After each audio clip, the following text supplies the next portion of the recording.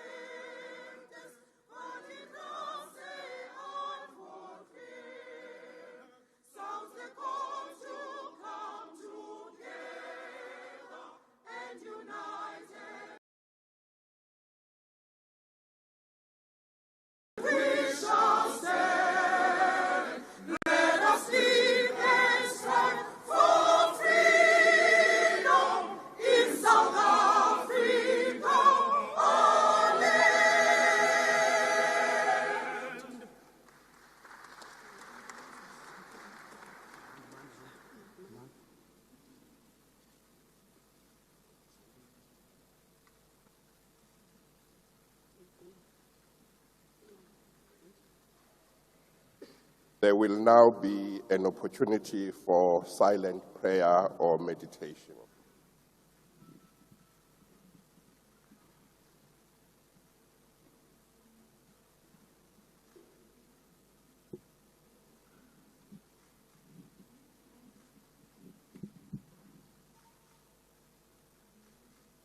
You may be seated.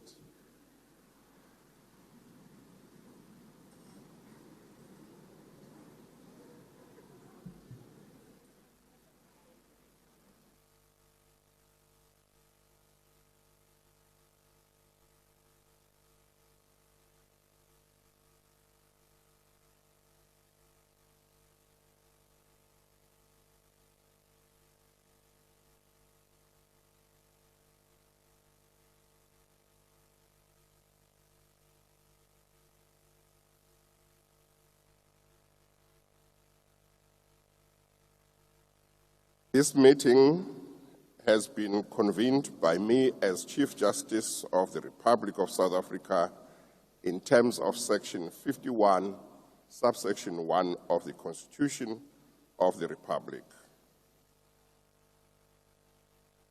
The purpose of this meeting for the Chief Justice to swear in all members of the National Assembly,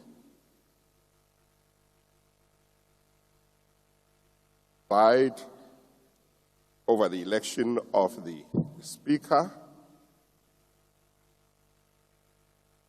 and the Speaker will preside over the election of the Deputy Speaker, and ultimately for the Chief Justice to preside over the election of the President.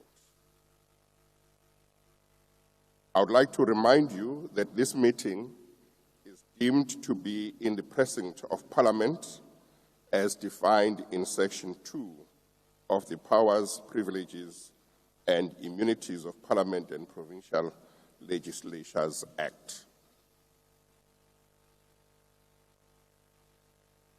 Swearing in of the members of the National Assembly is important because in terms of Section 48 of the Constitution, members of the National Assembly must swear or affirm faithfulness to the Republic and obedience to the Constitution before they begin to perform their functions. I take this opportunity to say I consider it an honor that I chair this important meeting. An important meeting because of where we are as a country, having finished 30 years of our constitutional democracy and starting another 30 years. It is an important milestone because as South Africans, we get an opportunity to look back at the road we have traveled and see where we have made mistakes and see where we have done well, and make sure that in the fourth decade of our democracy, we will not repeat the mistakes that we made in the first 30 years.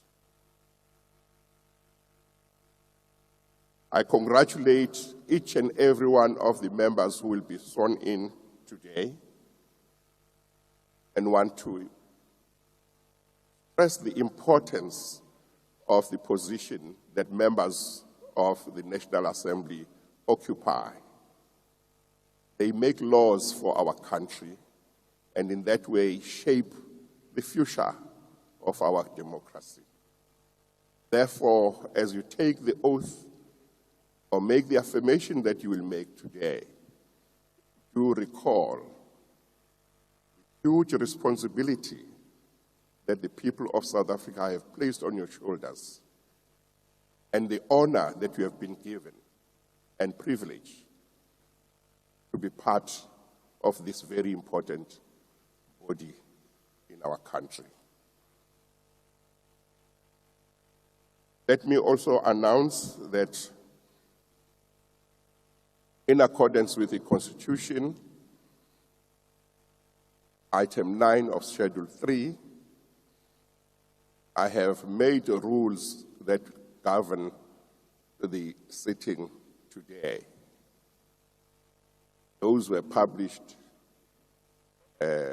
about a week ago, but yesterday certain amendments were made to those rules, and those amendments have also been published.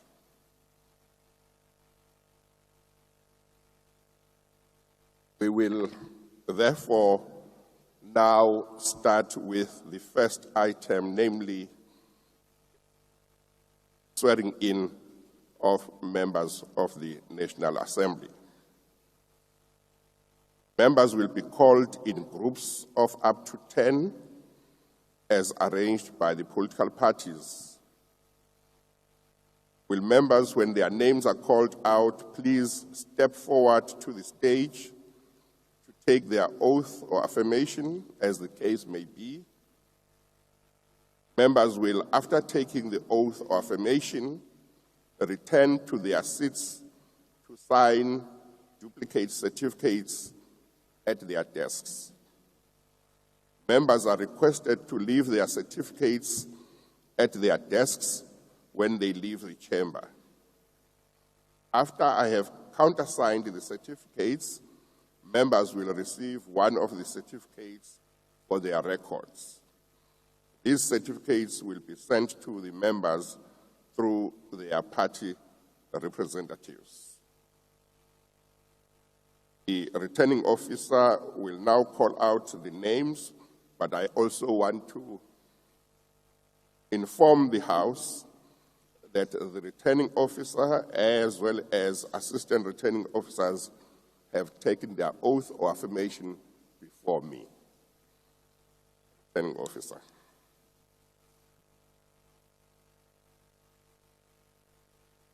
Castellina Pamela. Osa Matamela Cyril. Tatile Shipokoza Paulus. Tashe Gwede Samson. Upa Marupini.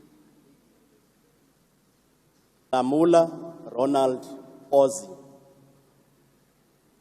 Elane Tembisile Pumelele.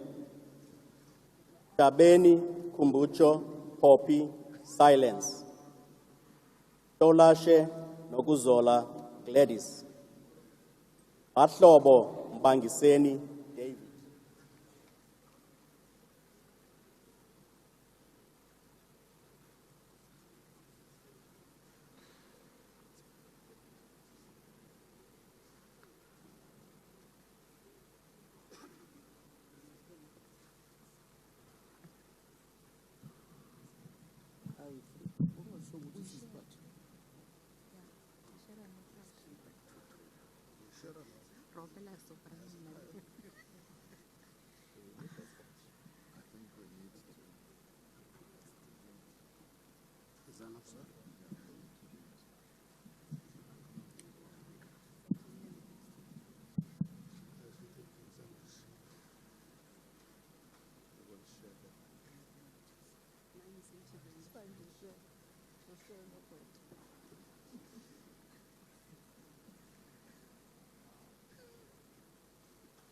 You can share with me as a paid.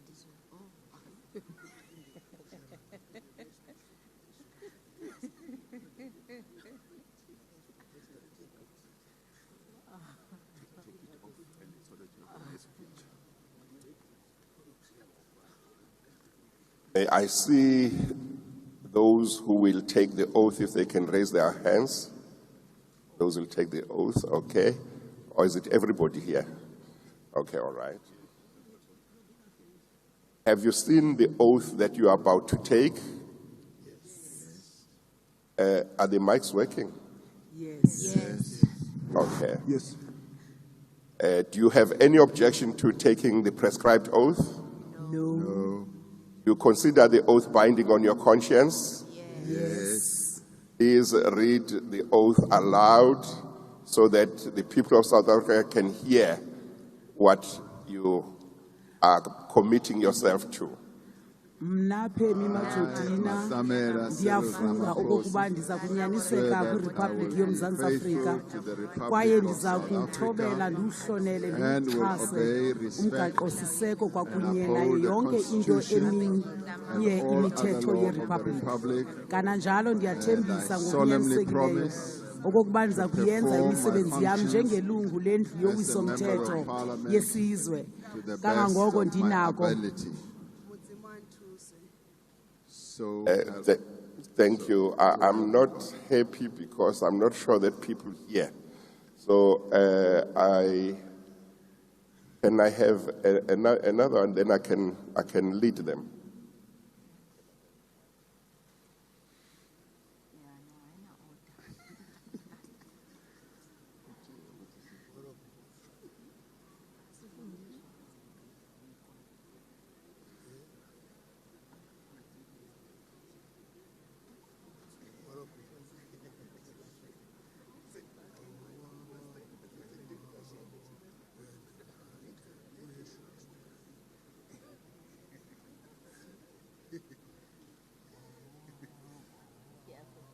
Well, we'll find another way to make sure that the people know exactly what you have read.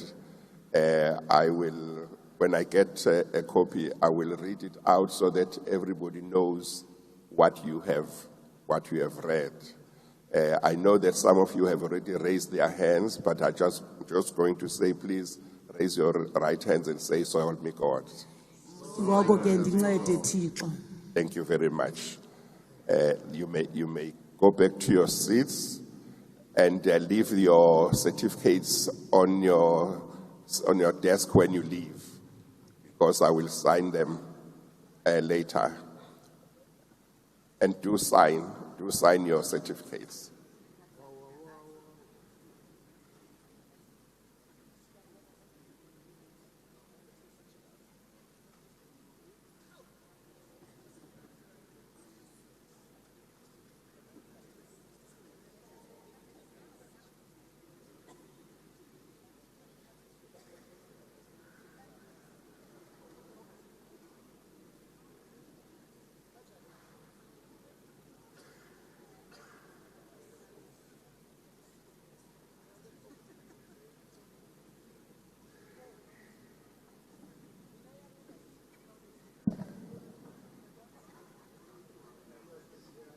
Kekana Pinky Sharon, Masondo David, Kubai Mamuluku Traiposa, Maambe Shala Tandi, Utswaledi Pakishe Aaron, Idiza Angela Togozile, Kunu Edward Senzo, Chikunga Lydia Sindisiwe, Odongwana Enoch, Tauli Noneba Bianca,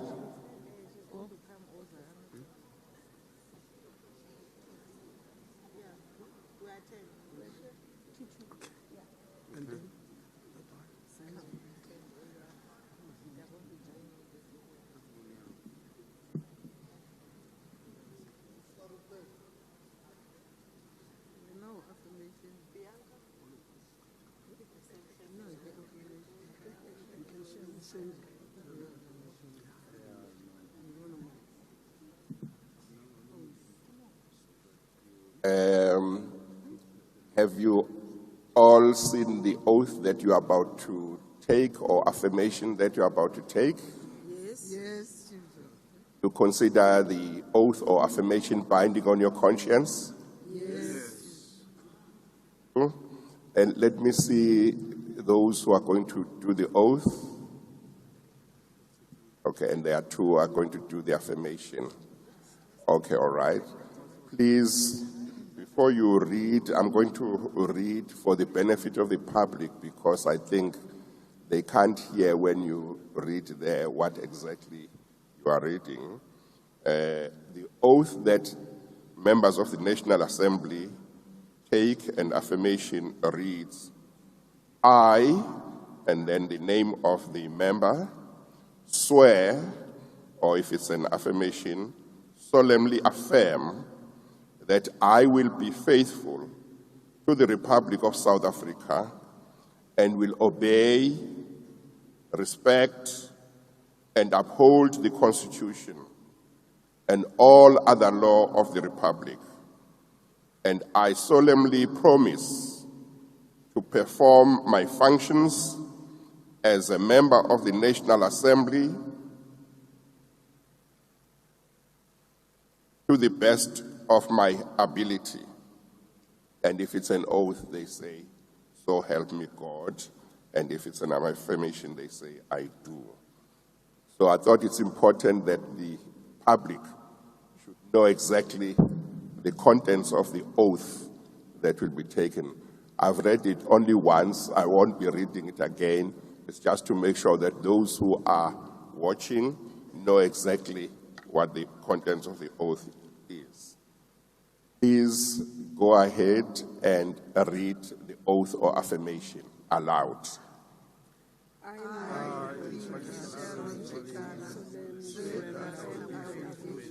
to the Republic of South Africa, and uphold the Constitution and all other laws of the Republic. And I solemnly promise to perform my functions as a member of the National Assembly to the best of my ability. Those who did the oath, raise your right hands and say, "So help me God." So help me. And those who did the affirmation, you say, "I do." I do. Thank you very much. You can return to your seats, sign your certificates, and when you leave the chamber, leave the certificates on your desk.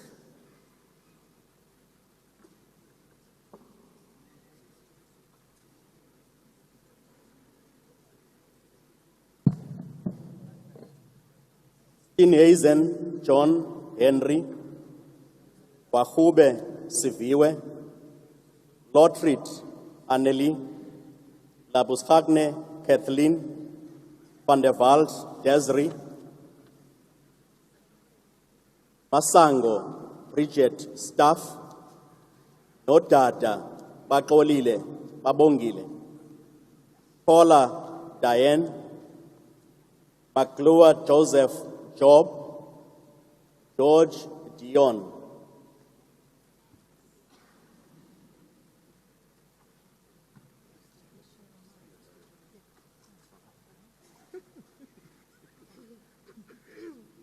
Have you all seen the oath that you are about to take or affirmation that you are about to take? Yes. You have no objection to taking the oath and taking the affirmation? No. No? Do you consider the oath or affirmation binding on your conscience? Yes. Read the oath or affirmation aloud. I, Ballot, swear that I will be faithful to the Republic of South Africa and will obey, respect, and uphold the Constitution and all the other laws. I solemnly promise to perform my functions as a member of the National Assembly to the best of my ability. So help me God. When you are done, those who did the oath, raise your right hand and say, "So help me God." And I see there was no affirmation. Thank you.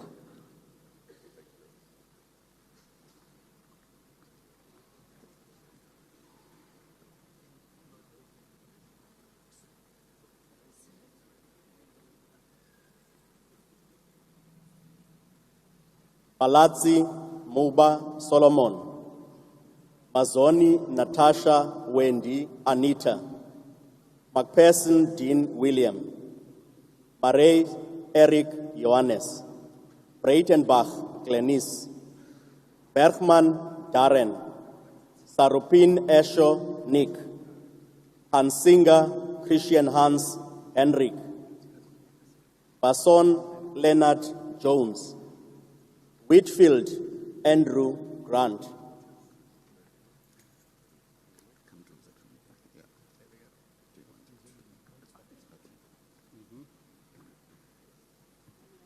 Have you all seen the oath that you are about to take or affirmation that you are about to take? Yes. Do you have any objection to taking the oath or affirmation? No.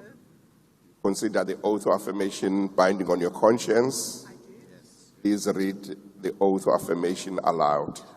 I, William Solomon Malaya, swear that I will be faithful to the Republic of South Africa and will obey, respect, and uphold the Constitution and all other and I solemnly promise to perform my functions as a member of the National Assembly to the best of my ability. So help me God.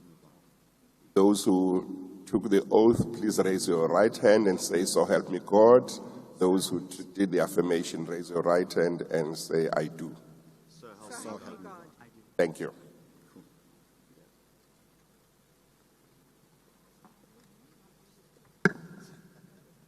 Maumapilo Supra Obakeng Ramoletsi. Techa Mathieu Angelina. Igaba Knowledge Malusi Kanyezi. Ize Swelini Lawrence. Maswanganyi Kakani Joseph. Shilo Shela Poli. Tuli Mtumiseni, Maimela Komoto Joy, Masemula Namade Dixon, Ule Dina Deliwe.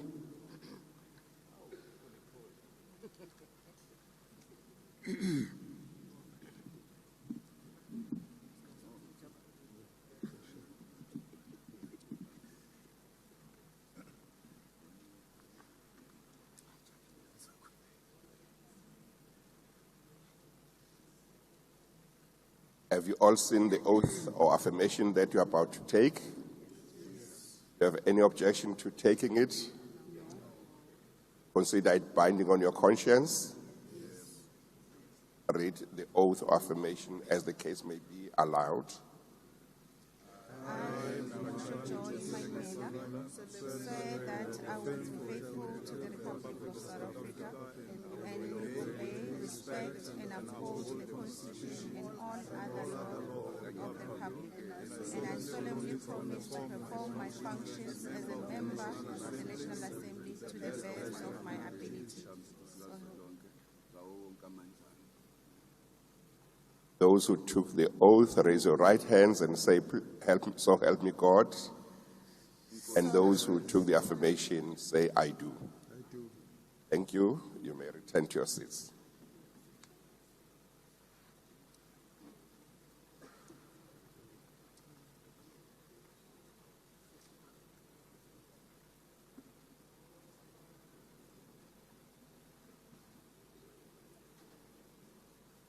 Abada Zelna Saira, Dlamini Senzo Selby, Gasa Msawenkosi, Tabuhlangene, Gasa Nompumelelo Matilda,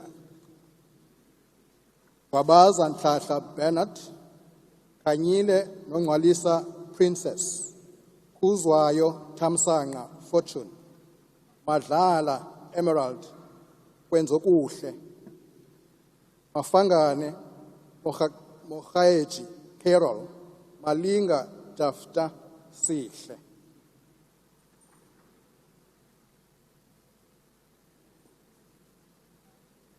Malema Julius Silo, Bente Kuna Veronica Zovuyo, Shivambu Nico Floyd, Maotwe Ompile Mankoba Confidence, Damini Marshall Mzingisi, Mairola Popi Rasibe, Kalipi Hlengiwe Octavia, Mateis Lien, Dozi Mbuiseni Quintin, Noluchungu Nondando, Tabisa Velenkosi Fiki, Utelezi Elfas Mfakazeli, Singh Naren, Ngobo Siposetu Lindinkosi, Tengwa Mkhuleko, Kebekhulu Russell Sikayezwe, Mwango Mangaka Albert, Zondo Sanele Sethembeni, Majozi Zandile, Utelezi Tuthuko Yezwe Zuzifa, or Zuzifa, sorry.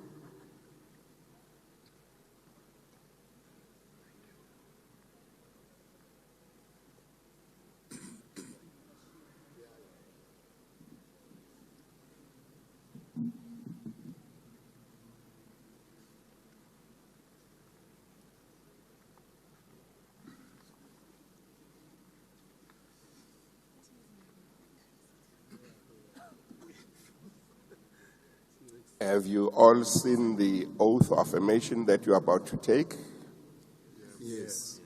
Do you have any objection to taking the oath or affirmation as the case may be? No. Consider the oath or affirmation binding on your conscience. Yes. Please read the oath or affirmation as the case may be aloud. I, Ntutuko Yezwe Zuzifa Buthelezi, swear that I will be faithful to the Republic of South Africa and will obey, respect, and uphold the Constitution and all other law of the Republic. And I solemnly promise to perform my functions as a member of the National Assembly to the best of my ability. So help me God. Those who took the oath, please raise your right hands and say, "So help me God." And those who took the affirmation, say, "I do." Thank you. You may return.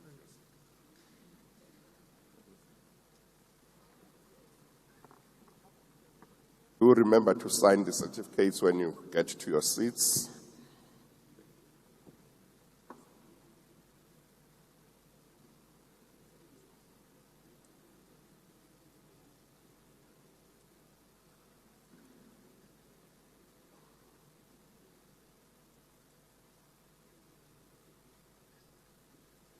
Mackenzie Gayton,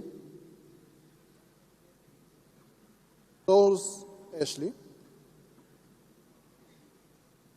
Rocky Felicity Suzanne, Wilscott Cleo, Kojane Stacy Lee Gabby, Freeman Evangeline, DeBrain Katrina, Jonas Gavin Franklin, Peterson Jasmine Shannon.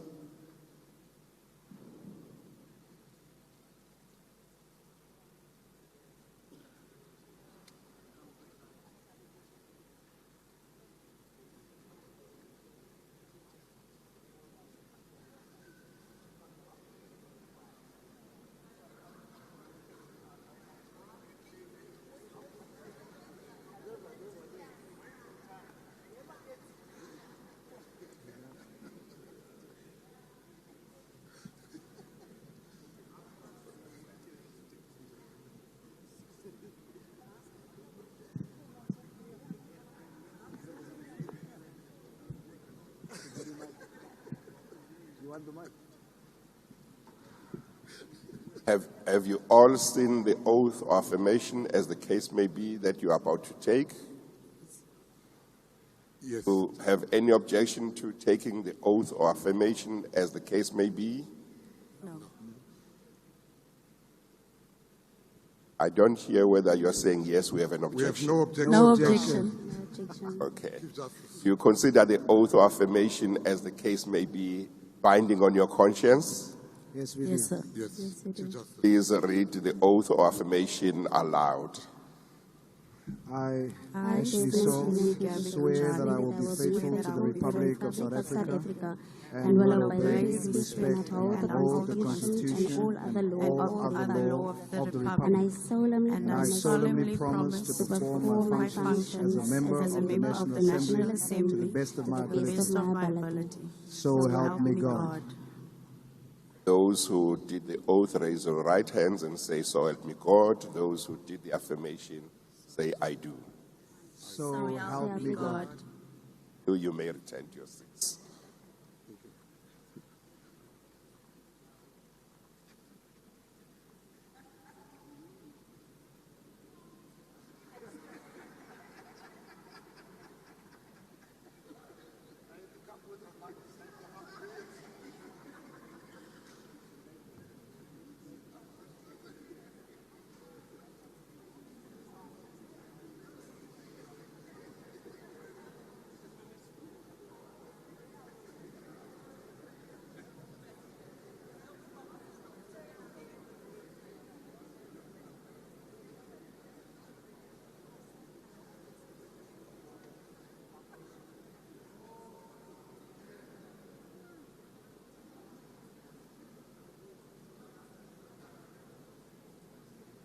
Grunewald, Petrus, Johannes, Mulder, Cornelius, Petrus, Wessels, Wouter, Wynand, Van Staden, Philippus, Adrian, Boshoff, Wynand, Johannes, Denner, Helois,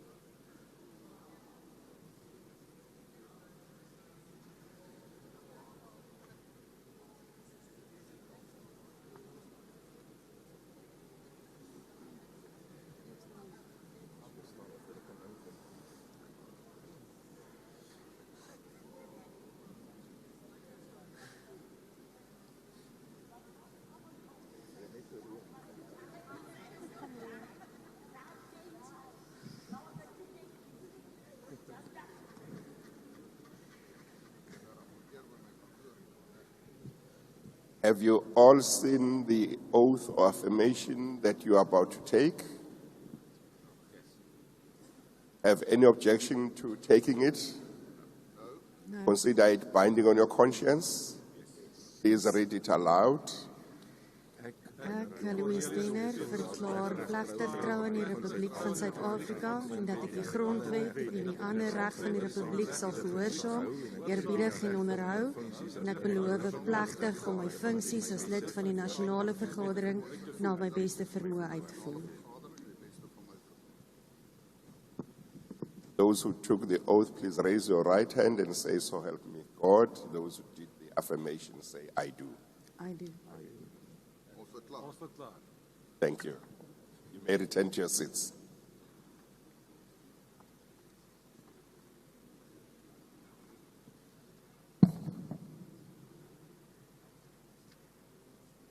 Ungubele Mondli, Mutambi Azuyangwisi Faith, Prisi Barbara Dallas, Matale Kazel Charlie, Warnof Giardas Velem, Tapa Rosemary Noguzola, Ramohupa Hoshienzu David, Tauke Bejani Freddy, Meth Nomakosazana, Manamela Hwadiri Buti,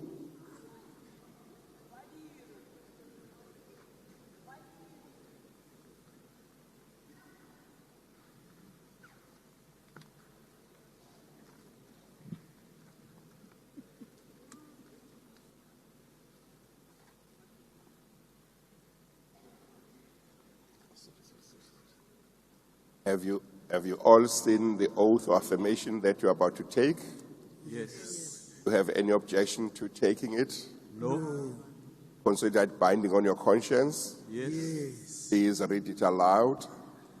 Nna Kgosienso David Ramogopa ke kana gore ke tla botagalela Republic ya Aforika Borwa ke tla obamela ka tlhompha le go šireletša molaotheo le melao ye mengwe ka moka ya Republic gape ke tlama gore bjalo ka leloko la ngwako ya bosetšhaba ke tla phethagatša mešomo ya ka ka bokgoni ka moka. Those who did the oath, raise your right hand and say, "So help me God." Modimo nthuše. Affirmation, not raise your hand, say, "I do." I do. Thank you. You may return to your seats.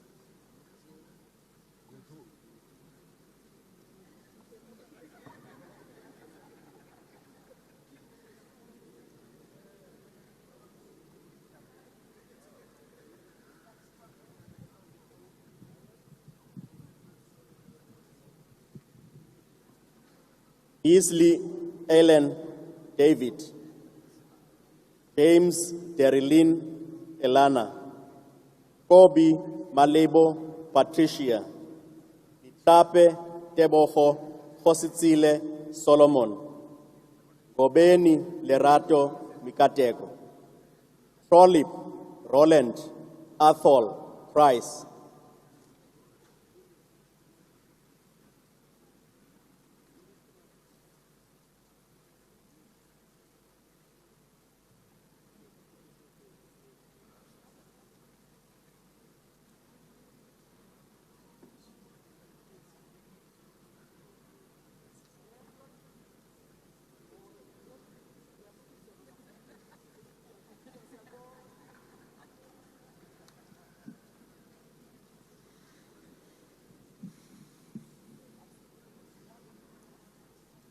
Have you all seen the oath or affirmation you're about to take? Yes. Do you have any objection to taking it? No. Consider it binding on your conscience. Yes. Please read it aloud. I do swear that I will be faithful to the Republic of South Africa and respect and uphold the Constitution and all other laws of the Republic. I solemnly promise to perform my functions as a member of the National Assembly to the best of my ability. So help me God.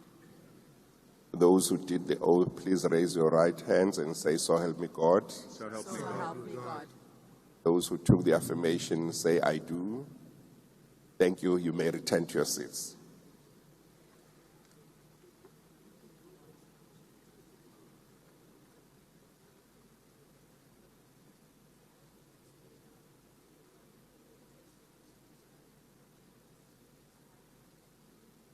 Khanyani Mulapi Soviet. Danga Tabashe Lungi Anet. Odlimpi Zuko. Pangoni Kusela Lwanjegasi Nobatim. Gotes Alvin. Luza Njabulo Bega. Tabeni Abrams Stella Chembisa. Asina Mzwandile Colin. Muraka Ana Tandi. Alumango Ronalda Shivon.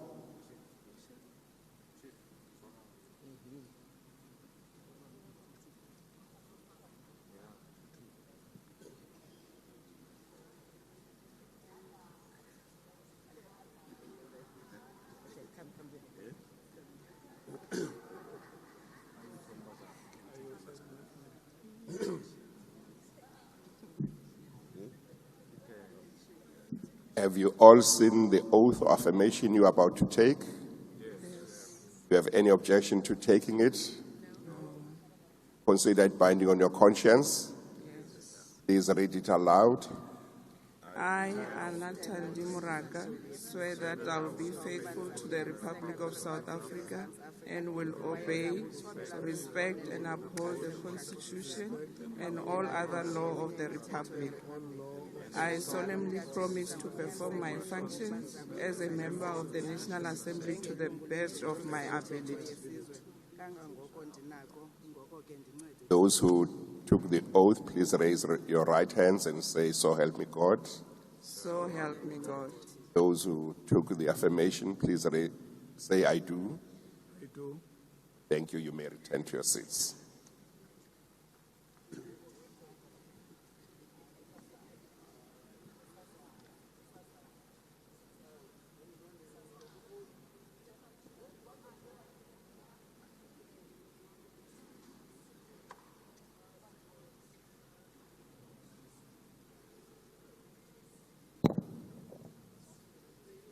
Masilela Sidwell Matholeni, Matutu Mandlenkosi James, Bata Moses Sipho, Mbele Hazel Ndombenhle, Mchunu Guguletu, Menyazo Isaac Halibowi, Mfiki France Bongani, Mkwebi Nomado Grace, Jaju Tembinkosi Siboniso, Ize Ndombenhle.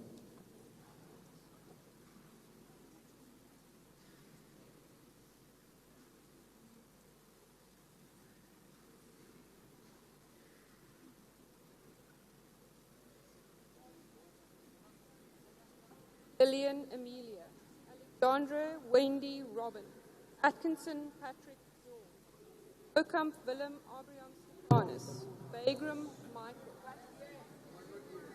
Looks like they cannot hear. Like some cannot hear.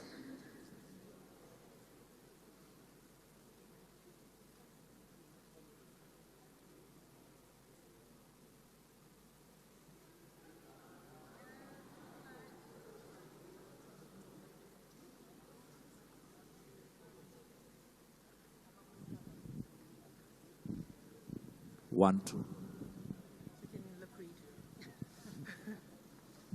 Maybe you should just read the names again. Abrams, Alexandra Lillian Amelia, Alexandra Wendy Robin, Atkinson Patrick George, Okamp Willem Abraham Stefanus, Bagram Michael, Bapti Edwin Victor, Bateman Andrew Gordon, Bath Edwin McRae, Budlani Chifolelo Katlejo, Bowman Nicole Jane.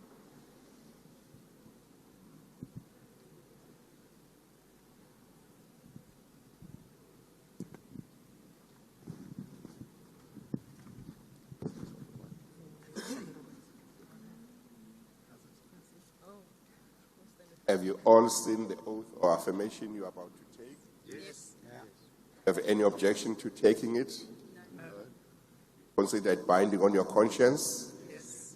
Please Read it aloud. I swear that I will be faithful to the Republic of South Africa and will obey, respect, and uphold the Constitution and all other laws of the Republic. I solemnly promise to perform my functions as a member of the National Assembly to the best of my ability. So help me. Those who took the oath, please raise your right hands and say, "So help me God." Those who, yes, go ahead, "So help me God." So help me God. Those who took the affirmation, say, "I do." Thank you. You may return to your seats.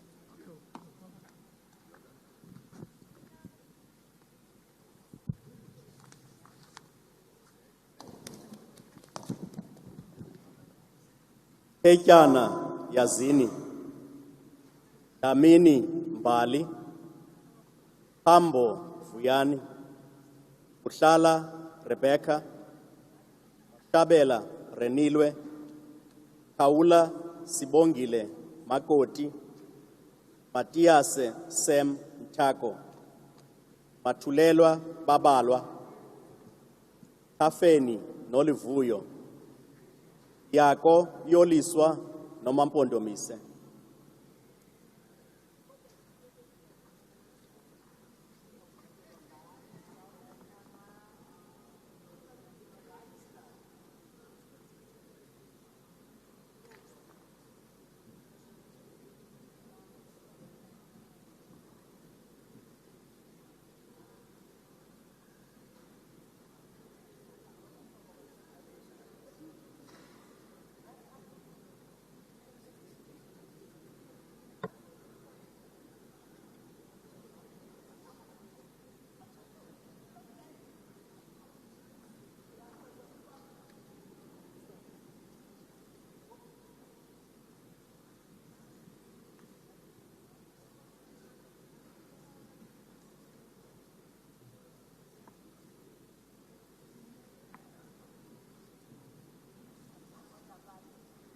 Malema Julius Silo.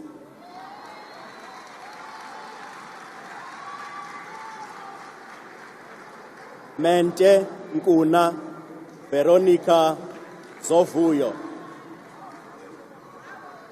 Ibambu Nico Floyd.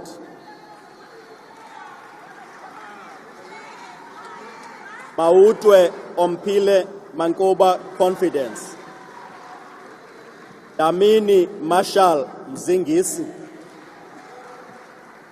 Mailula Poppy Raisibe. Kalipi Tengiwe Octavia. Mateus Lee N. Dozi Mbuiseni Quentin. Noluchungu Nondando.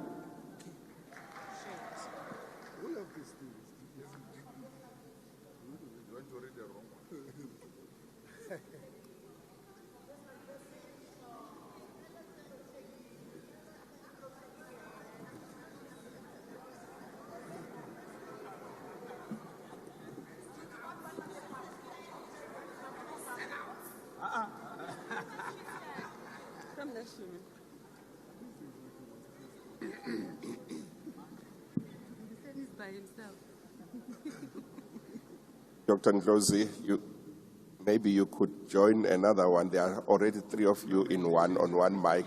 Maybe will you God manage? will Okay, you go there. God will hear me. Thank you. Come here. Have you all seen the oath or affirmation that you're about to take? Yes. Do you have any objection to taking it? No. Do you have any objection to taking it? No. No. You consider it binding on your conscience? Yes. Please read it aloud.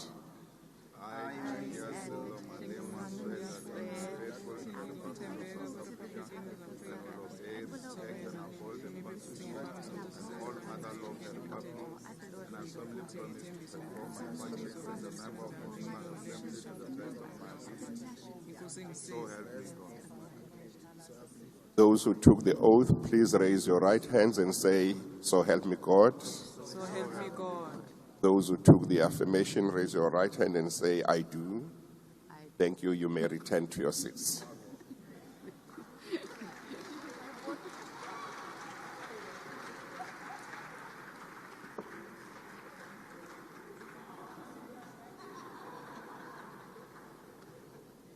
Tetyana Yazini, Damini Mbali, Pambo Vuyani, Butlala Rebecca, Mashabela Renilwi, Paula Sibongile Makoti, Matthias Sem Mtako, Matulelwa Babalwa, Tafeni Noluvuyo, Yako Yoliswa Nomampondomise.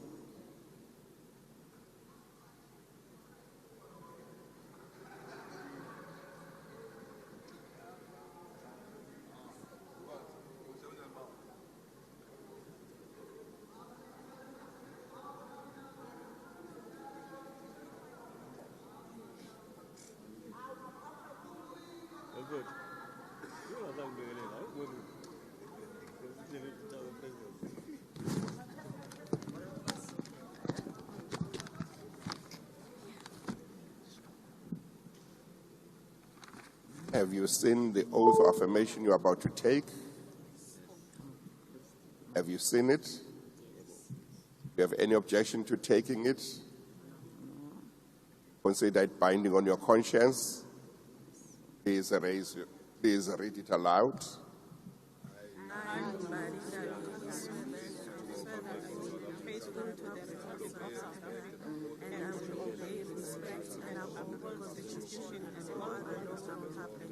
And I solemnly promise to fulfill my functions as a member of the to the best of my ability.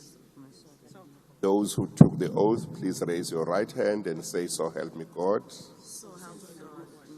Those who took the affirmation, say, "I do." Thank you. You may return to your seats.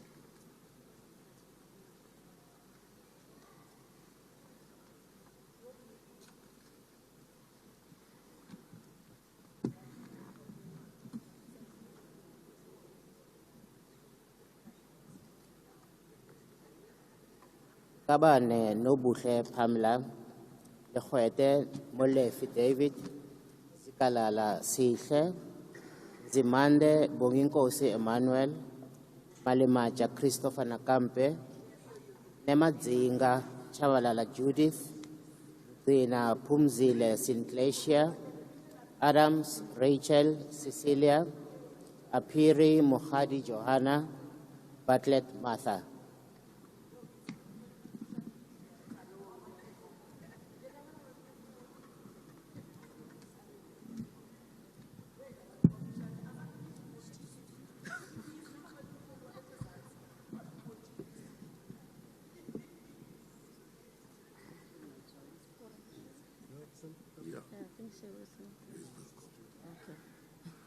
Have you all seen the oath of affirmation you're about to take? Yes. Do you have any objection to taking it? No. Consider it binding on your conscience. Yes. Please read it aloud. I, Judith Namadzinga Chabalala, swear that I will be faithful to the Republic of South Africa and to obey, respect, and uphold the Constitution and all other law of the Republic, and I solemnly promise to perform my functions as a member of the National Assembly to the best of my ability. So help me God. Those who took the oath, please raise your right hands and say, "So help me God." So help me God. Those who took the affirmation, say, "I do." I do. Thank you. You may return to your seats.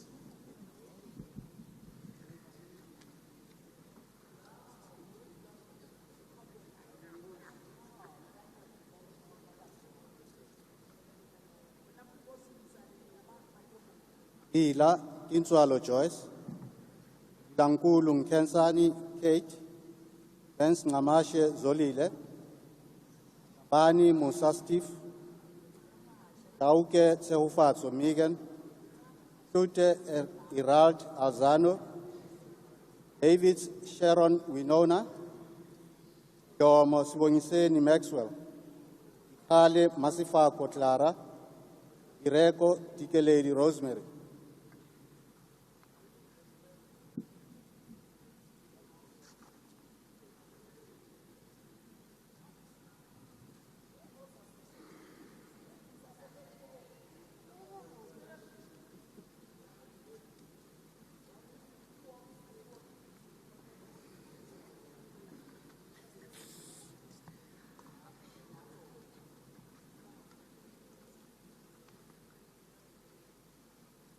Have you seen the oath or affirmation you are about to take?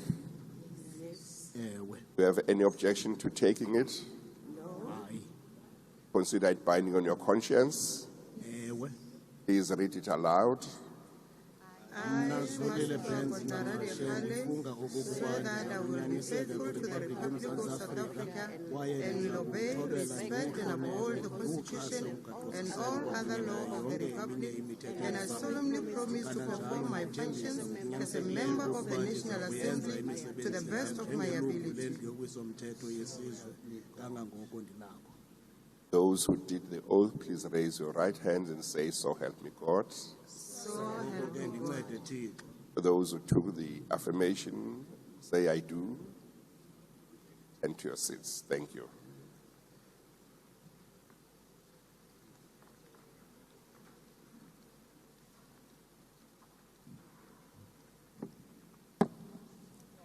Kize Siyabonga Percival, Mokgotsi Garatwi Agnes, Mudli Shunmugam Ramsemi, Mutaung Hamilton, Mutshekgwe Citrin Mpho, Mutubatse Mushumi Patrick, Mthethwa Zwelakhe Elijah, Mthweni Nokwethemba Antonio, Muhammad Miriam Bibi, Mwali Sanele Gregory.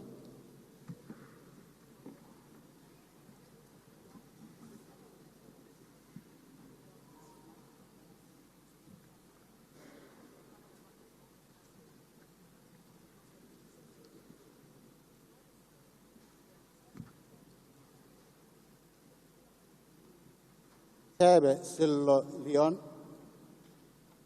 Akude Doris Eunice, Elanga Mluleki, Akmo Cameroon Mayor, Punjwa Marianne Lindelo, Frolic Cedric Thomas, Ancho Ngabisa, Na Nomalungelo, Ovana Yanga, Ala Zimasi Mike.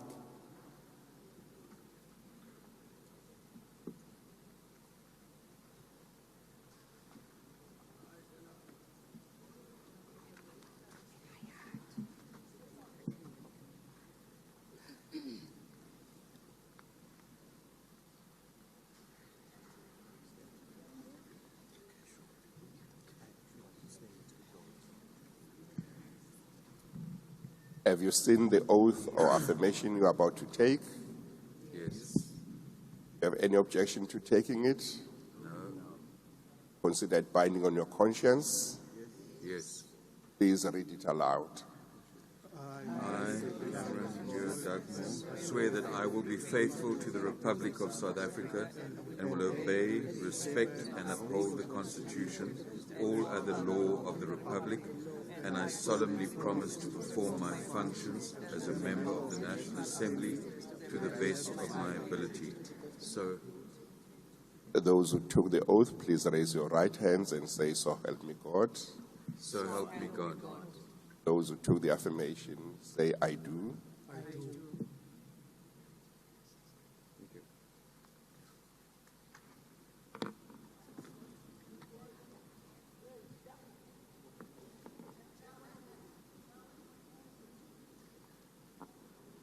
Luthuli Bhekizizwe Livad, Van der Merwe Liesel Linda, Buthelezi Sibuyiselwe Angela, Hadebe Nhlanhla Mzungezwa, Thole Kethamabala Petros, Maki Busapi Eleanor, Hlongo Nompumelelo Happiness.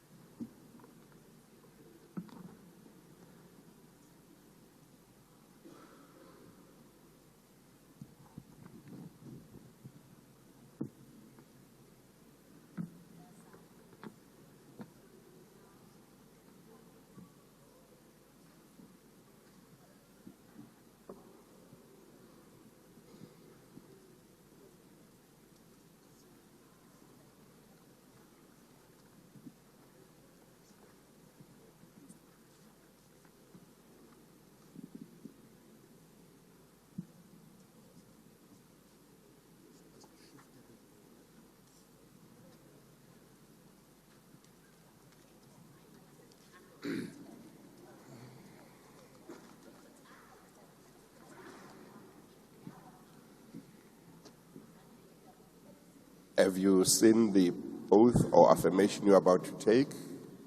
Yes. Do you have any objection to taking it? No. Consider it binding on your conscience. Please read it aloud. I, therefore, I will be faithful to the Republic of South Africa, will obey and respect all the constitution all other laws of the Republic, and I solemnly promise to perform my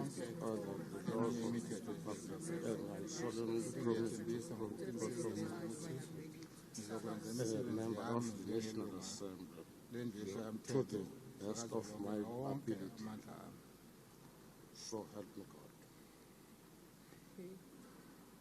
Those who took the oath, please raise your right hands and say, "So help me God." So help me God. Took the affirmation, say, "I do," and to your seats.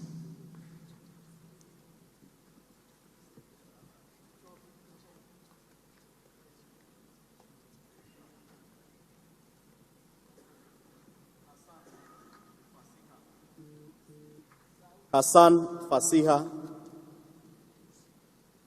Tongo, Altias Tembile, Takilwe Peti Botibele, Kabo Kwalantle David, Humalo Juliet Queen, Kodwa Nediso, good enough.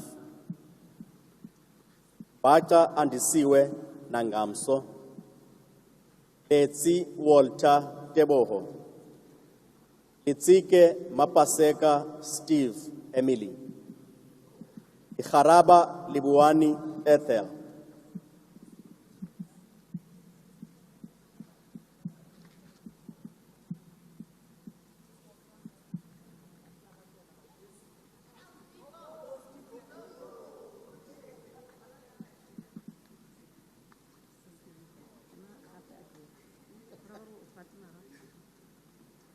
Have you seen the oath or affirmation you're about to take? Yes. Do you have any objection to taking it? No.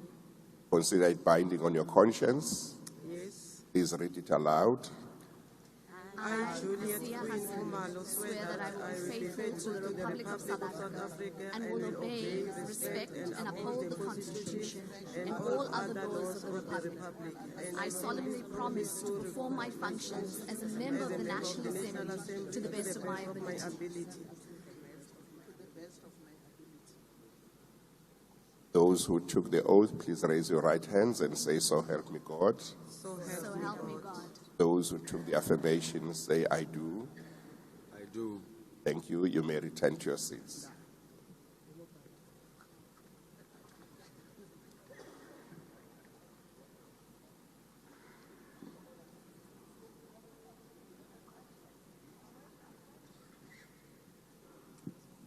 Low Setukanelo Tsepo David, Lucas Sylvia Elizabeth, Babi Betha Peace, Matuna Dando, Maeko Selo Meshek, Makakula Togozile Elizabeth, Mahlangu Sipho Samuel, Mahlauli Mikateko Golden, Makasi Nolutando, Mahato Muyahabo Paulina,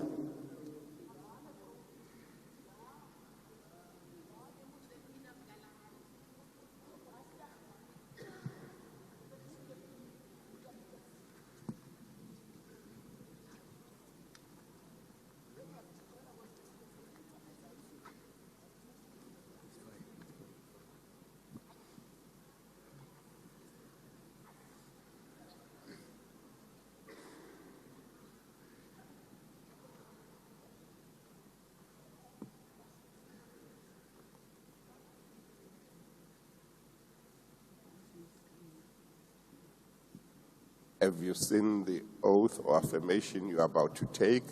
Yes. Do you have any objection to taking it? No. Consider it binding on your conscience.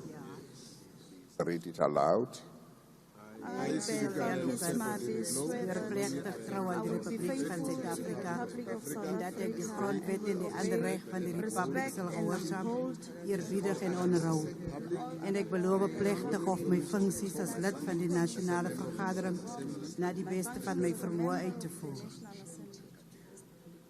Those who took the oath, please raise your right hands and say, "So help me God." So help my God. Those who took the affirmation, say, "I do." I do. Thank you. The gentleman who came late will have to join the next group, or he hasn't taken the oath properly. Yeah.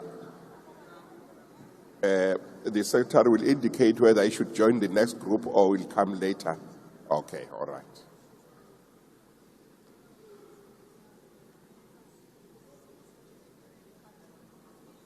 Ube Pinky Pieljin, Ela Nhlamulo, Ubane Joel Sihle, Kani Tabang Theophilus, Nomvalo Sibonelo, Chaba Delisile, Chingila Edward Mzikaise, Ngumalo Nkosinati Innocent, Kweta Augustina Madala, Kadebe Shekilisiho.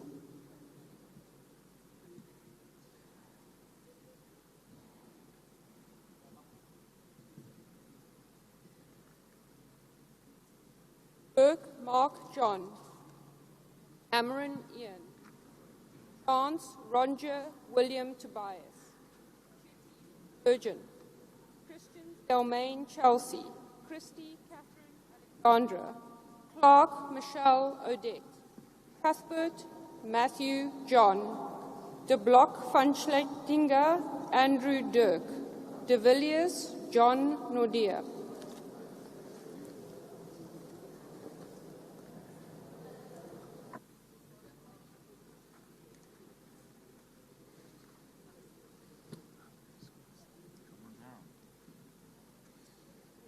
Have you seen the oath or affirmation you are about to take? Do you have any objection to taking it?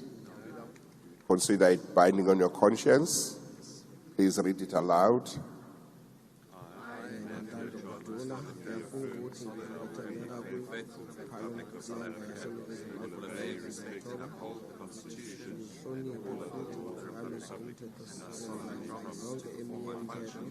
As a member of the National Assembly, to the best of my ability.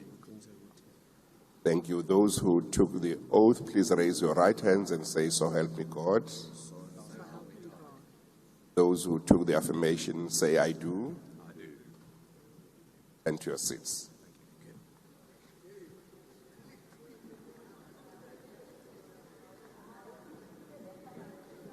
Albrecht Jano, Isak Farad, Gondwe Mimi Martha, Ghost Ronaldo, Graham Marie, Samantha Jane, Hutton Christian, Horn Werner, Ishmael Hasina Banu, Jacobs Liam Chad, Jordan Siska.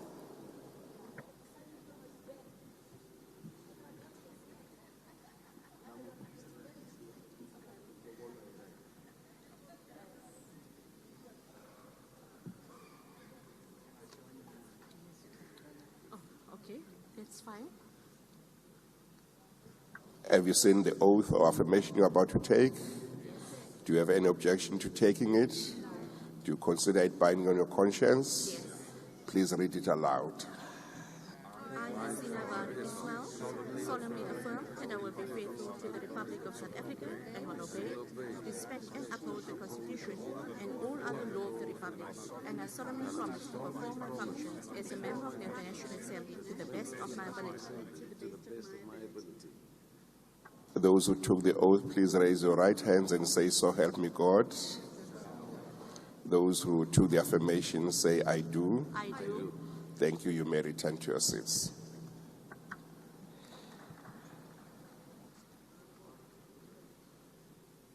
Are Paul Nitter, Kwena Lehonolo Goodwill, Sonyana Konziwe Ntokozo Fortunate, Tembekwayo Suzanne Sophie, House Carl Gelhadas, lishe sixolise Manyi Mzwanele Mogale Thapelo lo semazwi Ikwambana Mandla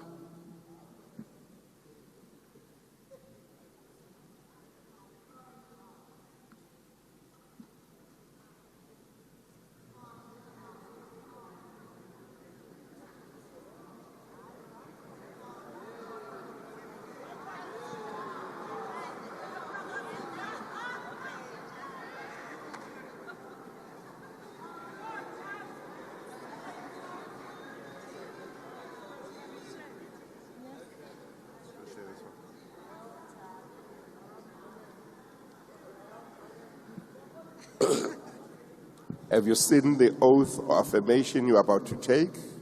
Yes. Do you have any objection to taking it? No. Consider it binding on your conscience.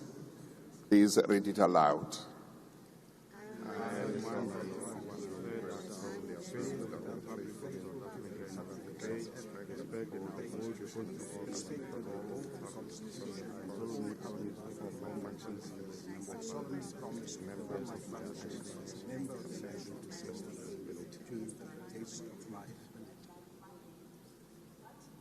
Those who took the oath, please raise your right hands and say, "So help me God."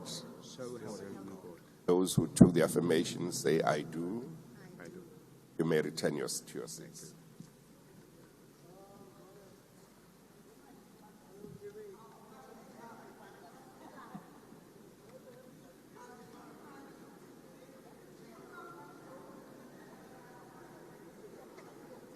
Makubele Lusizo Sharon Aneli Boyce Makosonke Ashele Timothy Victor Matabata Kupu Sandy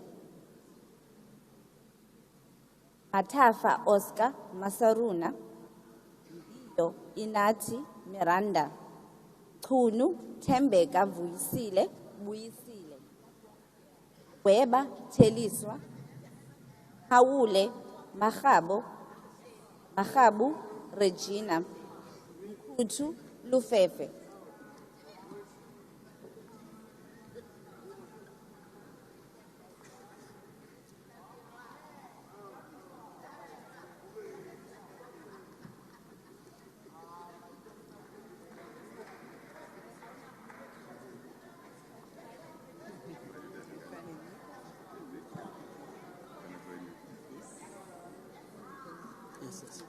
Have you seen the oath or affirmation you are about to take? Yes. Do you have any objection to taking it? Consider it binding on your conscience. Please read it aloud. I, soldier Malili, swear that I will be faithful to the Republic of South Africa and will obey, respect, and uphold the Constitution and all other laws of the land. And I solemnly promise to perform my functions as a member of the National Assembly to the best of my ability. Those who took the oath, please raise your right hands and say, "So help me God." So help me God. Those who took the affirmation, say, "I do." I do. Thank you. You may return to your seats.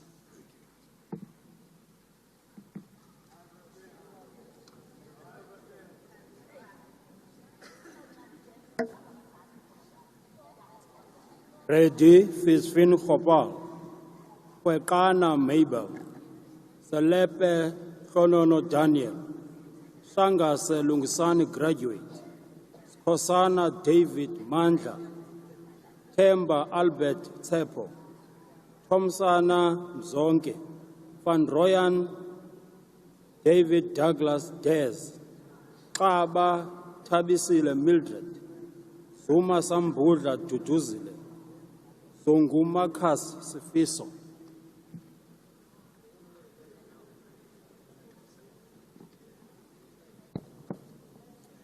Obisa Ngaba Kabelo, Kakao Karabo Lerato, Kanyile Tembisile Angel, Loper Damien Dominic, Prayer Henrik Christian Crawford, Leroux Carl Velom Dupree, Linde Elmari, Lorima James Robert Byrne, Mabena Tamsanga Bekokwake, Madigizela Bunginkosi Success.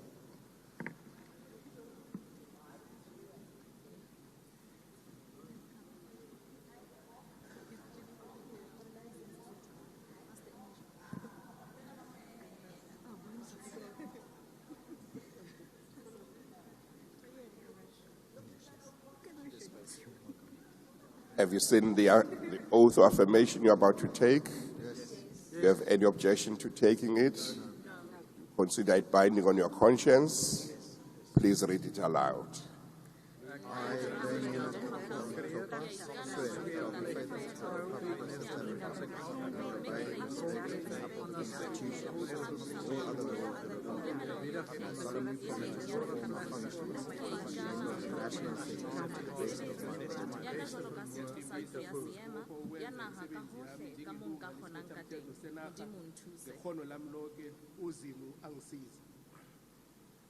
Those who took the oath, please raise your right hands and say, "So help me God."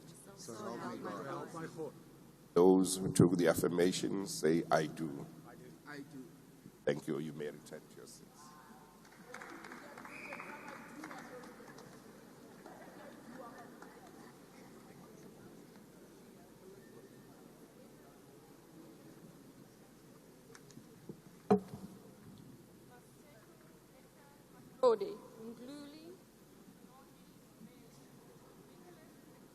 Caucus George, Milam Kevin John, Moore Stephen James, Mpeti Liolo, Myberg Nicholas George, Nana Melindy Evans, Peach Waldry Dennis, Poole Conrad James.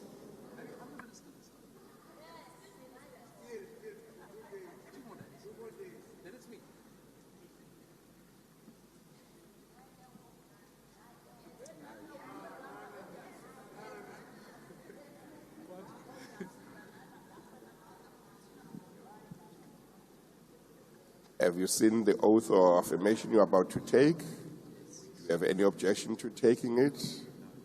Consider it binding on your conscience. Please read it aloud. I, Nicholas George Myber, solemnly affirm that I will be faithful to the Republic of South Africa, and will obey, respect, and uphold all other laws of the Republic. I solemnly promise to perform my functions as a member of the National Assembly to the best of my ability. Those who took the oath, please raise your right hands and say, "So help me God." So help me God. Those who took the affirmation, say, "I do." I do. Thank you. Please return to your seats.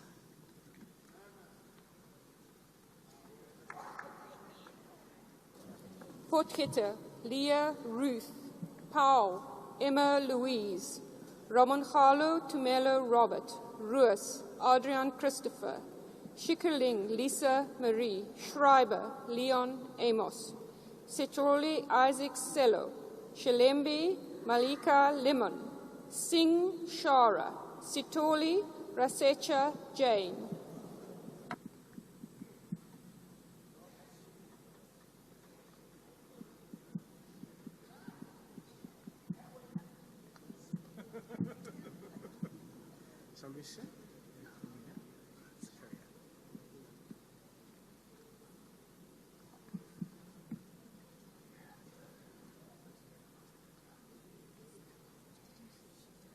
Have you seen the oath or affirmation you're about to take? Yes. Do you have any objection to taking it? No. Consider it binding on your conscience? Yes. Please read it aloud. Nna Isaac Sello Sintlolo, ke ikana gore ke tla nna boikanyego mo Rephaboliking ya Aforika Borwa mme ke tla ikobela ka tlotlo le go tshegetsa melaotheo le melao e mengwe yotlhe ya Rephaboliki ya Aforika Borwa mme ke solofetsa ka tlhomamiso go dira ditiro tsa me jaaka botlhale le tlhoko la kwano bosetšhaba. Those who took the oath, please raise your right hands and say, "So help me God." A Modimo a nthuse. Those who took the affirmation say, "I do." Thank you. You may return to your seats.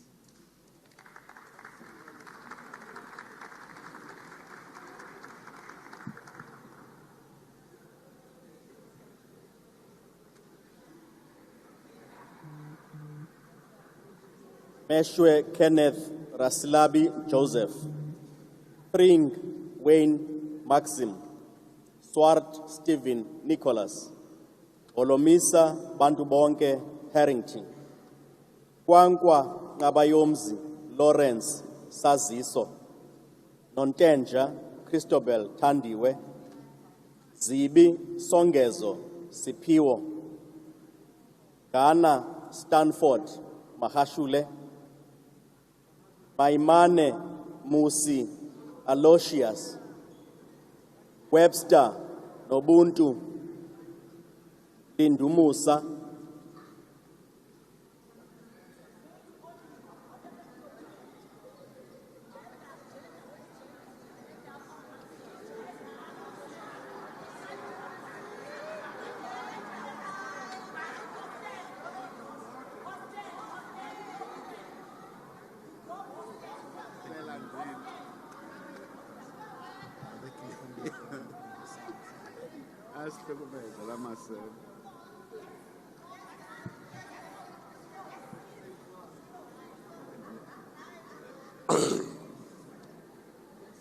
Have you seen the oath of affirmation you're about to take?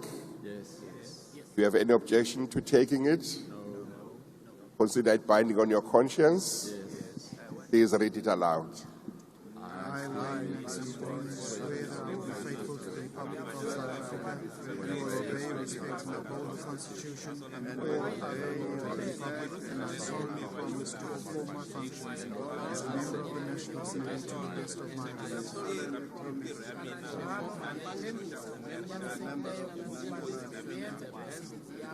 my Those who took the oath, please raise your right hands and say, "So help me God." So help me God. Those who took the affirmation, say, "I do." Thank you very much. You may return to your seat.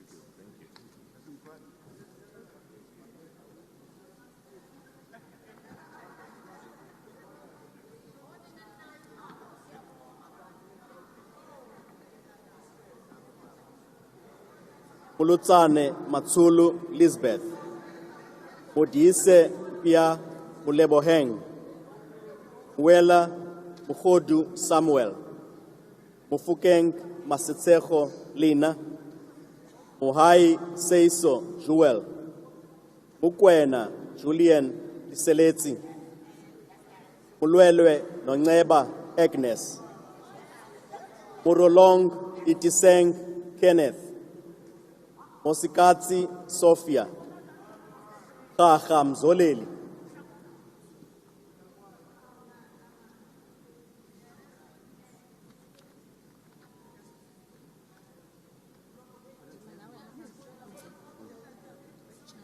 Have you seen the oath of affirmation you're about to take? Yes. Do you have any objection to taking it? No. Consider it binding on your conscience? Yes. Please read it aloud.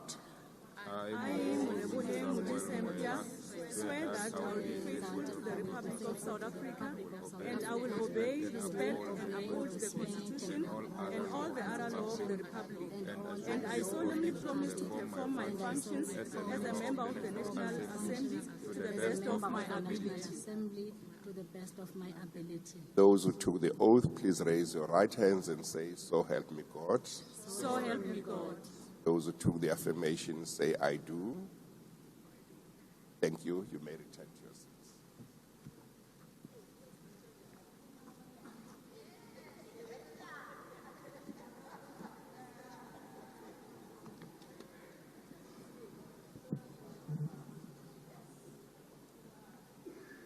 Tolo Nombuso Elizabeth, Nyai Shilichi Bethwell, Bana Nonkosi Queenie, Dalane Nanda Anna, Damase Kumelele, Nila May Helen Elizabeth, Nell Andris Carl, Kopane Dombovuyo Silver Rose, Kosi Nomgqibelo Ethel, Nonsele Ncedisi,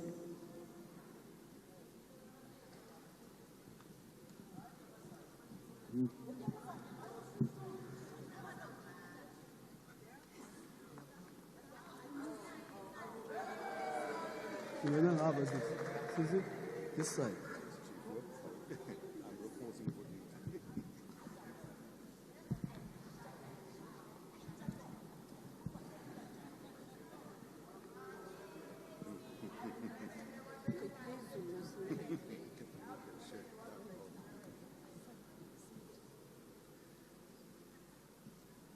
Have you seen the oath of affirmation you're about to take? Yes. Do you have any objection to taking it? No. Consider it binding on your conscience? Yes. Please read it aloud. I, Phumelele Ndamase, swear that I will be faithful to the Republic of South Africa and will obey, respect, and uphold the Constitution and all other law of the Republic. And I solemnly promise to perform my functions as a member of the National Assembly to the best of my abilities. Thank you. Those who took the oath, please raise your right hands and say, "So help me God." So help me God. Those who took the affirmation, say, "I do." I do. And to your seats.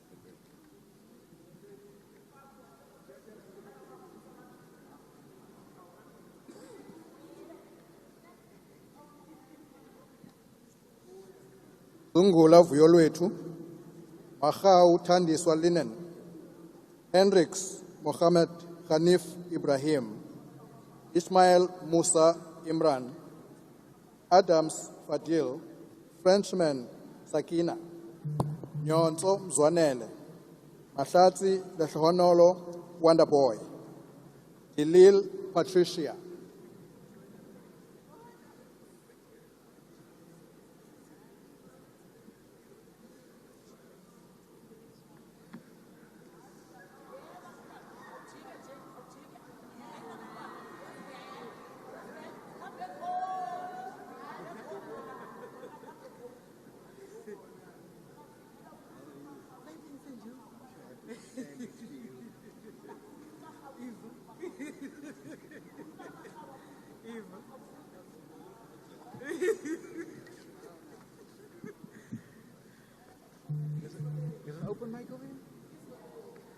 Have you seen the oath of affirmation you're about to take? Do you have any objection to taking it?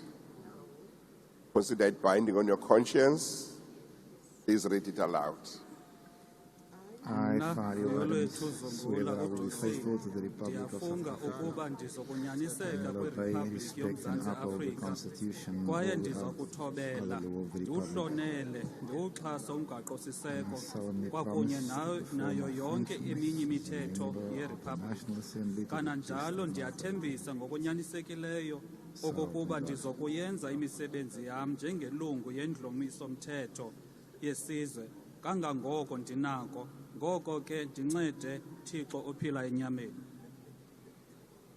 Those who took the oath, please raise your right hands and say, "So help me God." So help me God. Those who took the affirmation, say, "I do." Thank you. You may return to your seats.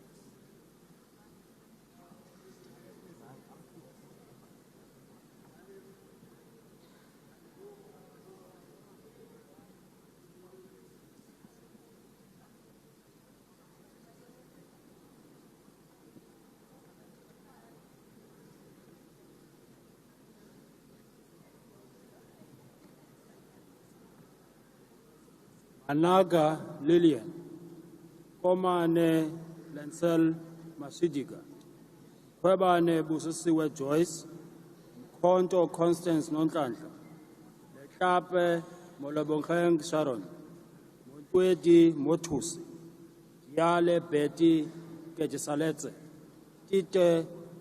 Tito Lorato, Kangwini Elseb Natasha.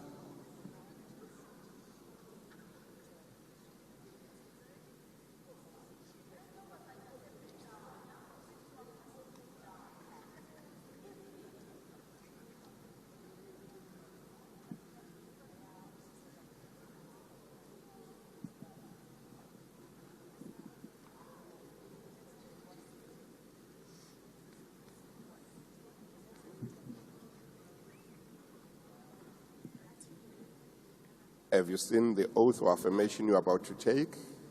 Yes. you have any objection to taking it? Consider it binding on your conscience? Allowed. Swear that I will faithfully to the Republic and will obey and respect and uphold the Constitution and all other laws of the country, and I solemnly promise to perform my functions as a member of the National Assembly to the best of my ability. Njengelilunga lelibandla lavelonke ngakho-ke lokusemandleni ami. Those who took the oath, please raise your right hands and say, so help me God. Those who took the affirmation, say, I do. Thank you. You may return to your seats.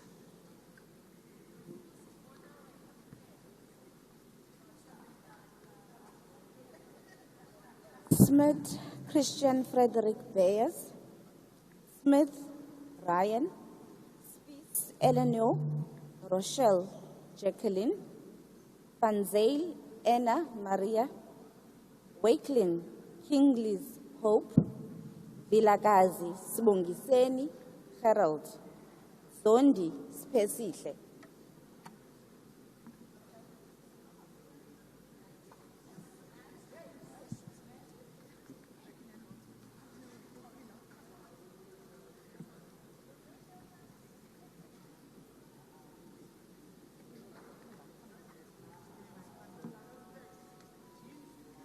Have you seen the oath you are about, or affirmation you are about to take? Do you have any objection to taking it?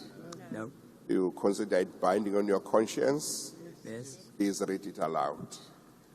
I, Sibongiseni Gerald Vilakazi, swear that I will be faithful to the Republic of South Africa and will obey, respect and uphold the constitutional laws of the Republic, and I solemnly promise to perform my functions as a member of the National Assembly to the best of my ability.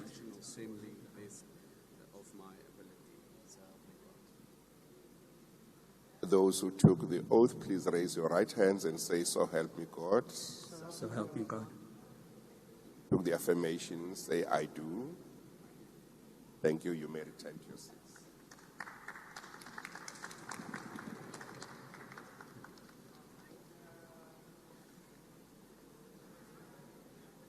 Xola, Tshali Leona Lindiwe, Phahla Mathume Joseph, Phiri Carol Mukhadi, Polwane Makhalake Benelwe, Plakis Windy Timotheus David, Ramaila Kia Mutseng Stanley, Molobeng Anthea, Sapo Lindelwa, Seyabi Albert Mamuka.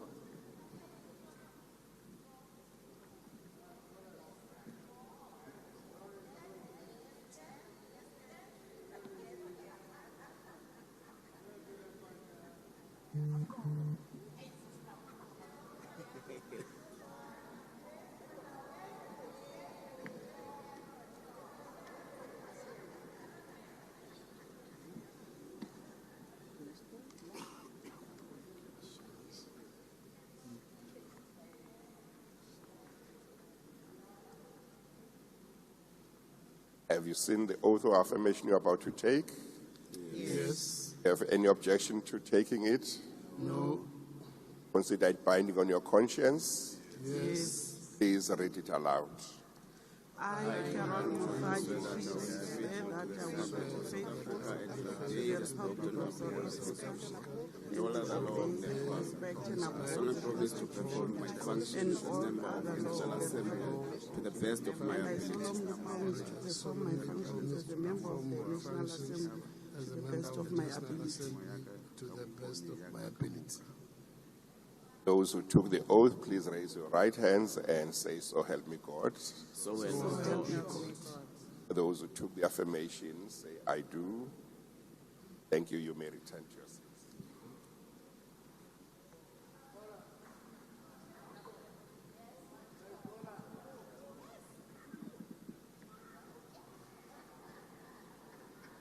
Ikoati Siparo Charles, Silamulela Sililo Donald, Sine Masilo Matawa, Shabangu Fisani Lillian, Shiviti, Tsakani Goodness, Sibiya Ntutuko Mbongiseni, Siweya, Lani Tembi, Skosana, Gijimani Jim, Sokanyile Thokozile, Sokopo Mzwanele Major.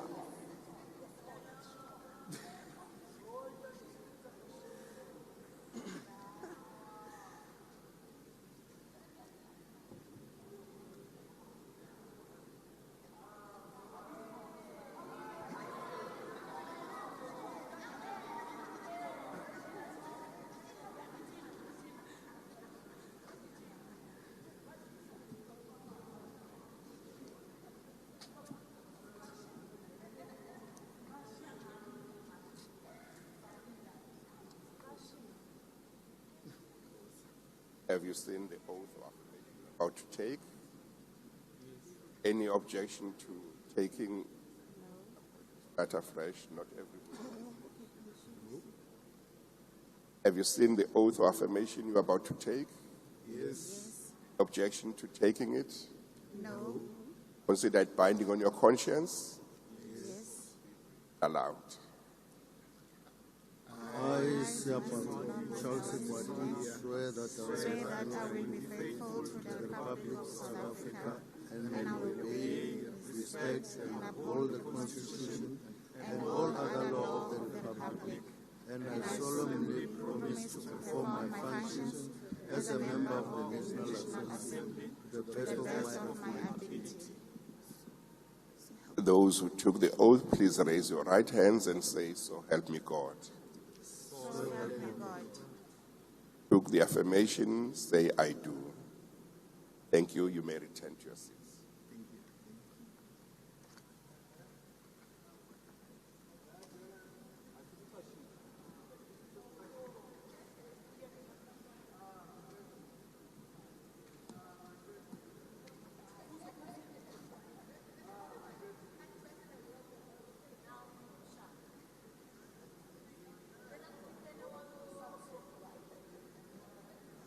Sompa Masiu, Nombiselo Susan, Soju Mahutsu Magdalene,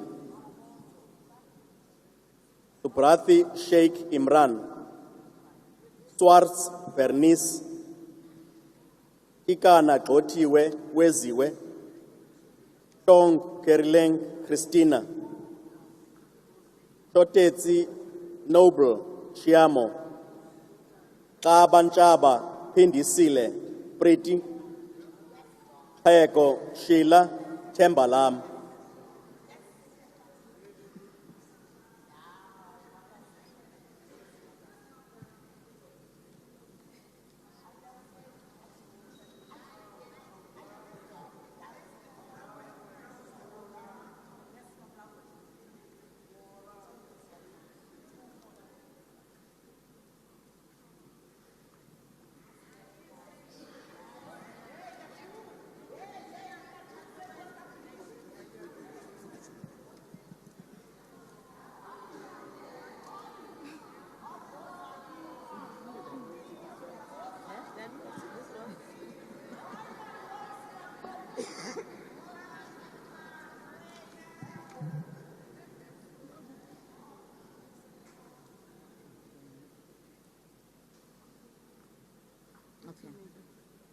Have you all seen the oath or affirmation you're about to take? Yes. Have any objection to taking it? No. Consider it binding on your conscience? Yes. Read it aloud. I, Bernice Swartz, swear that I will be faithful to the Republic of South Africa and will obey, respect, and uphold the Constitution and all other laws of the Republic. And I solemnly swear to perform my functions as a member of the National Assembly to the best of my ability.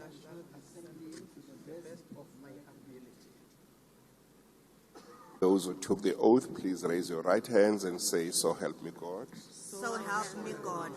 Those who took the affirmation, please say, "I do."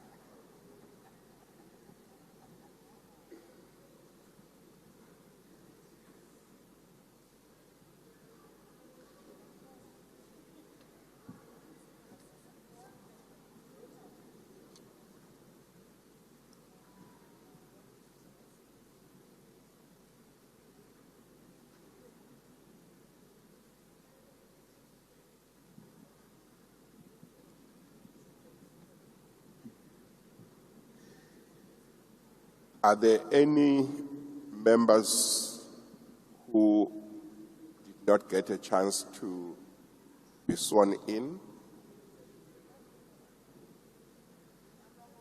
Everybody has been sworn in. We will now proceed at D of program that relates to Chief Justice. Yes.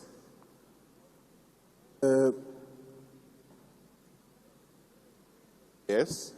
Thank you very much. Wanted to request for a 30-minute break to have a caucus before we start with the process of nominating the Speaker and Deputy Speaker. So we are requesting that we should take a 30 minutes break to have a caucus to consolidate the oppositions.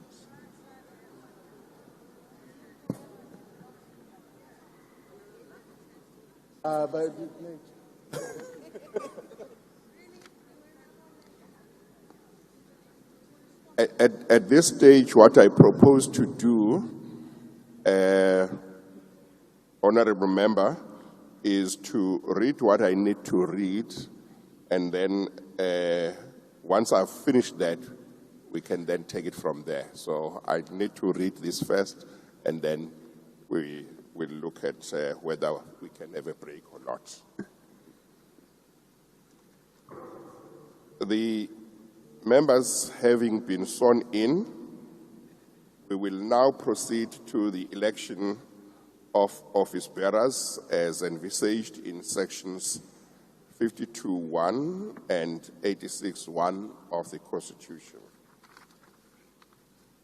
As I indicated earlier on, I have made rules for the conduct of this meeting as contemplated by the Constitution in item 9, schedule 3. Understand that copies of the rules are on your desks. I also, as indicated earlier on, have indicated that I have appointed the following persons to be the returning officers to assist me in the proceedings of these. They are Mr. X. George as returning officer, and the following as assistant returning officers: Mr. M. Paso, Ms. T.V. Lyons, Mr. T.R. Malime, Advocate V.P. Ngaleka, Mr. M.H. Plachis, Advocate J. Manyange, Mr. A.T. Nahe, Mr. P. Handik, Advocate A.A. Ephraim, Mr. F.J. Basson, Ms. R. Tinda, Mr. M. Doti, Ms. N.C. Manjezi, Mr. G. Matakane, Advocate N. Mongo, Mr. K.I. Buso, Ms. C.N. Bengu, and Ms. F. Ismail. As I indicated earlier on, they have all taken the oath or affirmation, as the case may be, for such office before me.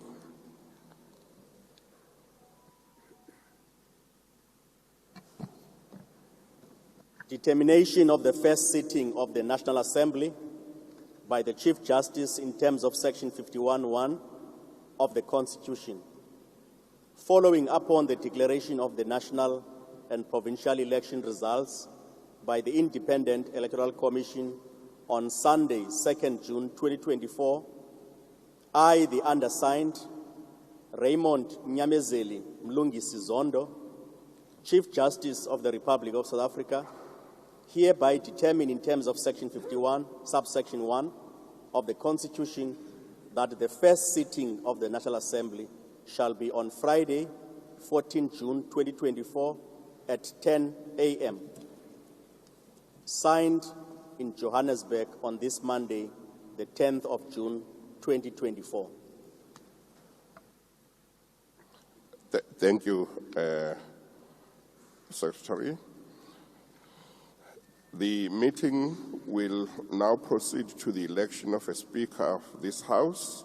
Before I call for nominations, I have to remind members that in terms of the Constitution, each nomination must be submitted on the prescribed form and duly seconded.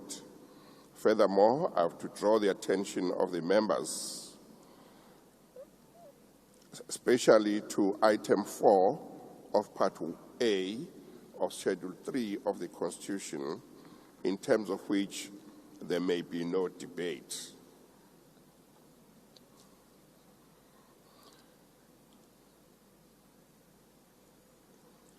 There will now be an opportunity for nominations for Speaker of the National Assembly. Chief Justice. I will attend to you just now. But we have asked for a break.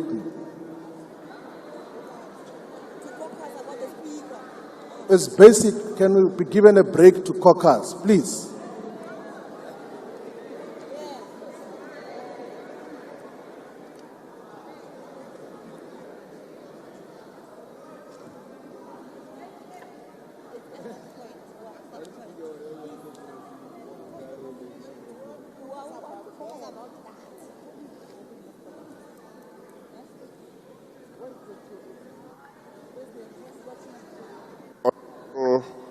Was it Honorable Shivambu who had requested an adjournment?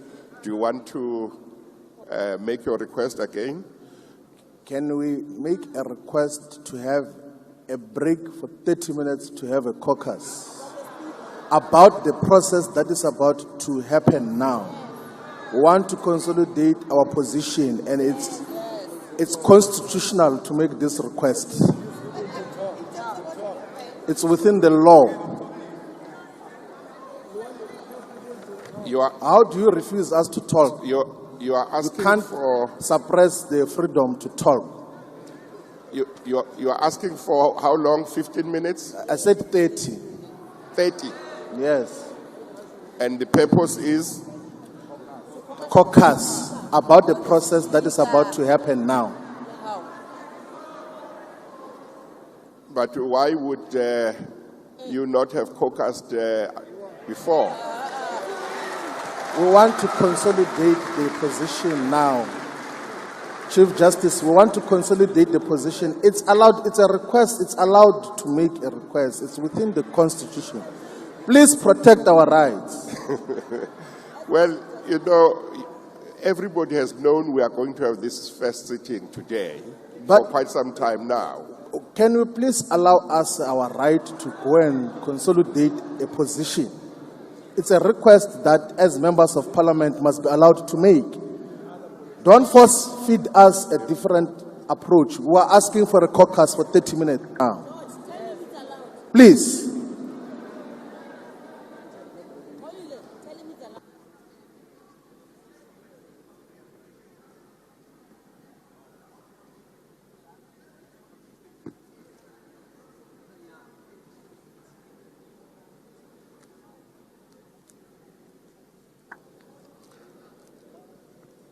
Well, what I'm going to do, I'm going to allow a comfort break. I'm going to allow a comfort break of 15 minutes, and then we are going to return. Secretary, Secretary, Secretary, Secretary, Secretary.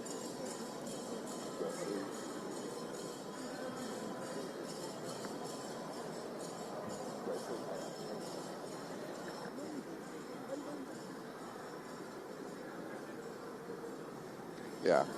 The proceedings are then suspended for now.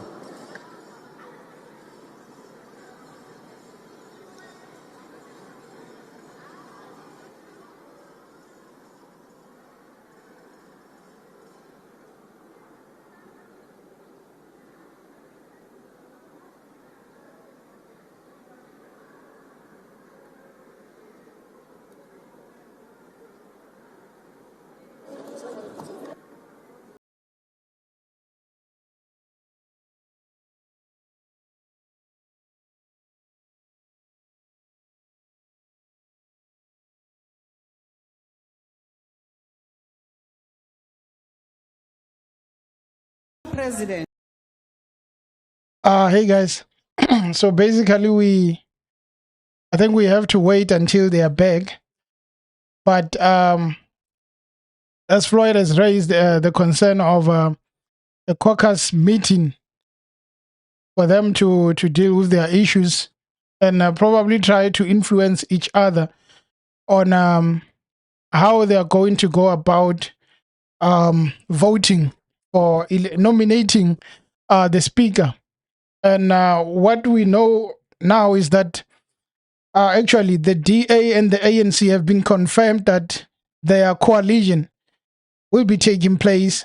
Remember, last night, Julius Malema said that if the ANC doesn't reinstate the MMC of finance in Ikuruleni, Dunga, they are going to withdraw all their MMCs. And the ANC actually did not reinstate him, meaning now that the EFF has to try and get an opportunity to convince the ANC again on the nominees that will be taking place, especially the speaker. It's just going to take about 15 minutes and we going live again.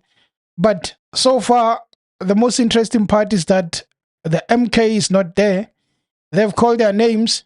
They are not available for swearing. So probably they are going to come in later. And it's going to be very interesting. I see that Floyd was raising point of order requesting an opportunity to have a caucus meeting. I was interested to see if Zondo doesn't allow them to go, what was going to happen, because EFF declared that they are no longer going to disrupt or fight bouncers. I wanted to see how will they end up approaching this situation. But so far, we have seen people being sworn in, and Parliament is about to begin. They're about to do their work for the next 5 years, and the most interesting part is coming. Nomination of Speaker, Deputy Speaker, and they will go to nominate the President. Now it's about to become interesting. Once Zondo takes all the duties and give them to the nominated Speaker, that Speaker then will now give us a clue of what is going to be done going forward. But I do know that they are going to nominate Cyril Ramaphosa from the ANC as the president. And now what we don't know is, are they going to nominate someone from the DA, or is Paul Mashatile going to get that deputy president position? But it's very interesting what is going to happen. Hence, the EFF has just requested that before we could even go further, let us have a caucus meeting so that at least they can try and convince the ANC or some of the other parties to vote for them or put their speaker or even their deputy. But as of now, the ANC seems like they are not interested in having conversations with the EFF. They have confirmed their relationship with the DA, so it must just be the opposition for the EFF and the rest of the parties, as they have met with other parties to have a meeting in terms of what will be happening going forward. I've seen Bantu Holomisa, I've seen Vuyo Zungula, I've seen the leaders of the Al Jamaa, to name a few. They are calling themselves progressive caucus. I don't remember that word. I'll try and get it, but it's a progressive caucus. And then their main aim would be to deal with these issues and make sure that they become a strong opposition to the DA and the ANC. People have been complaining about the fact that we might see ANC siding with the DA. We no longer have time to complain. It is official. They have decided they're going to work together despite the many criticism on the outside where people feel like working with the DA is the worst mistake. So it's no longer about that. They are continuing. it is going to be taking place. Okay, that it's called a formation of a progressive caucus between these political parties. It is the Al Jama, ATM, EFF, PAC, UAT, and UDM. They brought each other together. They came together to say that ours will be a strong opposition. Now, when they say, let us get time to have a caucus meeting, it could probably mean that they want to influence other political parties to join them so that when the ANC puts their names forward, that progressive caucus can also say that we have this forward, and maybe they can challenge each other to see if they can defeat the ANC, but it's going to be very impossible. Having the DA and the ANC working together, it is just confirmed that no one can beat them. ANC with their many members together with the DA, it's just a lot of members, and especially the fact that there is no MK party. It is not going to work. Hopefully we see what the EFF is trying to achieve, but then it's an interesting one, this one, Kiwa, but the Chief Justice should be well informed about the constitution right of the House. He should, but also maybe because he doesn't play a big role in terms of parliament, some of these things he might know, but maybe he forgot about them. Hence, he had to consult when he was busy directing. At first, I think he wanted to say that we are rejecting the request of Floyd Shivambu. But after consultation, he decided 30 minutes is too long. We are going to give them only 15 minutes. So they should be back any time from now. And then we continue to see who's going to be nominated, guys. I don't think you guys should go away because it's not going to take long. They will be back in Parliament and the proceedings will continue. As of now, Parliament is not really showing a lot, but I can play what they're playing currently. Just a second. His Excellency. We only have one person being elected, the Deputy Speaker, and then that person will then be declared as such. But once the process of the Deputy Speaker is concluded, then the House will adjourn, and then the Chief Justice will take back again and preside over the election of the President. But for those who've just joined us and wondering what is happening, you are still watching a live broadcast of Parliament TV. We are on DSTV channel 408, and we are coming to you live from the Cape Town International Convention Center, and we went live this morning. It is the first sitting of the National Assembly, and we expect that the presiding officers of the National Assembly and the President are elected today. So this is why we are back in studio. You see, there's a little recess there, and members are taking a 15. Yes, so they are currently not back, but as you can see, the leadership of EFF is not around. It probably means that they are going to be busy with that caucus they were speaking about, so that they can find each other. I think everyone is interested in seeing what would be the outcome of these caucus meetings. And once they are done, obviously, they must proceed. We need to see those speakers being nominated. I saw Togo Didiza. I saw her name being thrown around. So I believe she will be elected as the Speaker of Parliament. And I think she's good. She's actually good in terms of that role. I think it fits well for her. I'm just looking for that list.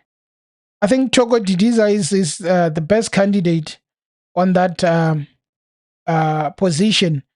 So she's what the ANC is putting forward. And Yes, Togo Didiza. And also ANC will be putting forward Dumeseni Ntuli as the chief whip of the ANC. So you have Togo Didiza and the chief whip is Dumiseni Ntuli. So I believe the deputy speaker will be coming from the DA. This is a relationship that many were not expecting, but we are about to see that the ANC and the DA mean business. They are sharing these positions, and unfortunately, the opposition can't do anything.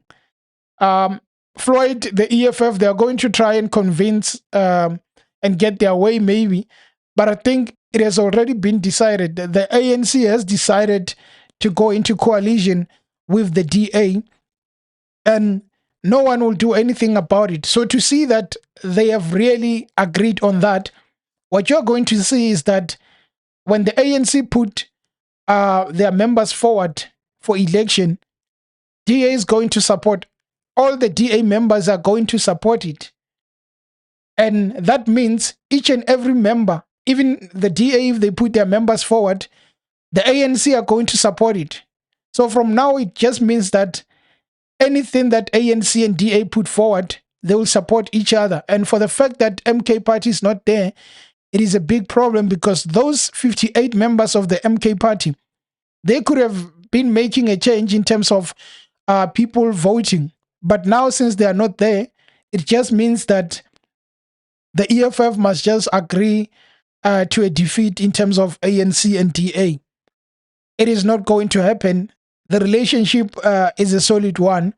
And we can only judge after some few years, after some decent amount of time has elapsed. But for now, it is going to be interesting to see how they work this thing around. I believe there was a chance for MK Party and EFF to be part of what is going on now with the ANC. There was a big chance, and a lot of people wanted to see that. And I think if it happened, a lot of people would have wanted to see the outcome of that relationship. But unfortunately, they couldn't meet each other. Now, what's happening is that MK did not come to Parliament. Even Parliament decided to cancel their accommodation and their flight tickets so that they don't waste money spending and then members do not come. The members are busy being sworn in at the legislations, KZN and all around South Africa. But in Parliament, they are not there. So which leaves the EFF being alone as the number 4 on the national, the IEC list with the percentage of 9%. Now the MK with their percentage, they are not there. It means DA, ANC, the IFP and the NFP are going to be a majority. Convincing the rest of the party would be a job the EFF could want to do, but that is not going to work. As we are still waiting, guys, I'm sure the 15 minutes is about to pass. And it's possible they can even extend it to as high as 20 minutes trying to convince each other. The thing of having to negotiate, sometimes you put forward your demands, and when you put forward your demands, you reject others. And when things are finally, decisions are finally made, some people will go back and regret not accepting certain portion of the agreement. And it would be too late. What we are seeing now is probably an issue where some of the things could have been avoided, but unfortunately, we find ourselves having to see the ANC DA working together. And the ANC, when it's decided, it doesn't give anybody a chance to try and speak to them. As you heard yesterday when Fikile Mbalula spoke, he said that the ANC doesn't want to be dictated. Anyone who comes to the ANC to say that if you don't do this, we are not going to do this, will not be tolerated. So basically you come to them and say that my demand is give me this. If you don't give me this, I don't give you that. ANC will not tolerate it.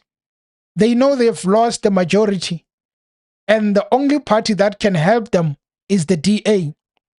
Remember, in KZN, they are working on removing the MK party with their 40% so that MK can become an opposition.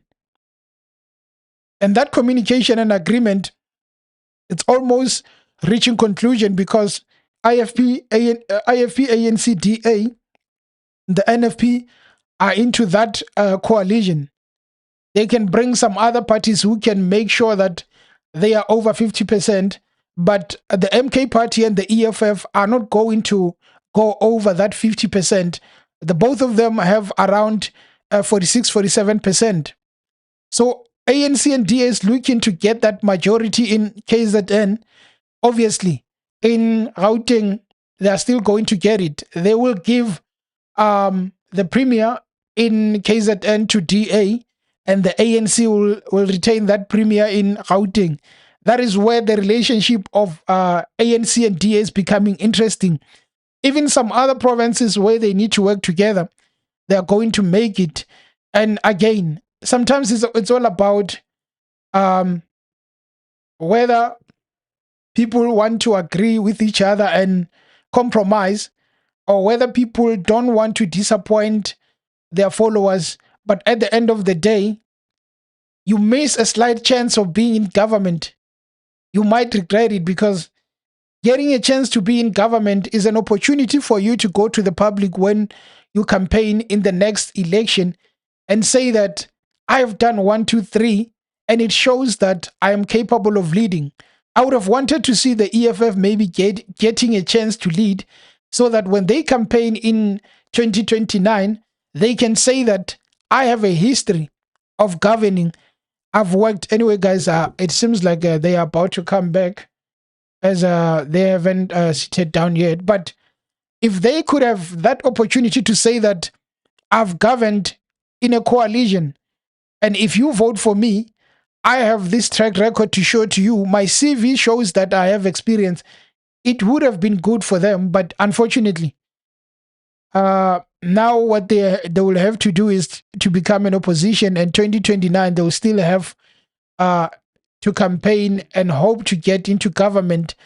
And they must pray that the ANC doesn't do good. They must pray that the relationship of ANC and DA doesn't bear fruits, because if it becomes a good relationship, the people of South Africa are going to vote for ANC and DA come 2029. That is what might happen. And to avoid that was to join and avoid the DA. But unfortunately, the DA has not been avoided. We are now waiting to see how is it going to be played out, ANC, DA. As much as we are criticizing it, imagine that happens and service delivery is at the top. Imagine that happens, there is no corruption. I think if we are in a situation where ANC working with the DA, it is good for South Africa, the economy and everything, we might have to stop complaining unless it doesn't bear fruits. At the moment, there are a lot of issues people of South Africa are crying about. Service delivery is at the top. If ANC works with the DA and accountability is there, and they bring services to the people, I do not think we are going to have to complain. I don't think we will. And for me, there's a lot of issues that we are looking at, especially issue of land expropriation, which the DA is never going to support. Issue of the issue that was brought by the EFF of saying that let us scrap the issue of students owing NSFAS. Let us go and nationalize mines. The DA will never agree to those. But what maybe we can put ourselves on is, if the DA forces the ANC to deliver services so that we don't have an issue of load shedding, we start having jobs, our economy improves, we might have to say that maybe this relationship is good. Matuma says there is no way the DA-ANC relationship will prosper. One is for his people, one is for money. As I'm saying, Madume, you are saying there's no way, but if it happens that they deliver service, are we going to say that we still don't want the DA? If it happens, we are not sure yet that the ANC and DA goes to say that no load shedding till 2029, and then they tell us that jobs are improving. We go from having no jobs to a lot of people getting jobs, and a lot of things improve. Are we going to go back and say, let us vote or let us support that coalition? Or is the main issue about the DA? Because I believe nobody wants to see the DA. And unfortunately, a lot of people voted. But is the ANC digging their own grave by working with the DA? We are going to see that. And if indeed they have dug their own grave, they are not going to come back in 2029. As you can see, here's John Steenhuisen and Mazzoni. She's there also. They know that they are there for the money. We all know what happens when you mix water and oil. That's DNC. Isaac says, "I understand, brother, but is it? But it is wishful thinking."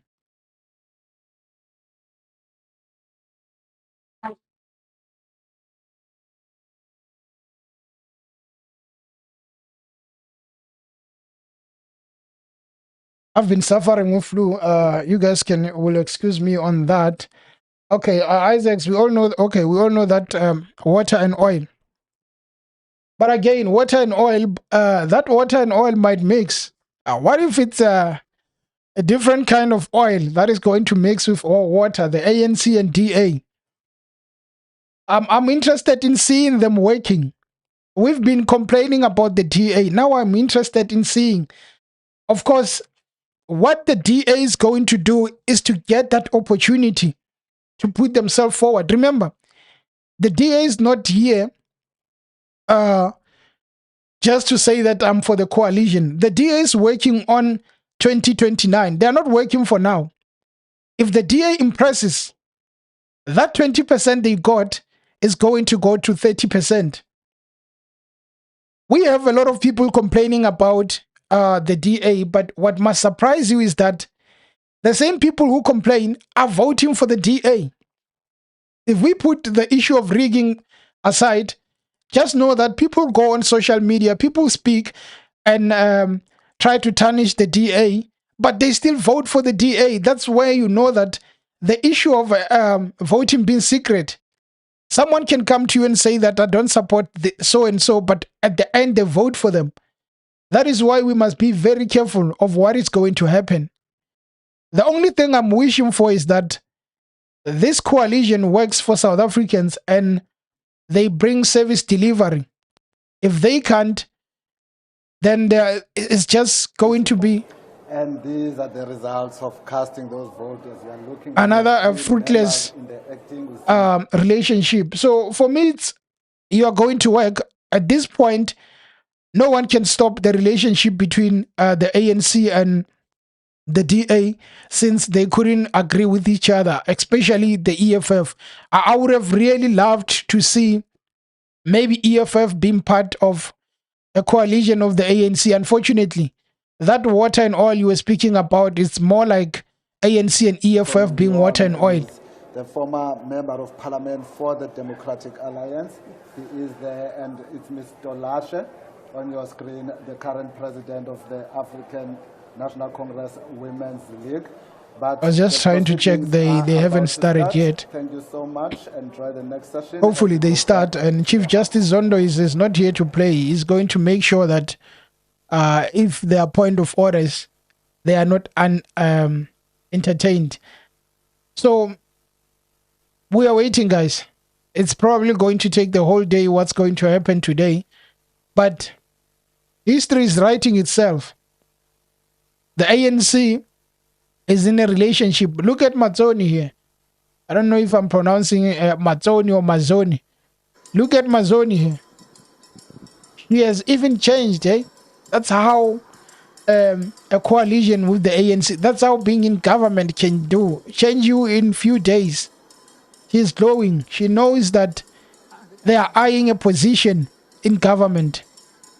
I am waiting for that day, which is probably going to be probably next week, when Ramaphosa will be saying, fellow South Africans, this is how my cabinet is going to look. And you'll be seeing, okay, guys, I'm going to switch myself off and then we can continue watching. I think they're back. Enjoy. The Honorable Chief Justice of South Africa.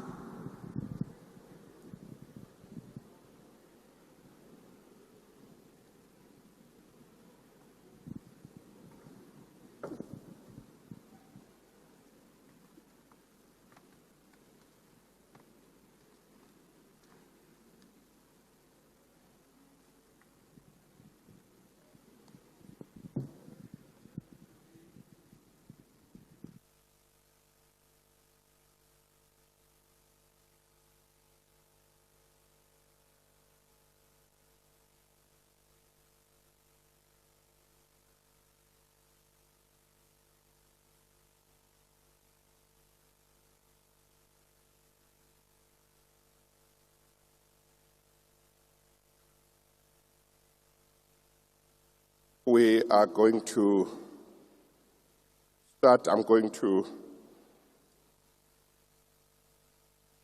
read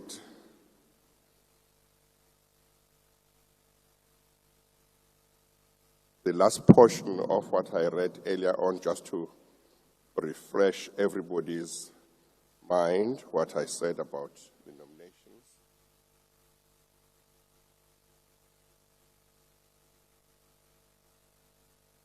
Before I call for nominations, I have to remind members that in terms of the Constitution, each nomination must be submitted on the prescribed form and duly seconded. Furthermore, I have to draw the attention of members, especially to item 4 of Part A of Schedule 3 of the Constitution, in terms of which there may be no debate. There will now be an opportunity for nominations for Speaker of the National Assembly. Are there any nominations? Yes, Honorable Member. Thank you very much, Honorable Justice. My name is from the ANC. I hereby nominate for the candidate of a Speaker, Honorable Thokozile Angela Didiza. I here submit.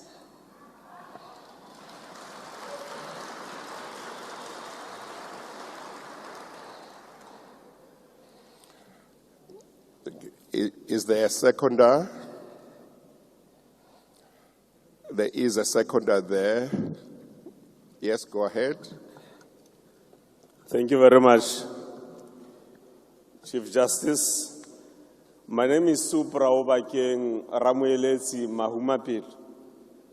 I stand to second the nomination of the Honorable Angela Thokozile Didiza as the Speaker of the 7th Parliament of the Republic of South Africa. Thank you very much.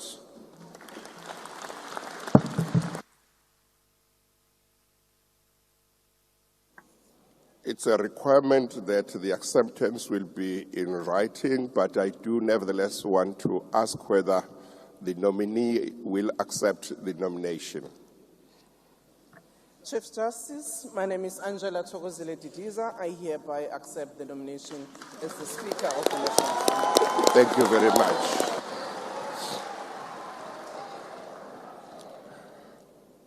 Are there other nominations?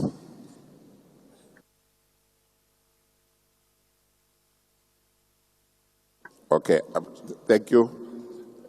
We'll wait for the nomination form. Yeah. Chief Justice. Yes. I have a nomination for the position of Speaker for the 7th Parliament. Oh, please hold on. I will give you a chance just now. We're just waiting for the nomination form.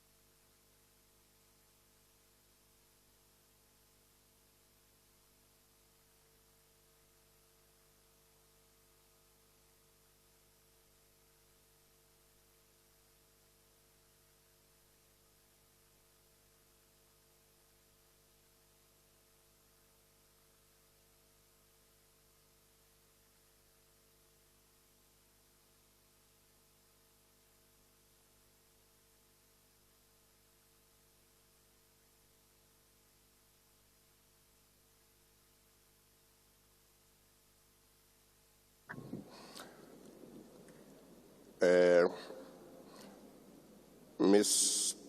Togozile Angela Titiza, I have now been finished with the nomination form. May I confirm that the signature below your name on this form is your signature? Chief Justice, I wish to confirm that the signature on the nomination form is mine. Thank you. Thank you. Are there other nominations? Yes, there is. Yes. My name is Vuyolwethu Zongola Udosini. I am nominating Untombo Vuyo Veronica Mente for the position of Speaker. Thank you. Thank you very much.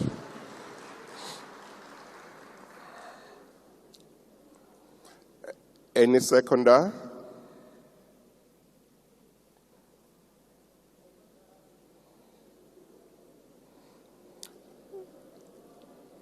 I don't see any hand. Okay. Yes, I recognize the hand. Please, Chief Justice, I support the nomination. Okay. What is the name of the seconder? Yeah. Mention your full names. Bantu bonke Holomisa. Bantu bonke Holomisa. Yes, sir. Oh, I can't see from here. Okay. Second. Thank you. The nominee, do you accept the nomination? Chief Justice, igama lam nguNtombo Vuyo Veronica Mente, ndiyayamkela i-nomination yokuba nguSpeaker. Enkosi. Thank you very much. We'll now wait for the form.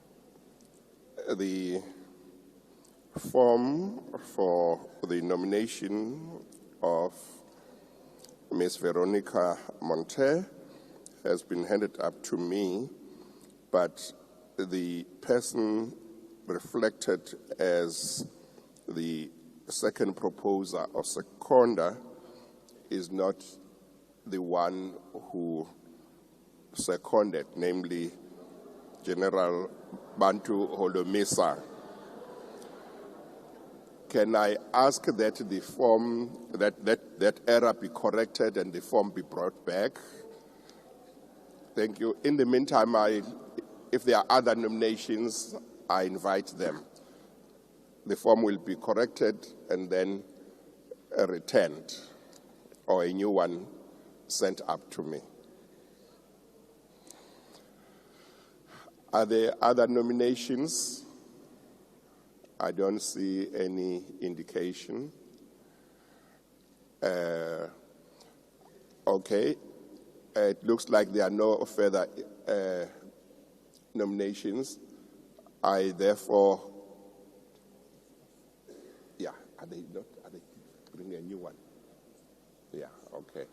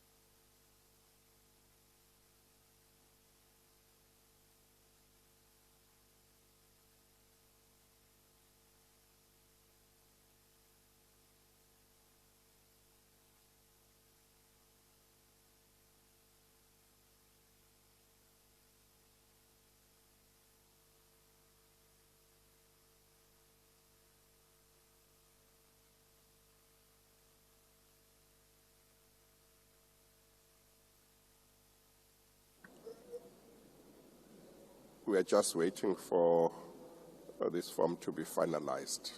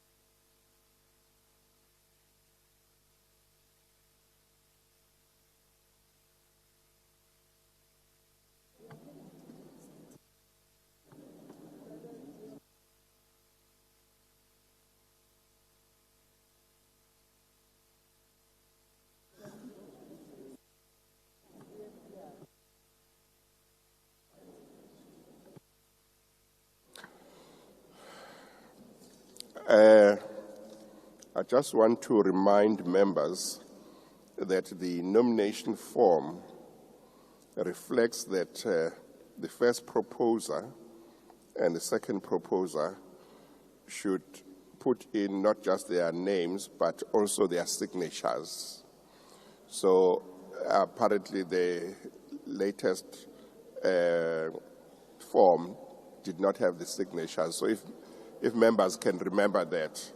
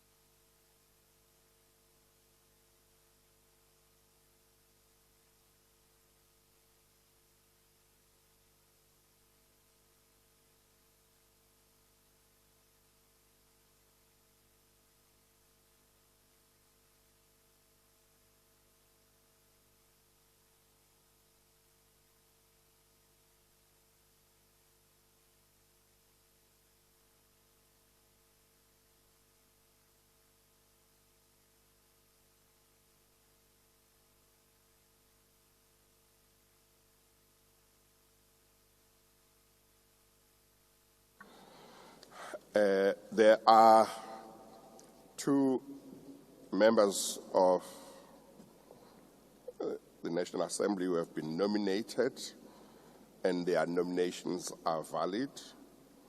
They are Ms. Thokozile Angela Didiza and Ms. Ntombovuyo Veronica Mentenkuna. Since more than one candidate has been nominated, a secret ballot will take place in terms of Item 6 of Part A of Schedule 3 of the Constitution. I therefore now suspend the proceedings to allow the returning officer to prepare ballot papers. We shall resume the proceedings when the bells are rung.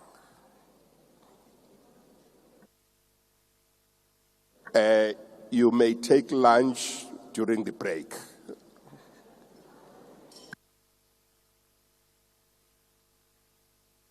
The proceedings are suspended.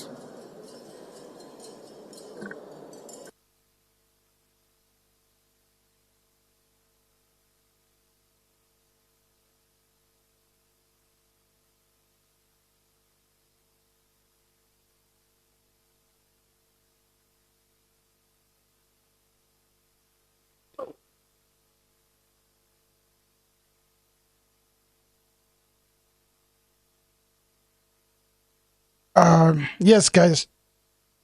So basically, we are waiting to see a choice between Togo Didiza and Veronica Mente on who is going to be the Speaker of Parliament. A secret ballot.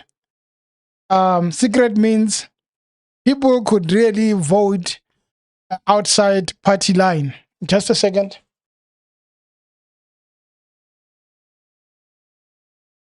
People could really vote outside party line, and that would mean that some parties might not get a decision on their leaders. But then what we have now is a competition between the ANC and that progressive caucus, because the progressive caucus is the EFF, the PAC, the UAT, the ATM, Al Jamaa, UDM, and they are against the ANC and DA. The rest of the other parties could go either way. So I think that is what the EFF is hoping for. But again, it's over. It can happen. There's no way that the ANC is going to lose. They've put their members forward to say that vote for so and so. And Togo Didiza actually, if it was for me, I think she deserved it more. Because now we are not going to have one political party that has the majority. As much as they're going to be working with the DA, if you have Togo Didiza and ANC doesn't have over 50%, regardless of their coalition, it means it's going to be interesting because they are not going to do as they want. They are going to have to follow procedure and not be unfair to others. But of course, one can say they are still going to be fair to only ANC and their alliance, which is the DA and probably PA, IFP, NFP. But at the end of the day, what matters is that ANC is not above 40%. I think also the EFF putting their members, it was just to show that they are in opposition. We know the DA being the one to do this as the opposition, but unfortunately it is official. DA won't do anything. They just sit there and let the ANC do what they want because DA knows I've got my back. My deal, my end of the deal is confirmed. So there's no need for me as the DA to go and say that I want to put my member forward. It is still going to be interesting. They're still going to nominate the president. The DA will still not put their president forward, their candidate forward, because they know the deal has been done, signed and delivered. What the others can do is an opposition can put their members, but they are not going to win. This is a battle of ANC, DA, they call it DANC. And you have EFF and the other political parties who are going to have to form a serious alliance if they are going to get their way through. But it's not going to be easy, guys. Actually, this might take as far as until 9 p.m. today because they are going to be voting and it takes a lot of time. Fortunately, there's no MK, so the 58 members will make it an easy process, which will end maybe very soon. But I would have wanted to see them taking part in this. I would have wanted to see them taking part in this thing of nomination and being sworn in. But we know for now that they are definitely going to be sworn in at a later stage. The issue of trying to fight the IEC will not work for MK. As you can see, they are being sworn in. From here, it goes forward. There's no way that Parliament will stop and want to look back at the issues of MK. I don't think they have any leg to stand on. Even the Concord declined their request to have this matter looked at. And probably people are going to say it's because of Chief Justice Raymond Zondo. He's leaving soon by August. He's leaving. So you are going to have Mandisa to come in. We're going to have to see if she's going to receive the same treatment where people feel like Judge Raymond Zondo is not fair. Mandisa is coming in soon. Linda, Commissioner Veronica meant to speak of the Parliament. Only if there was a good discussion there, but unfortunately, I don't think they're going to give her that opportunity. The ANC wants Togo Didiza, and the ANC is going to get Togo Didiza. There won't be any other member who can defy what the ANC wants to do. And hopefully in the next 15 minutes they will be done and we continue watching. I have flu. I don't want to be I don't want you guys listening to me the rest of the day, but maybe while waiting we can just check what's happening on Twitter.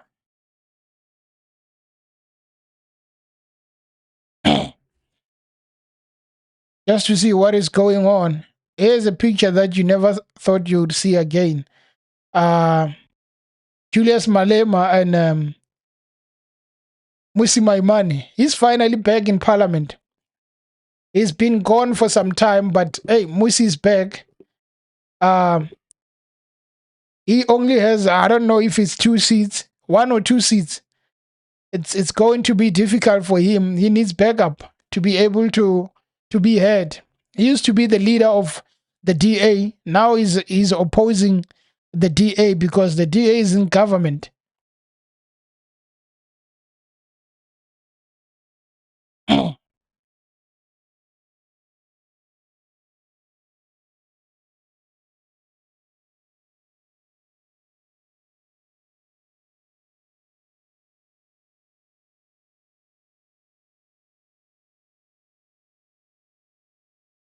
That is what's currently happening, guys. Hopefully they are back to continue with the process. And it's just a shame that Parliament is yet to be finished since it was banned by that guy who banned, I forgot his name. It was banned by him. I mean, the story of Parliament being banned it's a very tricky one. This is a building that should be so much protected by everyone.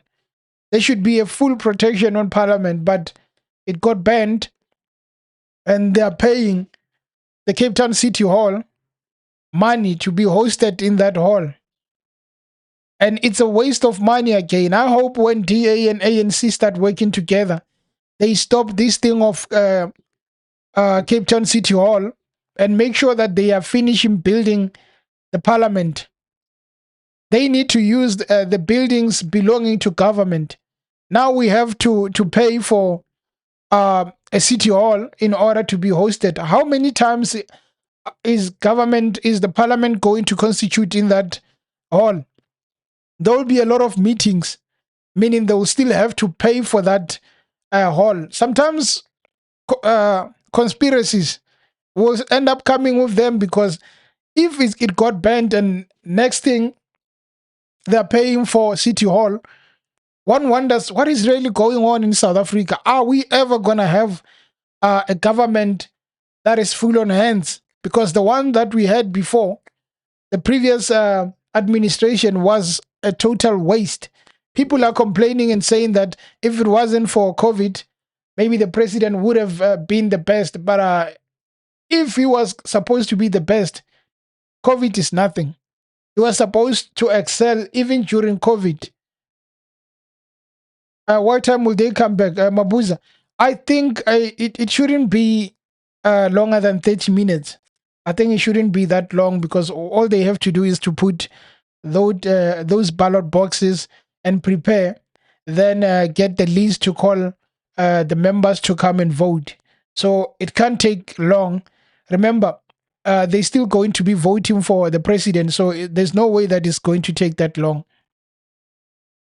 Mashatile for president and Julius Malema for deputy president or nothing. No, Linda, is not going to work. The issue of pick this or nothing at this point is not going to work because the EFF have no majority. So to put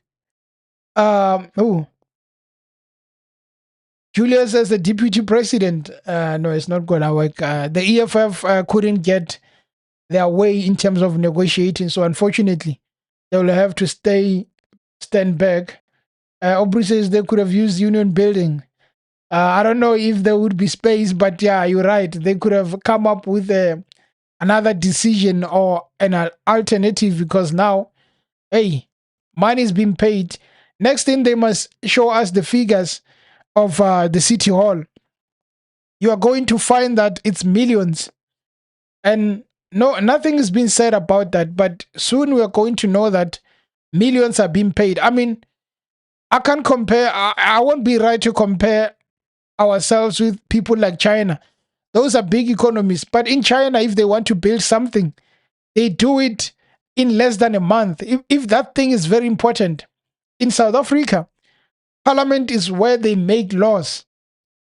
And instead of making sure that that building is built within a short period of time, they are going to be consulting tenderpreneurs who are going to get a subcontract and give to another person. At the end of the day, it takes 10 years to rebuild parliament. The money that would be spent would be a lot. That's how we work in Africa. This thing of tenders are taking us backwards. Stephen, anything should not surprise us. ANC has serious factions within. I still maintain the MK fumbled. Creation lagging numbers from opposition. Yeah, you're right. The MK fumbled. I think they focused more on embarrassing the ANC and removing them and did not have plan B. You know, Fikile Mbalula yesterday, he was very calm. I've never seen him like that. And he was sober-minded. He said that they wanted to reduce us below 50%. They wanted to see us lose. But their mission was accomplished. And as soon as their mission was accomplished, they did not have plan B. They got those votes, but now they don't know what to do with them. Obviously, we don't know what's the plan for Jacob Zuma, but for them to have those 58 members and next thing they are not present, it's a worry. And it shows that they want to be the last one and all attention needs to be on them. And I think personally, the MK should be part of this, and so that they can show us that we are here and whatever that we wanted to make, we are here to confirm it. I mean, they wanted to remove Ramaphosa. Why not come and show him in parliament, the first sitting, and say that we are not supporting you? But then again, they are not there. 58, all of them. They are only present in the provinces. They are being sworn in provinces, but they are not being sworn in national. That's another thing to consider. Who's going to be a president? Mondlane, that is Ramaphosa. Without a doubt, I can bet everything I have on that. Don't you think DA is being prepared to lead 2029? Franz William, if you look at the situation, who's the ideal leader after Cyril? Of course, that's what I said. The goal here is to have DA taking over in 2029, simply because if the coalition is fruitful for the people of South Africa, credit will be given to the DA, not the ANC. And that is what the DA is trying to achieve, to force accountability from ANC. I mean, they're going to have to agree with ANC on some of the things. Don't be surprised if tomorrow the DA goes on public to say that we are no longer putting forward our support for Israel. Never be surprised by that, because that would be calculated. If they go forward in some issues like that, the issues that they've been against for so long, don't be surprised if they come and be pro those, if they come back and not speak strongly about those issues. It would mean that they want to impress the people of South Africa. That is what the DA need to get from this. If the black people majority, they can be impressed and say that people have been saying the DA is on the right. So now the DA is showing that it is there for people of South Africa. Then maybe they are going to get an opportunity, which means 2029, people vote for the DA and the ANC becomes the biggest loser. I think the time of the ANC is coming to an end.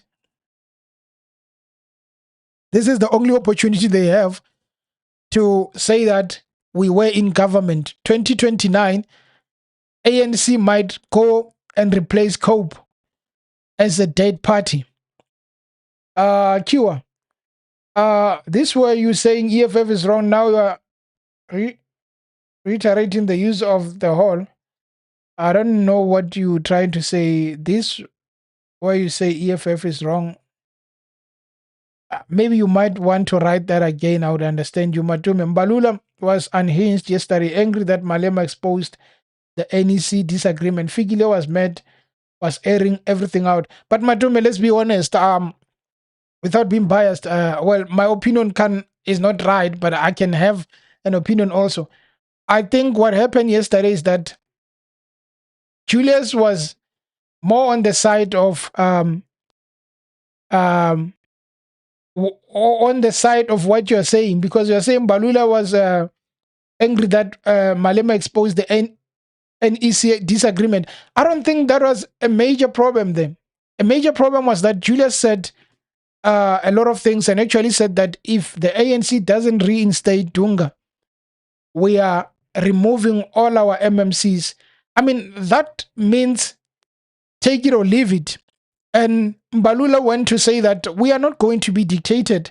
They cannot tell us that you take it or you leave it. They must come to us and have a meeting and speak to us instead of saying to us, we are forcing this on you. I think yesterday, the person who was more calmer was Fikile Mbalula. And Fikile Mbalula, much of it, he was responding to the things that were said by Julius Malema. If it was for me, I would say that I am very disappointed in how the EFF came out of these negotiations. I'm a bit disappointed. I think they could have done much more better than they did. I mean, he even said that they are no longer going to disrupt Parliament. It's going to be boring, I guess. I don't know for how long, but I'm disappointed that they did not get a share. Maybe because of DA and them not getting a share. What happens if DA and ANC works together and in 2029 you see that their government was better than you've ever seen? Obviously, people are not going to vote for the oppositions. The people of MK might come back to ANC. So the DA not being part of the agreement means they are losing a lot. And maybe we'll see in time what is going to happen. But I was personally not happy seeing what the EFF came out with out of the coalition, coming out with zero. They could have got something. ANC is gone. They did us dirty by GNU with the DA. They are not gone yet. Let's give them time. These guys might surprise us. They may, as much as the DA stand to benefit more, but they might surprise us. That's what I'm thinking. They might surprise us. Ramaphosa may be planning to do some things that we might love. I am never fighting, brother, just dialogue. Yeah, no. I agree, Matume. I agree. So, one other point that I'm not sure if you guys listened to it, and I felt like maybe I'm the only one who saw it. When Julius said the issue of the KZN, MK party should belong. I mean, KZN should be governed by MK party since they got 40%. And this issue of ANC wanting to remove MK party might start something that they are not prepared for, because the people of KZN might retaliate, looking at how MK party got sidelined. And SABC interviewed, I forgot who that is, I think Natin Hleko, if I'm not mistaken, and he was speaking about we have not won KZN. So if we are not being given a chance, we won't be angry about it because we lost, we didn't get over 50%. So whatever happens would be because we did not negotiate enough. So when I listened to Julius addressing that issue, I felt like maybe at that point he should have not mentioned it, because sometimes if people are not having ideas about something and then it gets mentioned, now people talk about it more. I mean, people then will start having that negative ideas in terms of what if MK is removed and the ANC takes the seat. So that's what I felt like. Maybe it could be me, but I felt like that point should have not been spoken about. But again, it's politicians, and we are heading towards the first voting on secret ballot. What if they vote for Zille or Malema? I think they will have to vote for them only if they are nominated.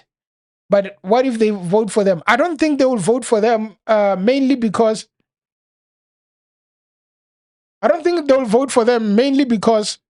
ANC and DA are working together.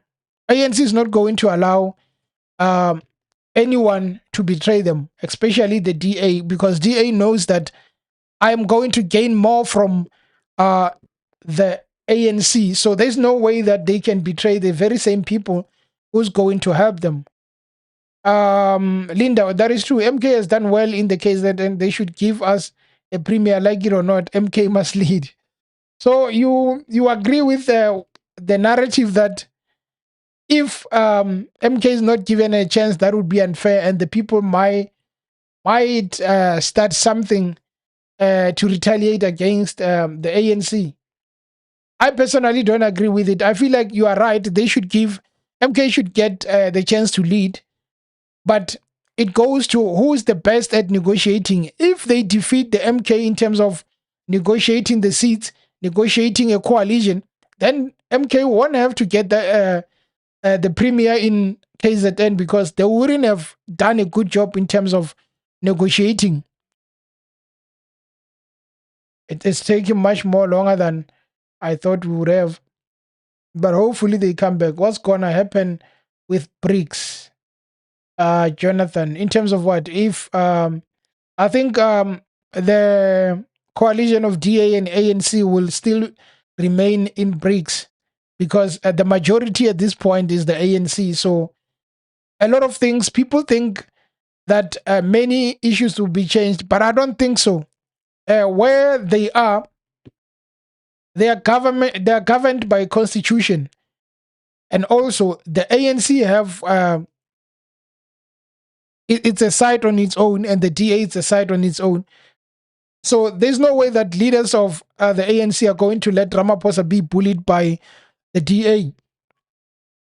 And the reason that he took an option of going for the DA, Ramaphosa does not want to leave. I mean, if he goes and works with the MK party, they are going to say that we want you gone.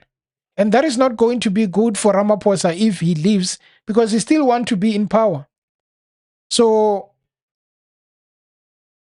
BRICS will continue. I am not feeling so good, guys. I'm struggling with flu, so I'm just hoping also that these guys come back as soon as possible, so that instead of talking, we can just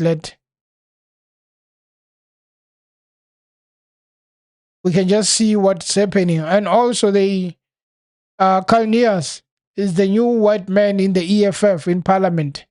I don't know if the EFF has a white guy, a white person beside Kalnias, if they had that before. But Kalnias is currently the member of parliament of the Economic Freedom Party. What? Economic Freedom Fighters. But Julia's visit to a number of African countries, 42 to be correct, Pan-African stand with Julius. But Sandra, is it related to how the results came out and how what's going to happen now by Julius visiting Pan Africa? Of course, Africa loves Julius.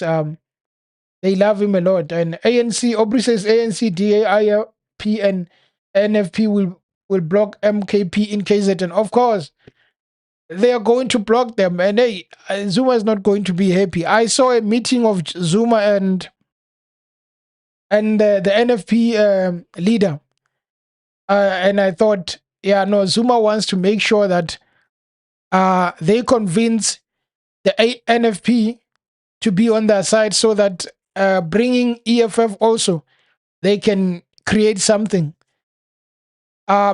It's going to be very difficult. KZN is a province that MKP wants, but they might not get because of the fact that there are a lot of conversations between people. African is Julius Malema, not and not Ramaphosa.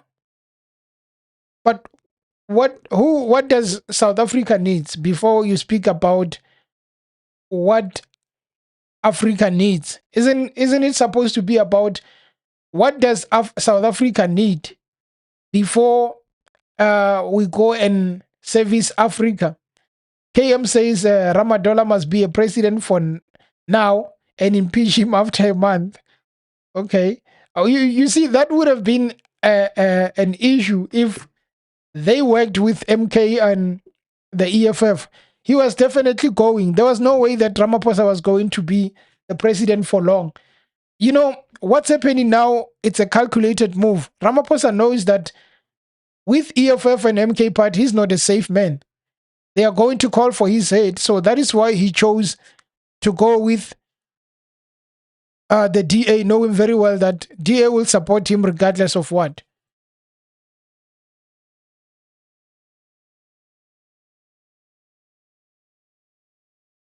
Just a second, guys.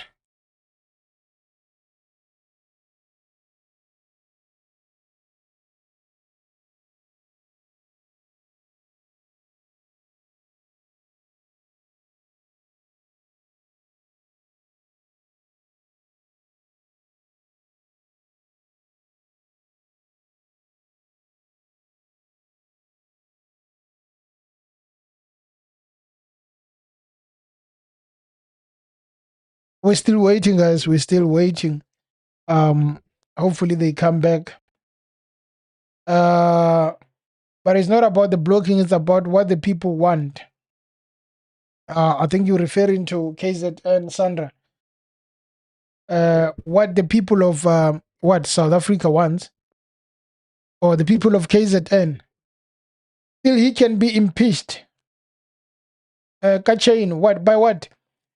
He can be impeached by to be impeached. They are going to need a lot of support. I mean, come on, they are going to need a lot of support. I don't think, to be honest, I don't think Ramaphosa is going anywhere. I don't think there's anyone who's going to remove Ramaphosa, especially with what is currently happening. They failed during the last term because the ANC was a majority. Now the ANC doesn't have a majority, but with the DA, no one is going to touch Ramaphosa. He's untouchable at this point. Khawelo Malema is a decisive leader, even if sometimes he's wrong, but decisiveness is there, and that what is not there on all other leaders, but they lack courage. Malema is a brave leader. Julius is a brave leader. If one can say brave is something that he has, braveness. He's a brave leader, and I think, as he said, that they are a matured party of 10 years. They are no longer going to disrupt parliament. They are not going to fight the bouncers. I think also with Julius, when time goes, there is a lot of things that are going to change with him. And you are going to see a much more better leader when time goes. I think he still has a lot of time on his hands.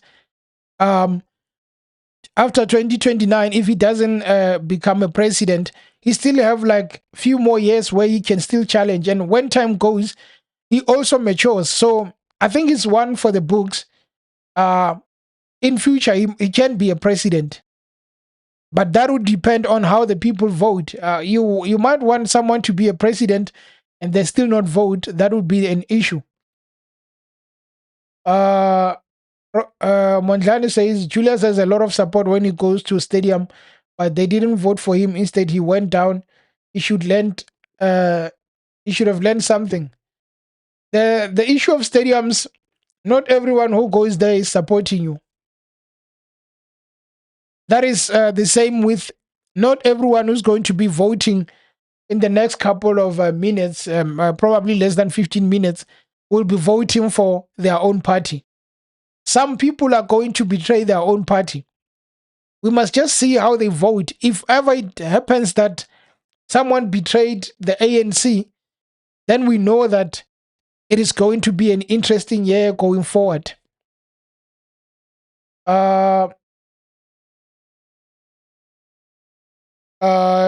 Julius Julius Malema for president. Linda, yeah, he's going to be a president one day.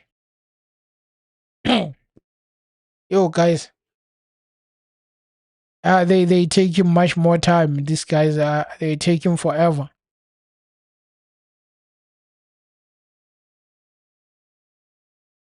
I don't understand. Maybe I'm the one who's late because Parliament is not yet. I don't know why they tweeted this. Oh, they are not yet. And John Steenhuisen is addressing the nation. What is going on?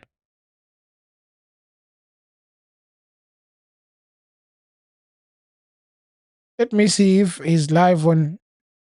Hey, John South Steenhuisen. Africans, and they need assurance that the status quo will remain, hopefully, for the next 79 days and more.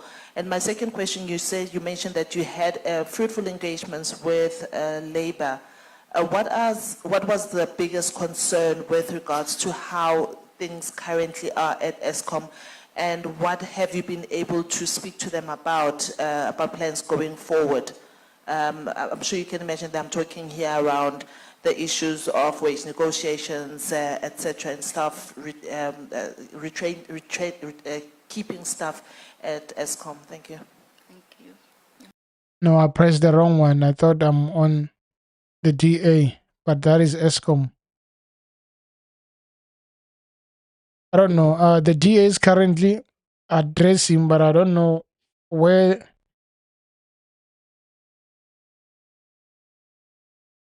And why is John Steenhuisen addressing the media when they are busy voting?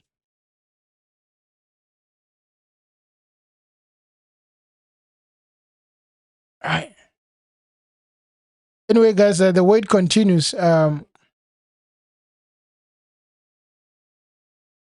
wait continues. I don't know what time these guys are coming back, but soon they should be coming.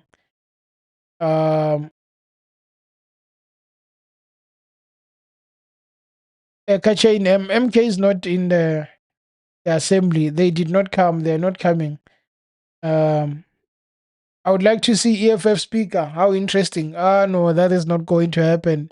Not under the watch of the ANC. But if it happens that there are members who betray the ANC, hey, that might be very interesting. Maybe let there be members who betray ANC and vote for Veronica Mente. It will be game over for the EFF because it will be game over for ANC because the EFF having Veronica. Hey, wow, they'll be having a lot of power, but unfortunately, it's not going to happen, that one. The only thing we can hope is that ANC can think about the EFF when they appoint ministers. Maybe give them one deputy minister.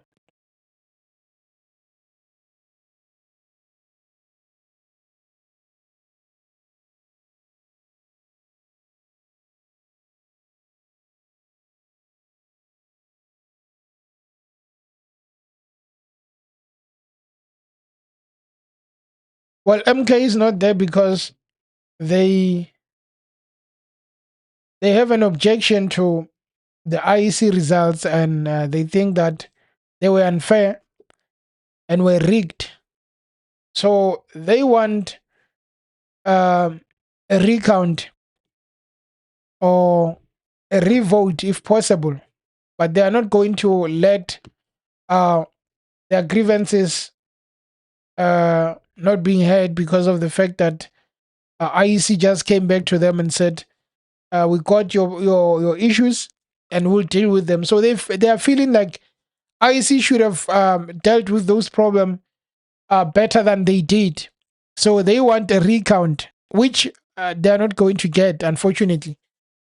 But we hope to see what time they're going to come in or when they're going to come back, because eventually the MK party have to be part of parliament. They have to be sworn in eventually. They have objections, but unfortunately, you can't fight alone. At least if they had someone who's backing them, it could have made sense. But the MK party are working alone. No one is backing them. And they're just hoping that with how things are going, somebody is going to hear them.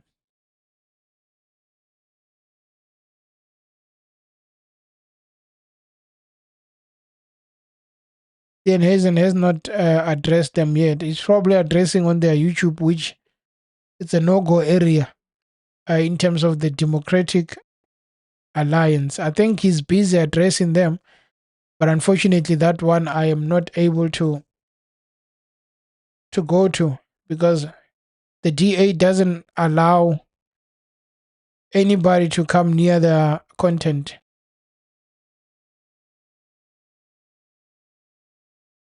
That once you've got ANC that is presiding over parliament, the member of the ANC, which is a speaker, toes the line, the party line, and does not play an effective role of oversight because they are told by the same executive what to do and what not to do.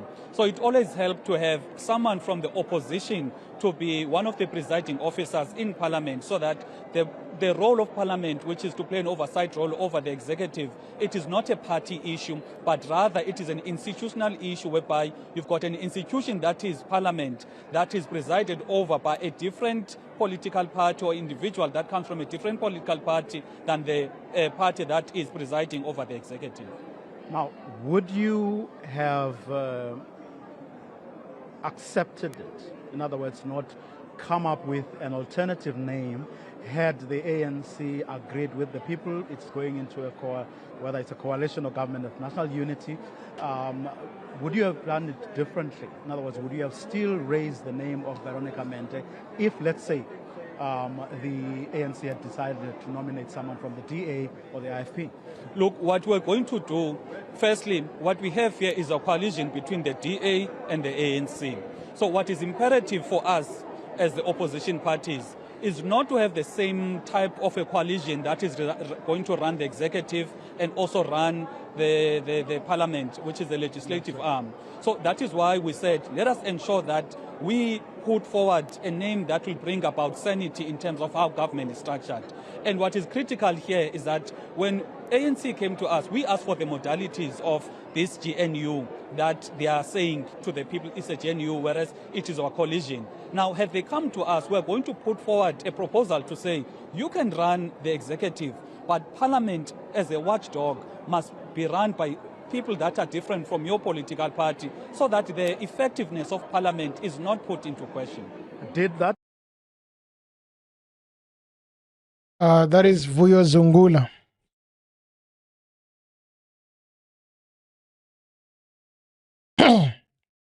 We've always still nothing yet from the parliament in terms of what the procedure, the next procedure will be. I think they're wasting time, these guys. The fact that they have a long way to go, but here it looks like John. The DA takes this historic step forward out of our deep and abiding love for the people of this country. We do so both for the millions of people who voted for us and for all South Africans who yearn for a better government and a brighter future. The DA's signature contribution to this government of national unity will come in the form of our unique track record of service delivery, job creation, and our commitment to clean and accountable governance. For the very first time, the DA will now be able to bring the same expertise that we honed in places like Cape Town, Midvaal, Umgeni, Kocha, and the Western Cape to serve all the people of South Africa. This is our mission core in the government of national unity: to serve, to to uplift and to deliver dignity to all the people of our country. Less than 2 weeks ago, when the final election results were announced, I said to you that the DA would answer the clarion call that the people had sounded. I said that we would not bury our heads in the sand at a time when South Africa not only faced the challenges of unemployment, crime, and poverty, but also confronted the possibility of an assault on our constitutional democracy. The DA quickly understood that we could not simply sit back and allow a vacuum to form, which would inevitably have been filled by forces that seek to subvert the vision of our Constitution, of a country that belongs to all who live in it, united in our diversity. We also understood that multi-party governments are now the new normal under our proportional electoral system, and that the DA had to quickly adapt to this radically different environment. Now that these initial negotiations have culminated in a signed agreement, the DA regards it now as our patriotic duty to meet the demands of history in South Africa's hour of need. Through their votes, the people have made it clear that they do not want any one party to dominate our society. The people have also told us that the time for finger-pointing is over, and that the time for a new politics of collaboration and problem-solving has arrived. Make no mistake about it, this is not the end of the process, and the road ahead will not be an easy one. The 2-week deadline imposed by the Constitution for the formation of a government is simply not sufficient in this new multi-party context. Even in countries with a long tradition of multi-party government, it usually takes much longer to negotiate a comprehensive agreement. We have thus decided to tackle the negotiations in phases. Phase 1 is now complete and has culminated in the adoption of the Statement of Intent, which enables the Government of National Unity to elect presiding officers in Parliament as well as a President. This is essential for stability. The Government of National Unity's presidential candidate will come from the largest party inside the grouping, being President Cyril Ramaphosa. Following his election today, President Ramaphosa will then exercise his prerogative to appoint his new cabinet from among the members of the Government of National Unity in consultation with the leaders of the constituent parties. The next phase of the process will then commence in the form of a Lekgotla strategy session to develop a detailed policy agenda, including policy priorities for the Government of National Unity. Even as this marks a hopeful and historic moment for our country, it is important that we are honest with each other about the scale of the challenges that lie ahead. South Africa has the highest unemployment rate in the world. It has one of the highest crime rates in the world. Logistics and infrastructure is in an advanced state of decline, and corruption is endemic. None of us should expect these problems to be solved overnight. It will take years of sustained hard work, perseverance, maturity, and cooperation across all sectors of society to get our country back on track. But the DA will be there with you, the people of South Africa, for every step along the way of this new journey. We are committed to contributing in any and all ways that we can to rescue South Africa from the path of decline and to ensure that this new chapter is the best one yet for our nation. Even as we acknowledge that the road ahead will be difficult, we also know that today South Africa is a better country than it was yesterday. For the first time since 1994, we have embarked on a peaceful and democratic transfer of power to a new government that will be different from the previous one. Our democracy is maturing, and while it faces serious threats, the formation of the Government of National Unity puts us on a path to full democratic consolidation. More importantly, the DA's participation in this multi-party government is a reason for optimism. As ordinary citizens, workers, business people, and international investors look forward to us contributing our skills in the quest to build South Africa. All throughout the election campaign, I told the nation that help is on the way from the DA. That is a pledge I intend to keep, as demonstrated by our commitment to the Government of National Unity. My fellow citizens, many people here and around the world believe that South Africa's best days are behind it.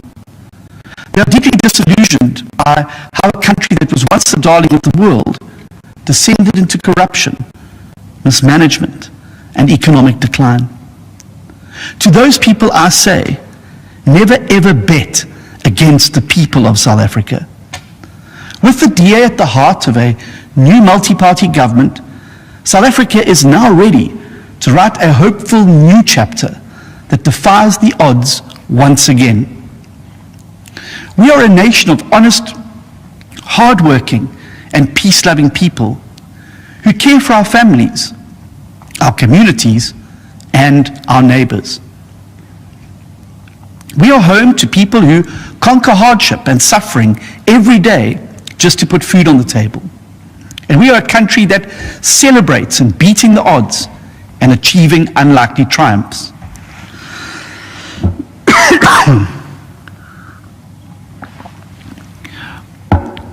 From the spring of our great diversity flows a river of humanity that can quench the thirst we all share for freedom, for prosperity, and for a country we can all be proud of. My fellow citizens, we have done it before, and I know that together we can now do it again. God bless you, and God bless South Africa. Thank you.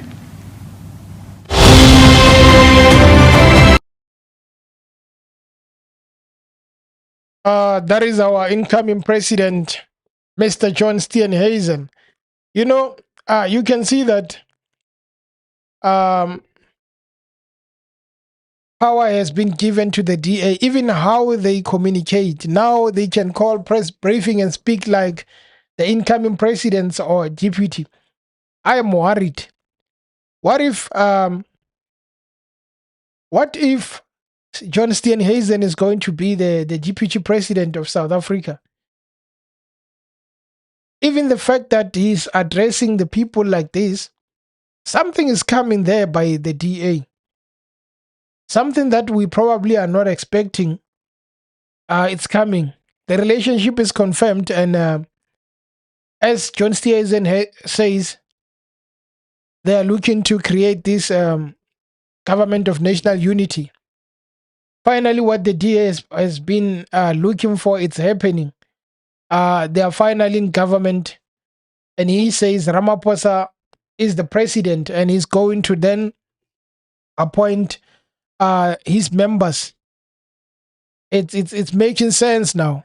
That which the DA has been longing for is about to take place. Our deputy president of South Africa was just addressing us, Mr. John Steenhuisen. And again, they haven't started. I still don't know what's going on because they don't have time. It's almost 2 o'clock, and by now they should be finishing with the speakers and going. It looks like it's about to come. But finishing with the speakers and going for the presidency. But then we are still waiting for speaker. I don't know what's their issues there. Yeah, no, MK Sandra, MK did not come. They are not at the assembly, unfortunately. They should have been here so that we can see what is the full list of MK members who will be in parliament. But unfortunately, maybe still dealing with some issues. Zondo is not back yet.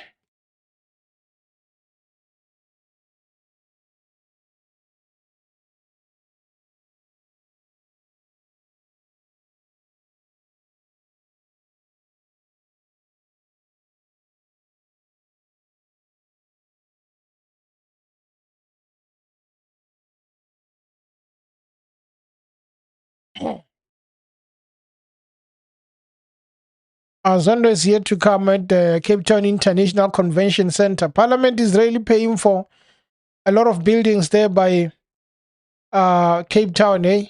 People are making a killing because of Parliament having their building banned by Mafe. I think it's Mafe, his name. He banned Parliament, and now they are paying for everything in Western Cape. The economy of Western Cape is profiting. As you can see, now they are at the Cape Town International Convention Center, which is also paid by government. But then again, we're still waiting, guys. The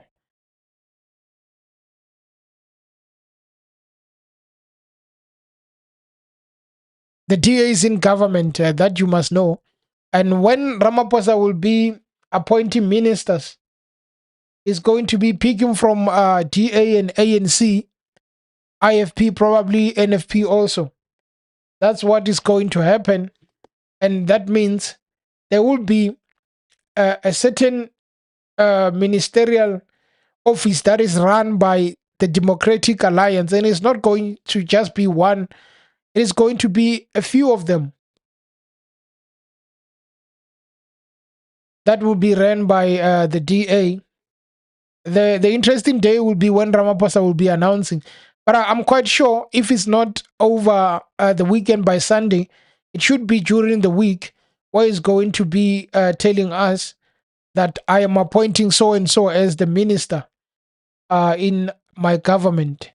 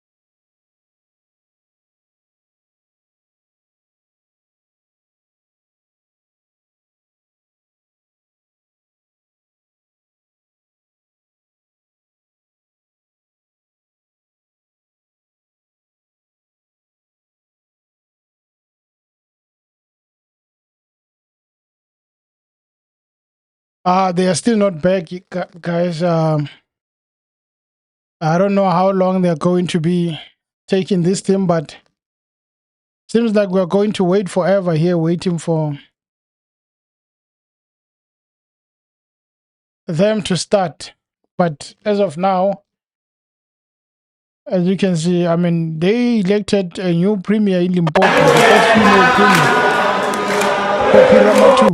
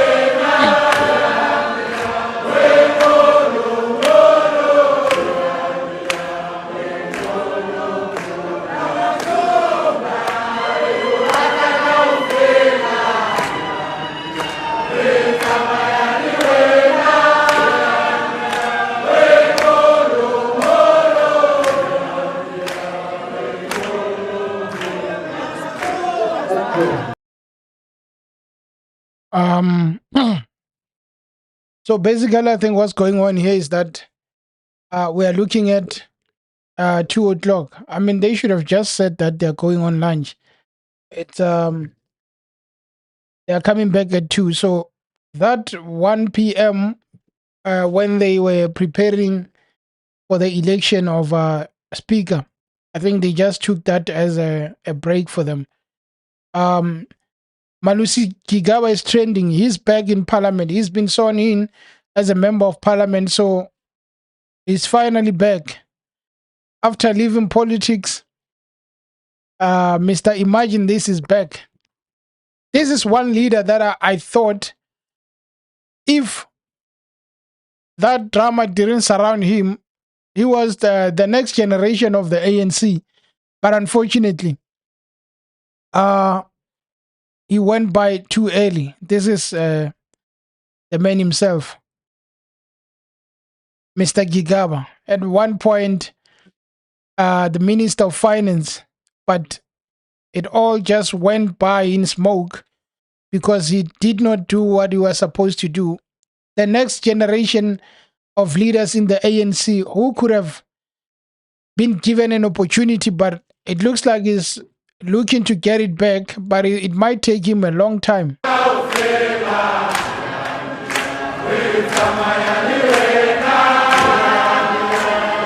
Maximum, that is the new premier of Limpopo. Popira Matura, she was the MEC of Health in Limpopo. So she's been elected as the premier. Then Matawata is out. But I think he's out knowing very well that Limpopo has been doing well, getting 70% there. Now he's giving way to Poppy Ramatuga. Everybody loves him. Everybody loves Poppy. That is why you see everyone happy, even singing the song that is famous for Ramaphosa.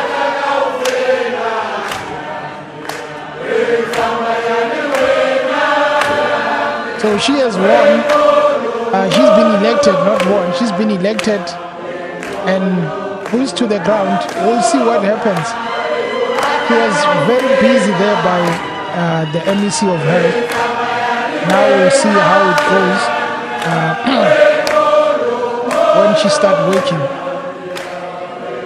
Maybe the ANC is answering the call and now they're going to work instead of what we have been seeing all along of comrades eating money instead of working.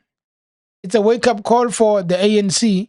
If they can't do anything, then they must just know that they've been given a chance. I mean, now we are going to have Steenhuisen as the deputy president. There's the white man there, Mr. Carl Nias in the EFF.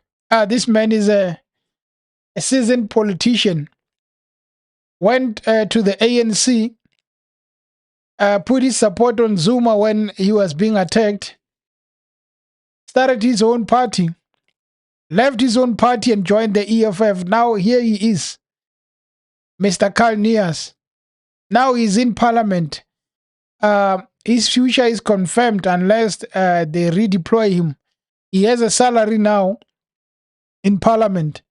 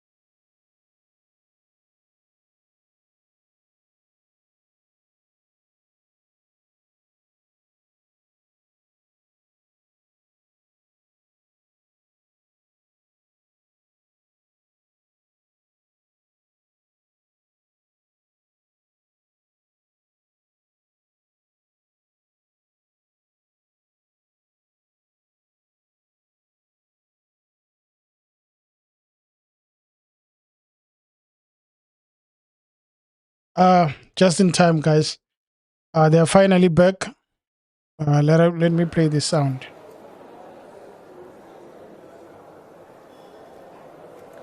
These are the visuals live from Parliament TV. This is the CTICC, where the voting has resumed after the lunch break and the suspension of proceedings. And as you can see on your screen, the ballot, the voting booths are on the stage, which means that members will soon be casting their votes secretly for the position of the Speaker. You can see the members on your screen there. You see the likes of Mr. Malusi Gigaba, Mr. Supra Humapelo, and you can see the electoral officers ready on the stage to begin with the process of voting for the Speaker of the National Assembly. And it's important to also highlight that the reason we are seeing these visuals is because we have more than one nomination that has been received by the Chief Justice for the Speaker of the National Assembly. And of course, this is why we are here, and members are about to cast their secret ballot for their preferred candidate. And it's also the reason why there has been this suspension of the proceedings. It was to allow for the members to get ready to cast those votes. You can see the ballots have been brought in, the ballot boxes, so we're waiting at any moment now the commencement of the election of the Speaker. It's important that just to explain again that as you had seen earlier with the nominations of 2 members, then the National Assembly had to suspend its proceedings, and this was to allow for the printing of ballot papers. Safe to say that the reason why we cannot have ballot papers ready for printing because Parliament and the National Assembly does not have a predetermined objectives, so they could only put the names on the ballot after they had been nominated. Hence, we had that suspension of the House, about an hour of the suspension to allow for the printing of those ballots with the 2 names, that of Ms. Toko Didiza and that of Ms. Veronica Mende, who have been both nominated and accepted the nominations of the Speaker of the National Assembly. Of course, members are engaging one another, just waiting for proceedings to start. Also, we have to note that after the voting, the Chief Justice will suspend proceedings again to allow for counting of votes. Thereafter, when proceedings resume in the House, the Chief Justice will announce the results, and in the event of the majority being obtained, he will accordingly declare the member concerned as having been duly elected as the Speaker.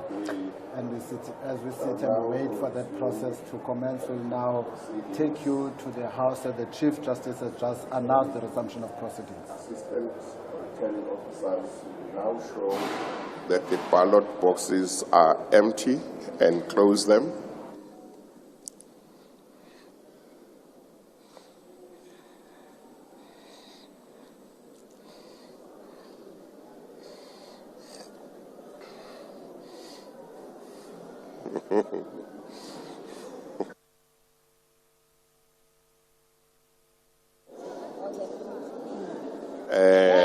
It must look down. Thank you. The voting booths are there, and when you go and make your mark, please don't take pictures or selfies. The procedure will be as follows. Members will be called in alphabetical order according to their surnames. When their names are called, members must collect a ballot paper from the voting table.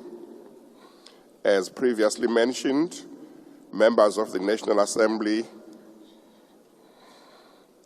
have already taken the oath or affirmation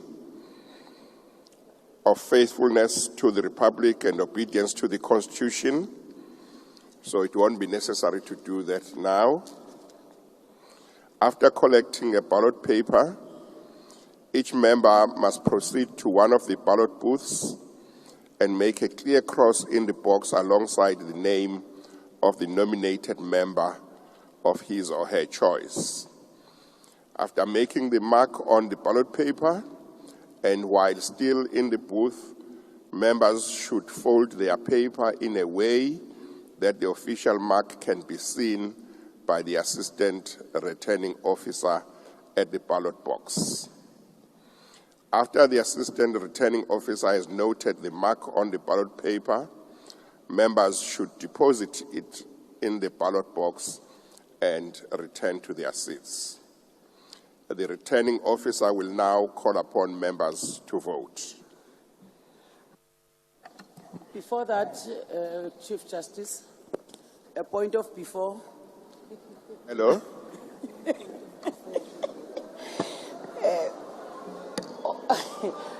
Honorable Chief Justice. Yes. My name is Which rule is that? Bendizama ujonga into yoba ingaba ii-party agents xa kuzawuvotwa nje azifuneki na.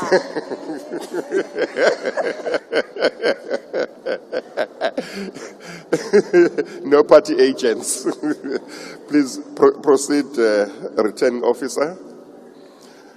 Returning Officer.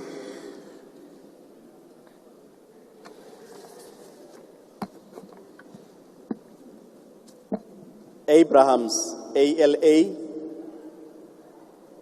Adams, F. Adams, RC. Alexander, WR. Apiri, MJ. Atkinson, PG. Ocamp, WAS. Bahrain, M. Bapti, EV.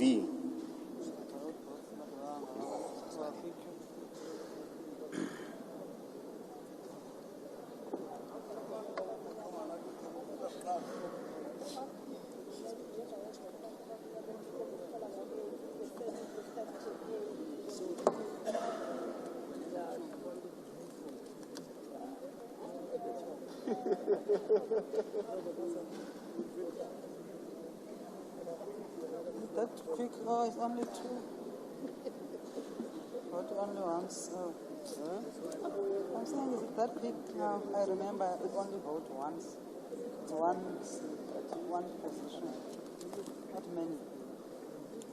I'm used to voting for top 7 or Vote once. and one person. Count.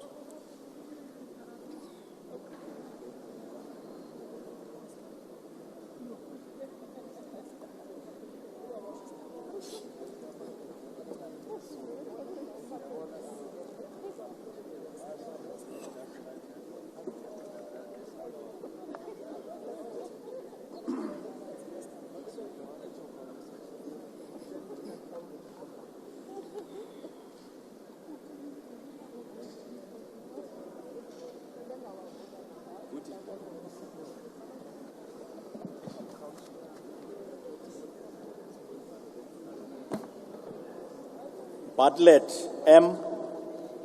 Passon, LJ. Bateman, AG. Bath, EM. Beasley, AD. Bergman, D. Bila, TJ. Bilankulu, NK. Blosse, MB. Botlani, TK.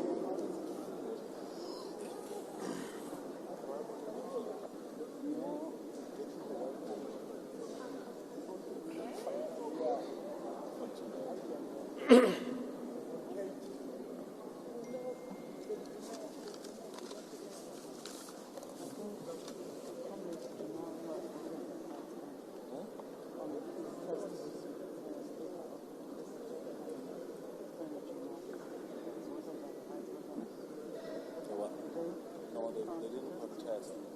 Was tested? No. It was 9 years. It's only 1 year ago it was contested.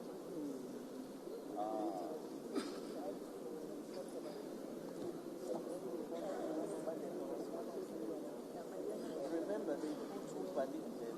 No sugar, Coke.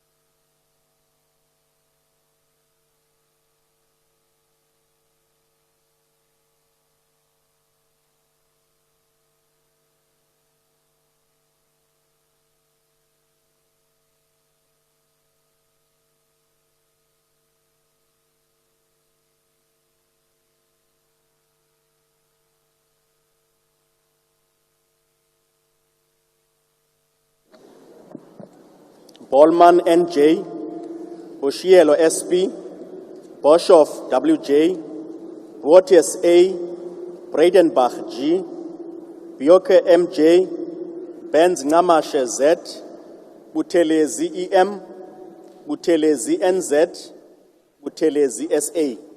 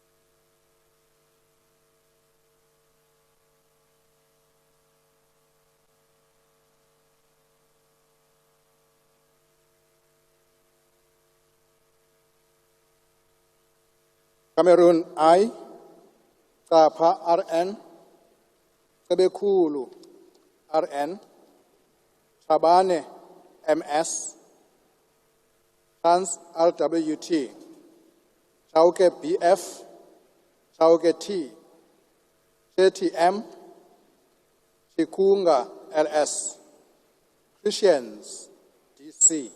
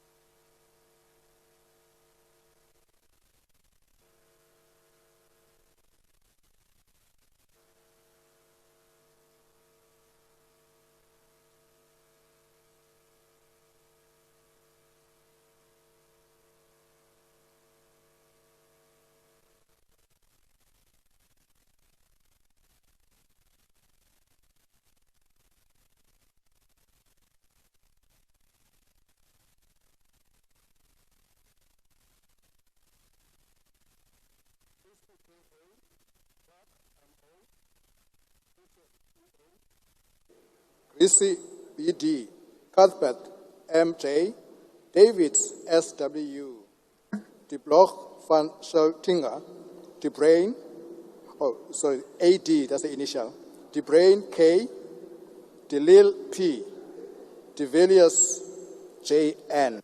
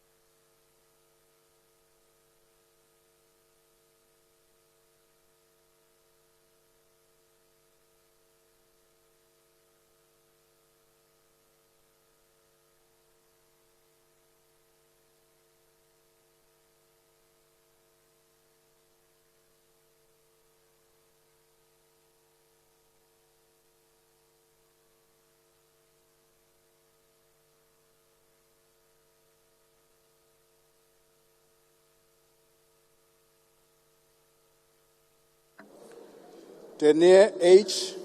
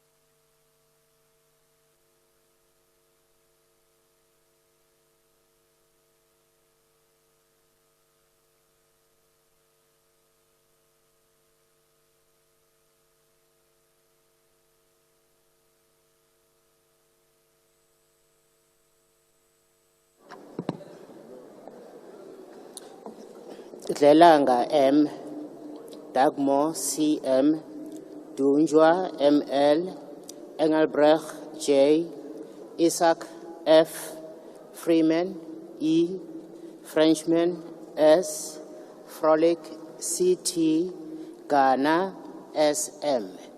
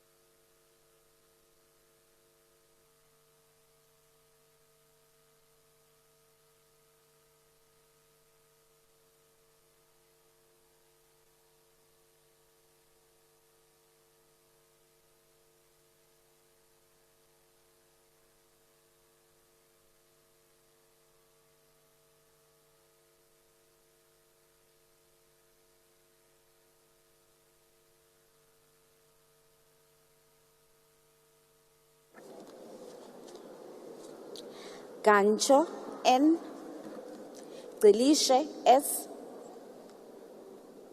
Gwabaza NB, George DT, Gigaba KMN, Gina N, Godlimbi Z, Godongwana E.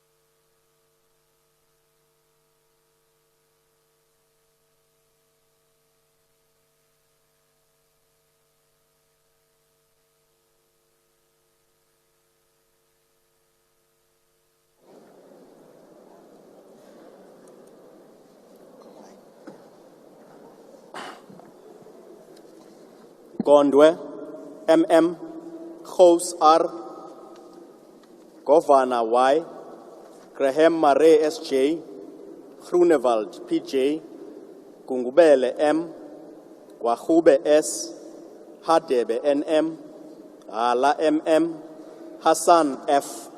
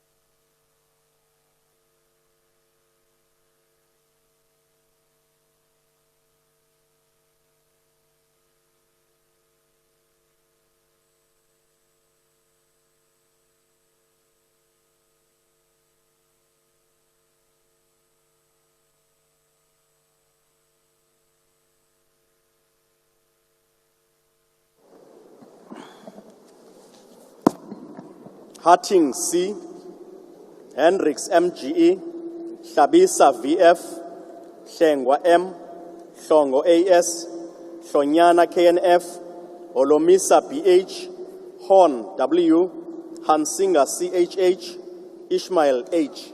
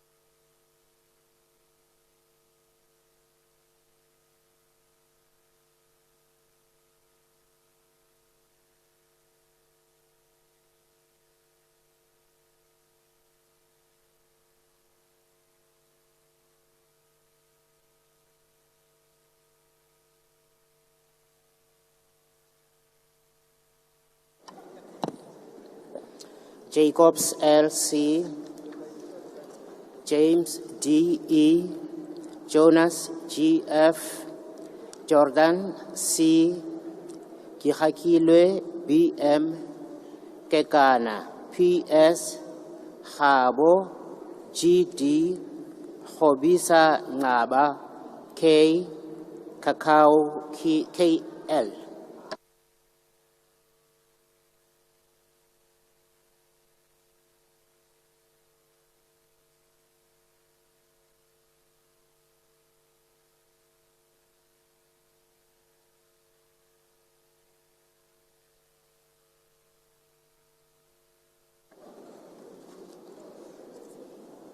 Kanyile TA, Kaula MS, Kojane SG, Kumalo JO, Klopper DD, Kobe MP, Kola D.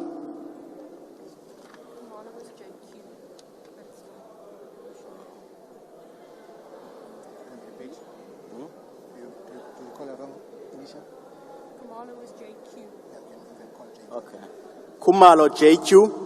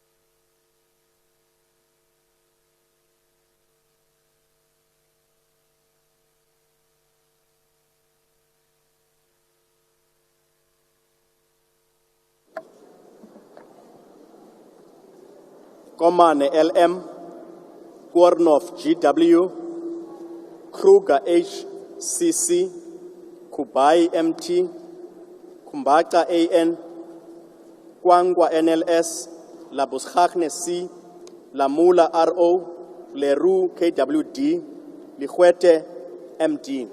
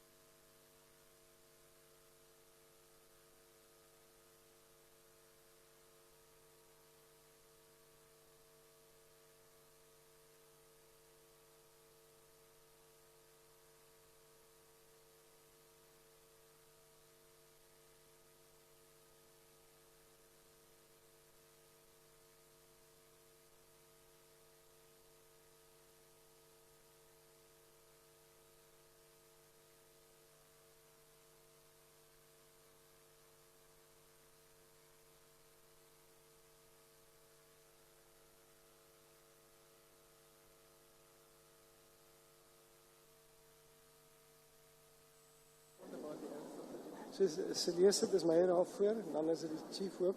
Ag ons het mos nou die maar sy was hier dan is die chief hoop dan is ek leader of executive. Likhanyane MS, Litlape MS, Litlape TKS, Litsie WT, Litsike MSE, Likaraba LE, Linde E, Lorima JRB, Lotliet A, Low STD.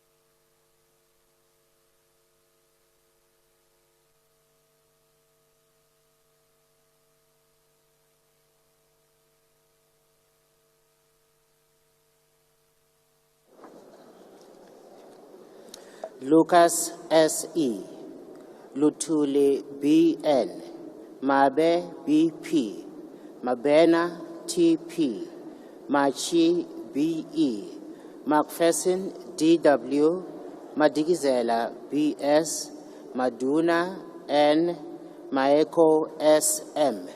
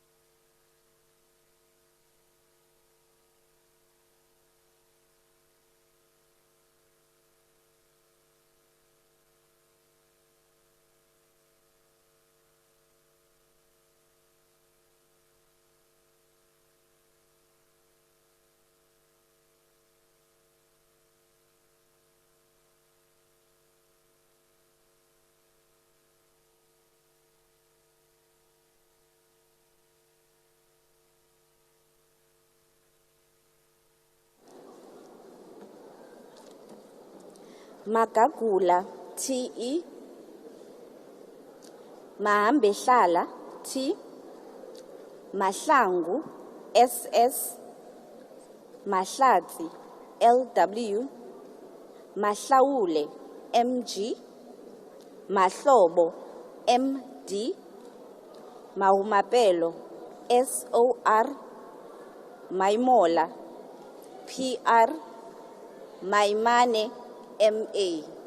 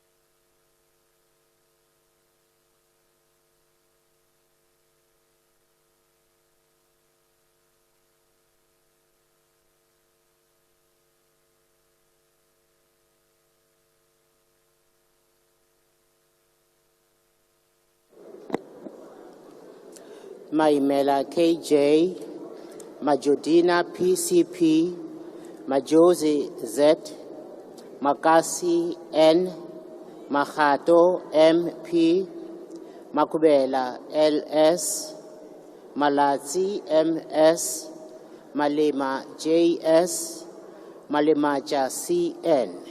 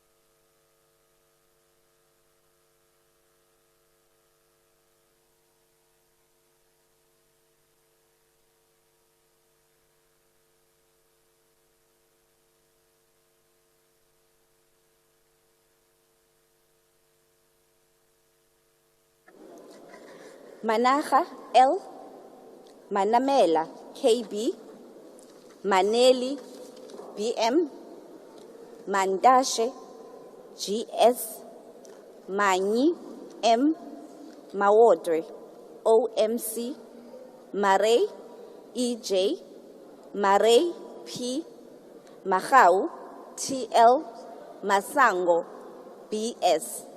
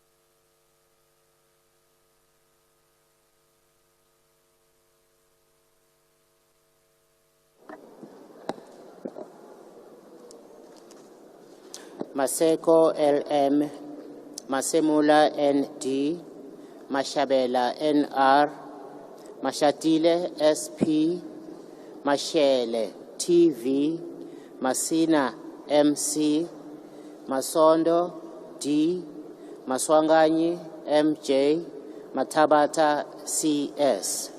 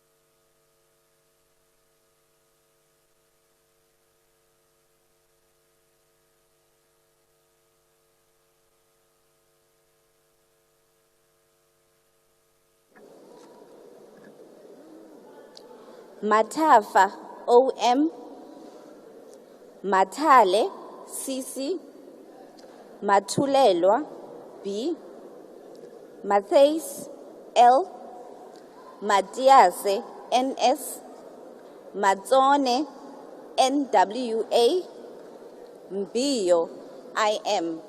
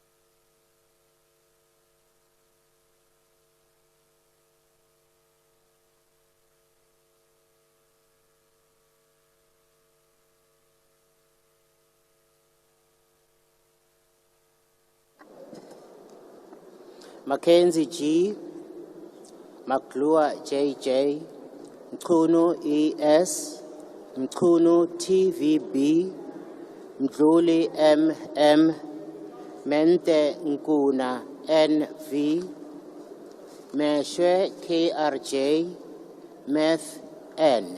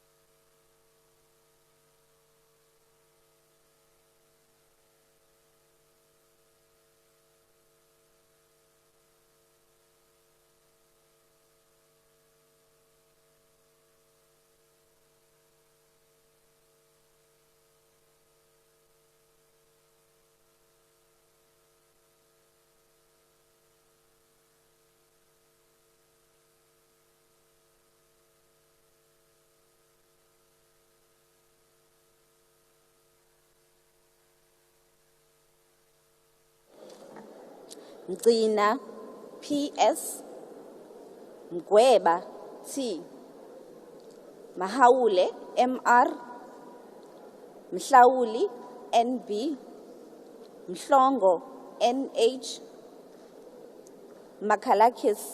Mikalakis G, Mileham KJ.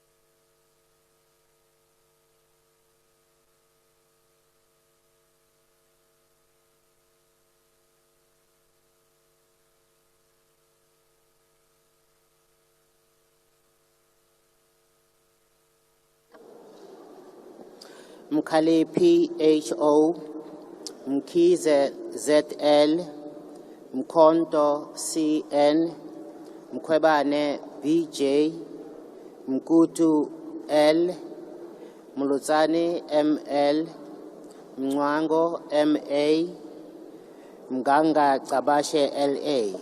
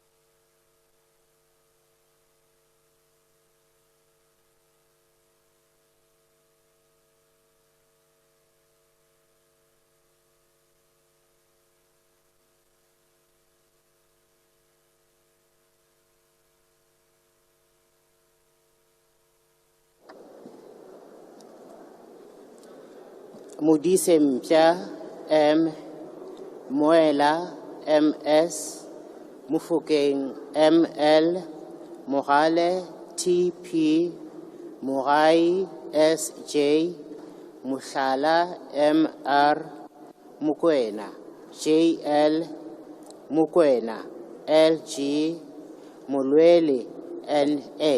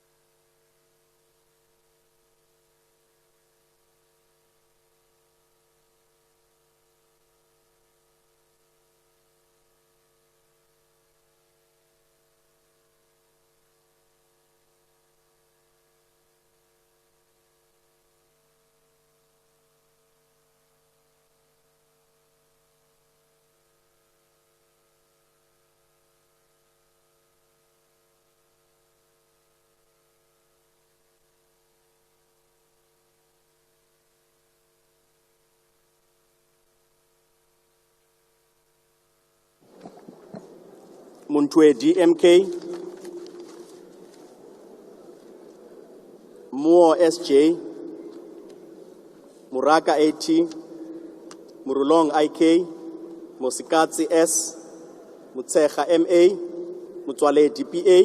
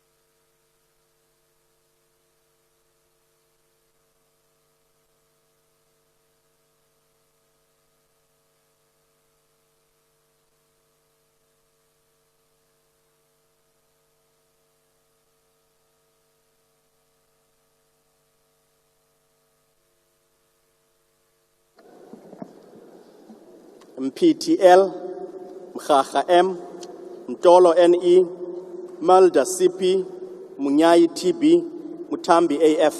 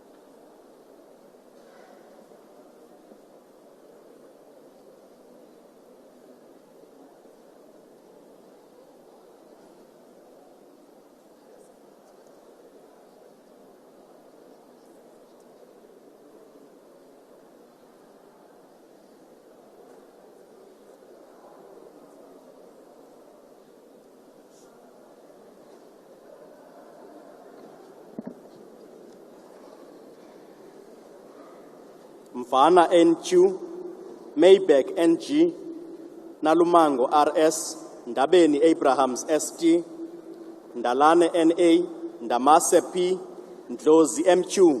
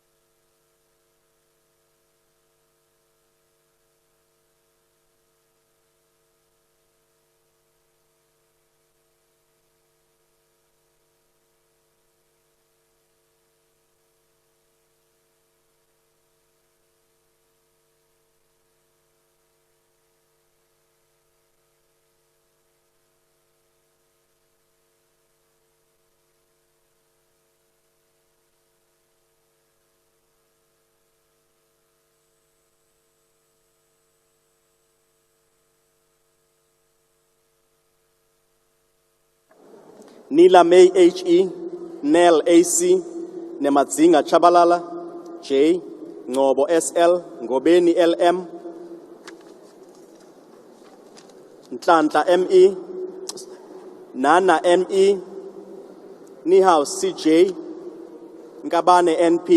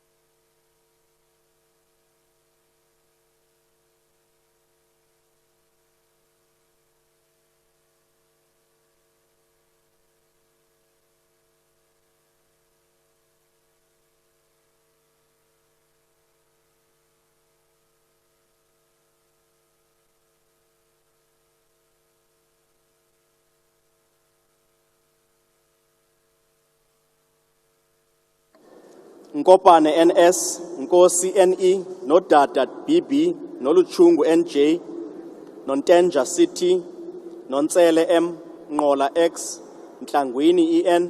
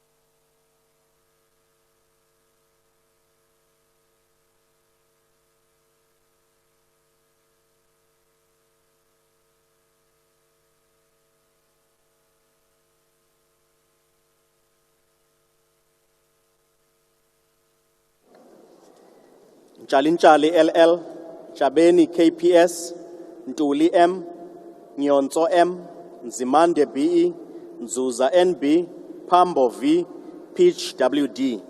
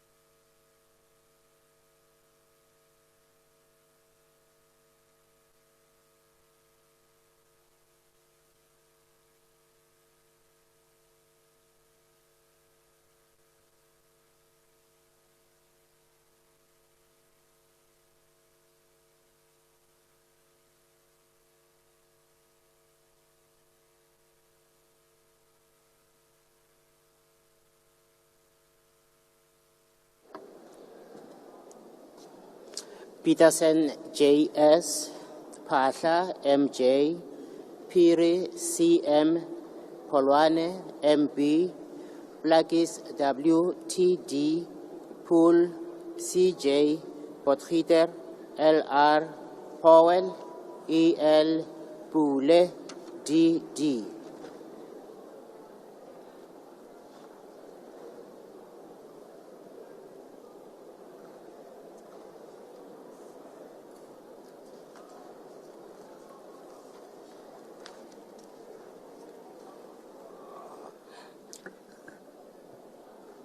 Honorable members, if you could reduce the noise so that those whose names are called will be able to hear when their names are called. Please reduce the noise. Thank you.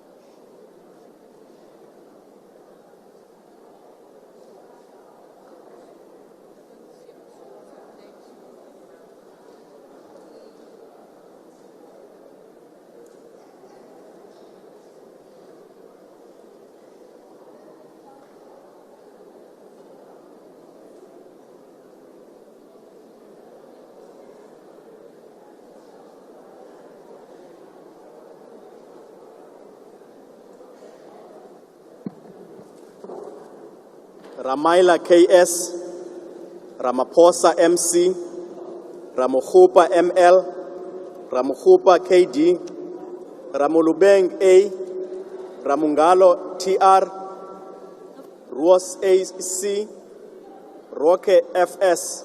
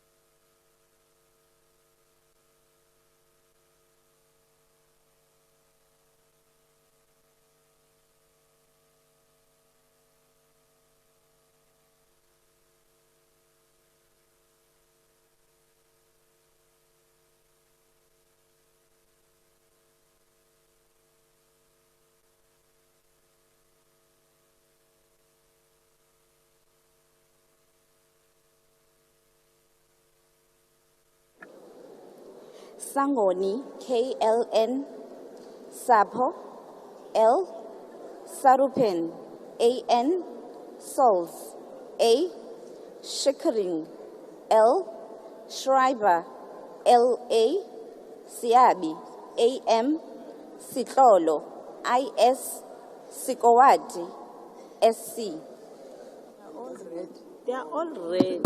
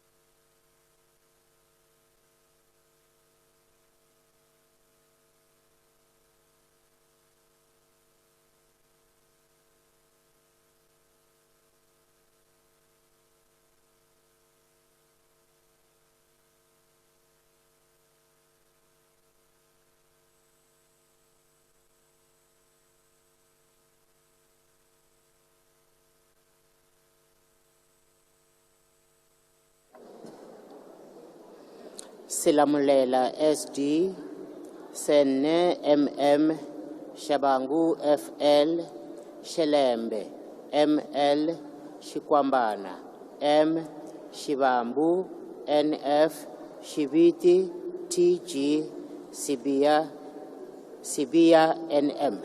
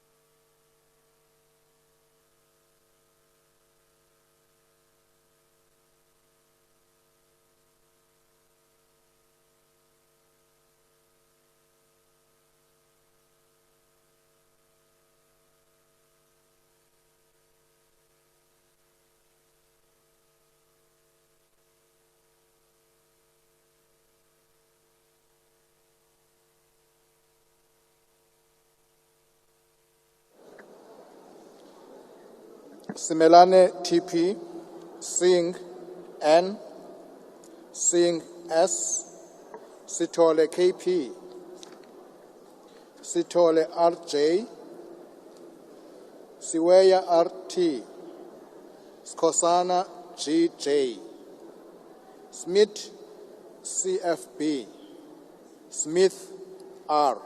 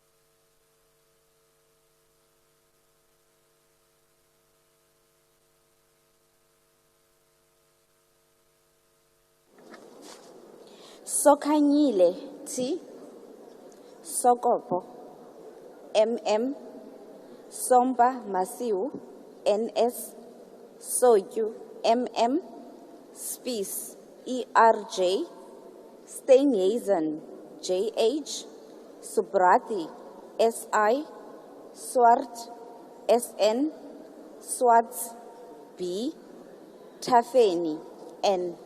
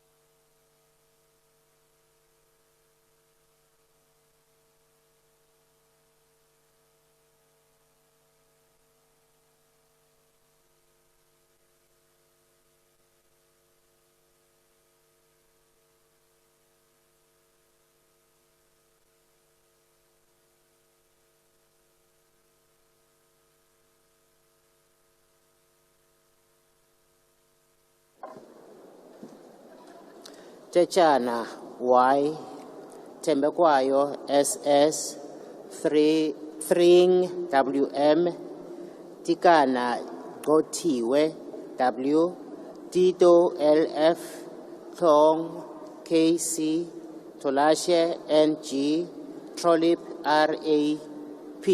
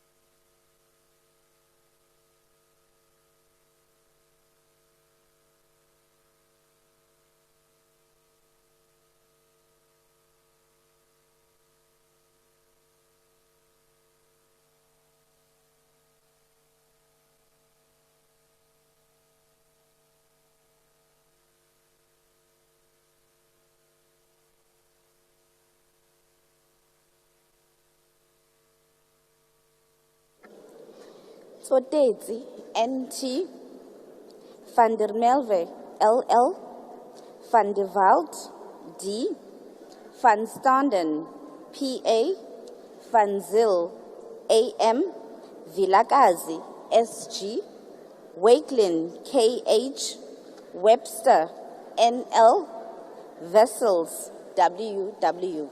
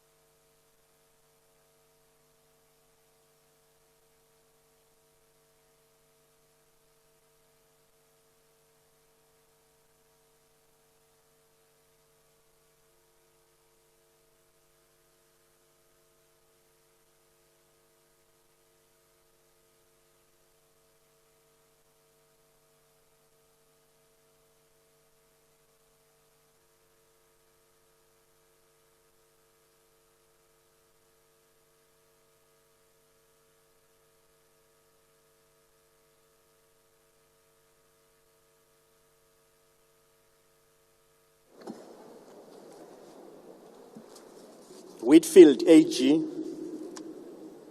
Velskart C, Chaba PP, Kheko ST, Yako YN, ZBSS, Zikalala S, Zondi S, Zondo SS, Zungula V.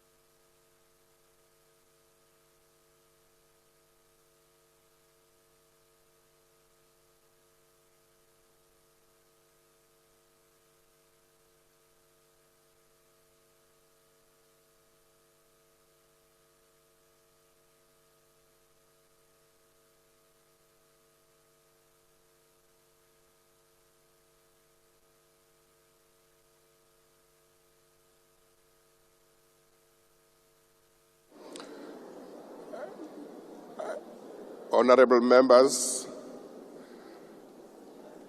are there any members of the House who have been sworn in who have not been called to vote?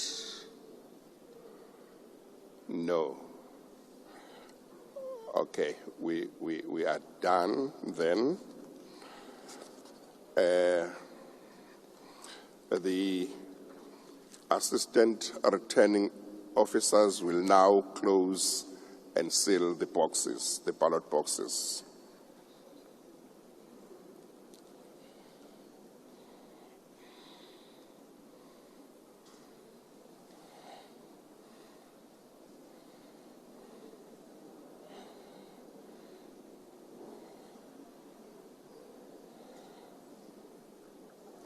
Chief Justice, Yes. can we be explained to the process now? Where are you going with these ballots? I'm sorry? Because it would seem to me a free and fair election with nothing to hide if you count there where we are seeing all of us. But maybe in the intelligence of the Chief Justice, there is something else. We wanted to hear what is the procedure? Why are you closing and all of that? Well, I'll tell you the procedure now. The proceedings are suspended now to enable the returning officer to count the votes and to report to me. The bells will be rung for 5 minutes before resumption of proceedings. Chief Justice? Chief Justice? Can these cameras that are showing us here Chief when we Justice? speak, go Yes. also show the vote counting? I'm speaking, sorry. Sorry, Chief Justice. I'm sorry, 1 second. Just, I'll give you attention just now. Okay, thanks.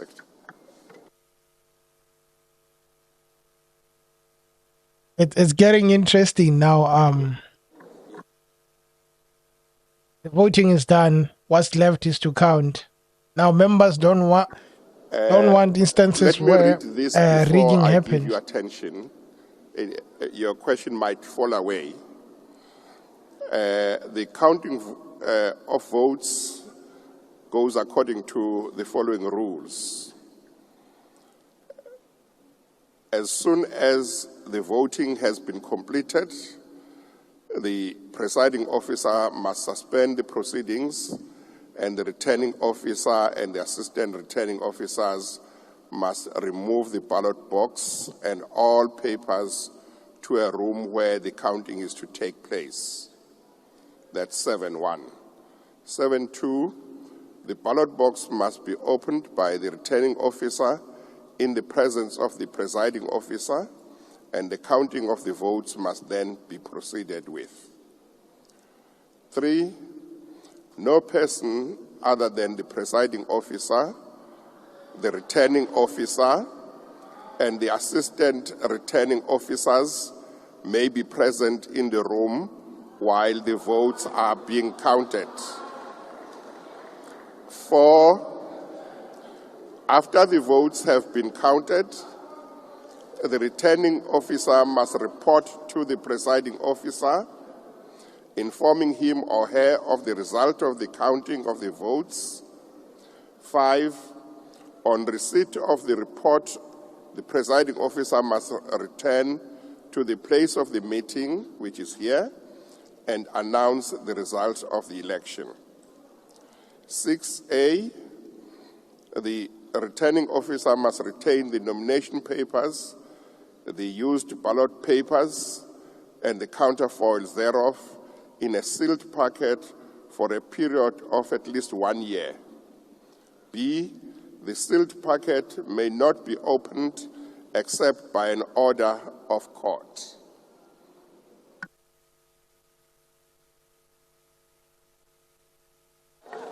Chief Justice. Why would you clap hands for Chief Justice. Yes, I can. transparency? Yeah. Yes. Honorable Member. We want to state the simple and obvious fact that Rule 7.3 can't be constitutional, can't be consistent with the democratic culture of observing the counting of votes.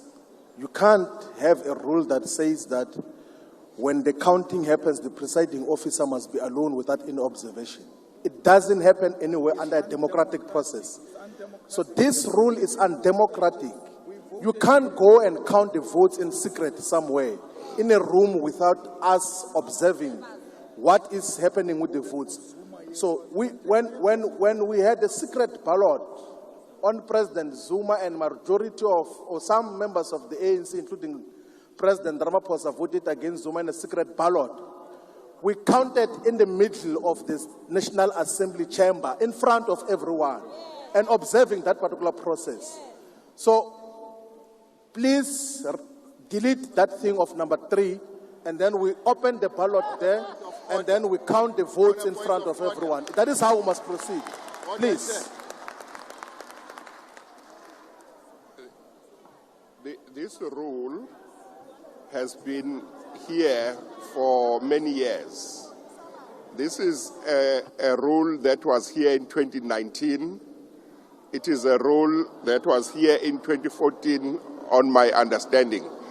This is a rule that had been, one of the rules that had been made by the previous Chief Justice, which has been taken over, which has simply been taken over by me. So the rules as they stand are those rules that applied in 2019 and I believe before, and the only change I made was in the annexures.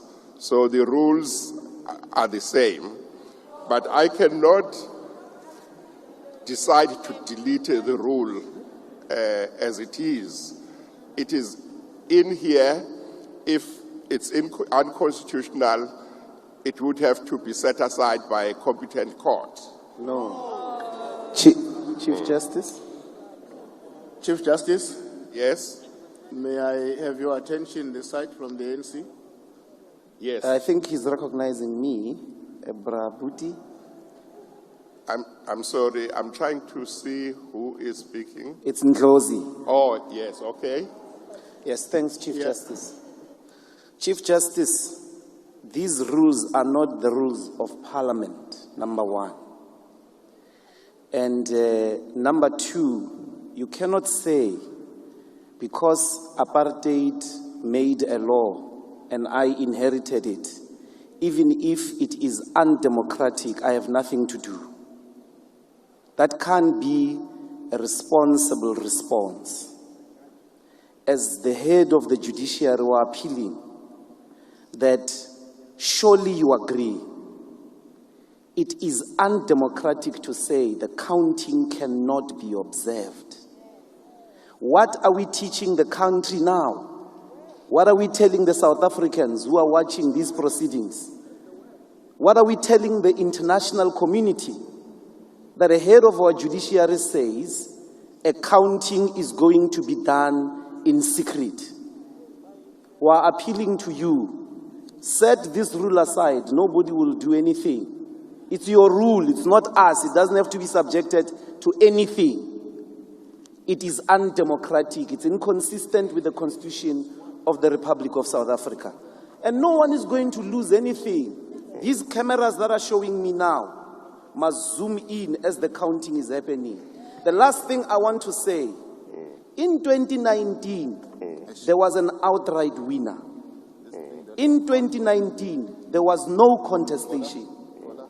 But we have been here when there was a contestation and voting happened in secret, but counting was observed by everyone. And it happened on the floor of the National Assembly. Musi Maimane was contesting, Honorable Musi Maimane was contesting Honorable Gedle Hlekisa Jikijela Mkhonto Zuma. And we counted here. But I'm appealing to you, Deputy, Chief Justice. It's undemocratic to say a counting cannot be observed. Honorable Chief Justice.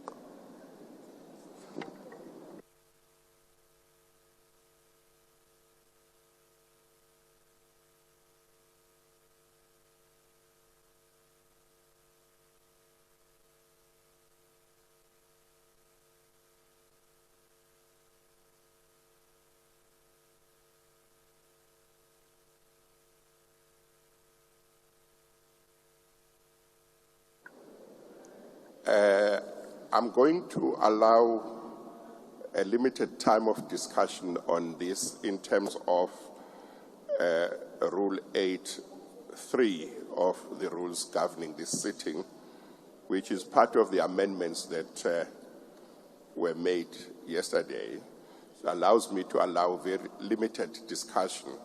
I've heard Mr. Ndlozi, and basically his concern is that the counting should happen here.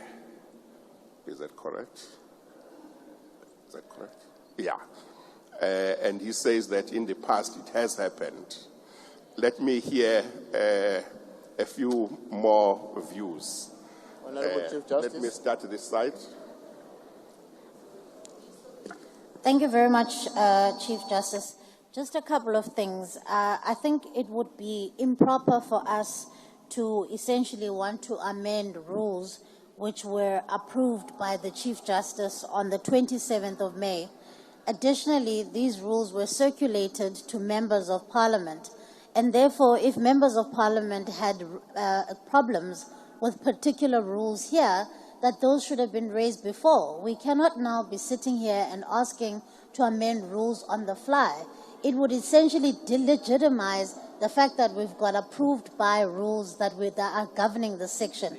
In addition to that, these rules are not just rules that have been created by the Chief Justice. They emanate from the Constitution under Section 9 of Schedule 3 of the Constitution. So I think it would be improper for us to now belatedly say we want to change rules on the floor of the House. Thank you. Thank you. Thank you very much. The floor is yours. Thank you very much. Chief Justice, some of us, you can't see Honorable us, we're Chief behind Justice. the voting booth. Thank you very much, Honorable Chief Justice. I would like to suggest that instead of having the counting taking place here at the plenary, let's rather agree as a sitting that we designate party whips to observe the counting wherever it will be taking place, rather than having it taking place at the plenary of the sitting. I am of the view that that approach would not necessarily cause the amendments of the rules, but it addresses the concern arising from what has been referred to as a past experience, where the counting was observed at the plenary of the National Assembly. That's what we want to propose. Thank you. Yes, thank you. Chief Justice. 1 sec, I'll be with you just now.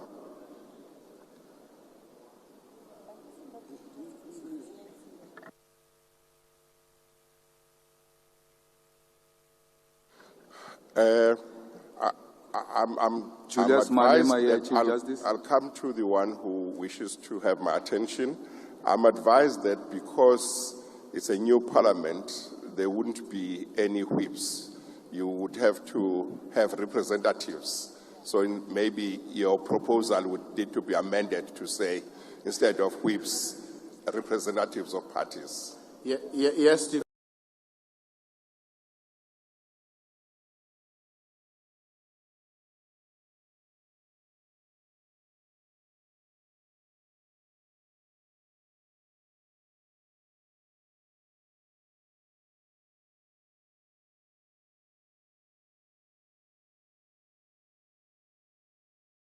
Justice, I would support that. We have each party represented. Thank you. Okay, all right. Chief Justice Julius Malema. Yes, Honorable Malema. Thank you very much, Chief Justice.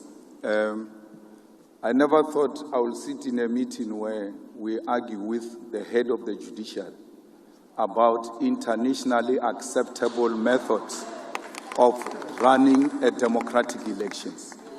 The observation, for you to observe the elections, is a democratic practice which is internationally acceptable.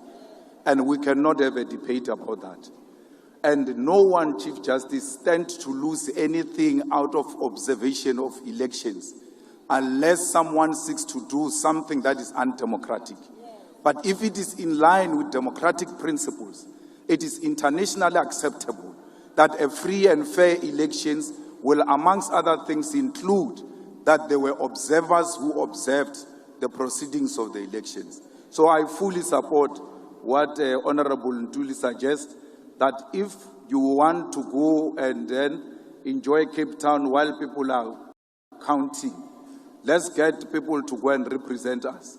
But in the past, and all members who are returning members here know it, in the past we used to count in the middle of the plenary. It's not something strange. And Floyd was an observer in one of those countings that happened here. And Honorable Musi was a candidate of such a contestation. Those people, both of them are here, who were there before. So we support that motion, and anything else that is not democratic that is being suggested by the DA is not supported, is strongly opposed, because it even comes from wrong people. Chief Justice okay, honorable Nabayomzi from the UDM. Honorable members, I know that there are members who still want to say something. Among the rules that were introduced into the rules by way of amendment yesterday, there is Rule 8.3.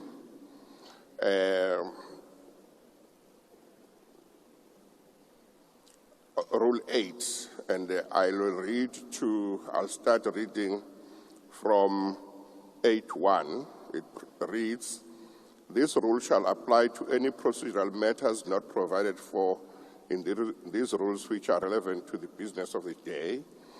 2, a question of procedure may be raised with the presiding officer's leave by a member, or in the event of an election under these rules in the National Council of Provinces, or head of a provincial delegation on behalf of a delegation, and seconded by another member or by a head of another delegation on behalf of such other delegation as the case may be. 3, if he or she considers it necessary or desirable in a particular case, the presiding officer may permit a discussion of the question and may limit participation in and the duration of the discussion in such manner as he thinks fit. A question of procedure posed by a member and seconded by another member in terms of this rule must address a procedural matter in relation to the proceedings to which these rules apply. And the provisions, the amendments, ultimately give the presiding officer, which is me in this case, to deal with the matter as I see fit, which I read to be a qualification of the other rules. Therefore, unless there is an opposition to the suggestion made by the member here, I'm inclined to accept the proposal that there would be representatives of various parties present when the counting happens. So I'm inclined to agree, one representative per party to observe during the counting in the counting room. It looks like everybody accepts that. Thank you. That is the ruling. We've started now. Superior logic will always prevail. Thank you. Well, we've disposed of that issue, so therefore now I had already said I'm suspending the proceedings, so the proceedings are suspended so that the returning officers can go and count. And representatives, one representative per party may attend and observe.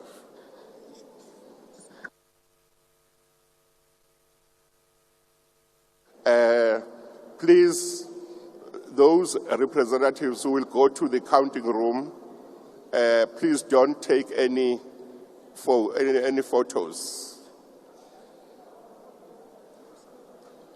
Or if you can... Chief Justice. Don't go in there with cell phones. Don't go in there with cell phones. Okay. Chief Justice, Yes. it's Singh from the IFP. Yes. No, we agree with the ruling and the principle of observing. Can we designate those members here as the returning officers were designated before we proceed to the room? So that we'll have an idea of who's representing which party. Thank you. Or you For the mean each record. party can then say who their representative will be? Is that what you mean? Mr. Singh? Yes, IFP will be represented by myself. Thank Okay. you, Chief Justice. Can each party just announce who? Can each party announce who their representative will be, just so that Justice. only the representatives will be allowed in the room? The space is not big. Chief Justice, the ANC. Yes. Thank you very much. The ANC will be represented by Honorable Pemi Majotina. Secretary, you will be taking the names. Thank you very much. Chief Justice. Yes. The United Democratic Movement will be represented by Ngabayom Zekwangwa. Thank you. That is the UGM. Chief FDA. Justice, Thank you. the African Transformation Movement will be represented by the President of ATM, Vuyo Zungula. Thank you. Thank you. Thank you. Chief Justice. Please raise hands. Yes, DA. I thought we were going to go by descending size of parties, but nonetheless, It's too late. Yes. but nonetheless, the Democratic Alliance will be represented by Honorable Sarupin. Thanks. Chief Justice. What is the name? Oh, you've got it, yeah. Sorry, do you want Chief Justice. If you raise your hand, you enable me to see. Yeah, the economic freedom fighters will be represented by Commissar Natasha Ntlangweni. Thank you very much, Honorable Chief Member. Justice, Yes. the Patriotic Alliance will be represented by Jasmine Peterson, Honorable Jasmine Peterson. Thank you. You got the name? Chief Justice, Yes. the ACDP will be represented by Honorable Steve Swart. Thank you very much. Chief Yes. Justice, Build One South Africa will be represented by Nobuntu Hlazo Webster. Thank you very much. You got the name? Chief Justice, Action SA will be represented by Lerato Ngobeni. Thank you very much. Are we done with all the parties? Chief Justice, Yes. the National Colored Congress will be represented by Sakina Frenchman. Thank you very much. Chief Justice, the Freedom Front Plus will be represented by myself, Dr. Mulder. Thank you. Thank you very much. Chief Justice. Chief Justice. Chief Justice. Yeah, can I see a hand up so it makes things easier? UAT Yes. will be represented by Wanda Mahlatsi. Okay. Chief Justice, Yes, go ahead. Rise Mzansi will be represented by Makashule Ghana. Thank you very much. Have all parties disclosed the identity of their representatives? It looks like they have. Thank you very much. The proceedings are then suspended.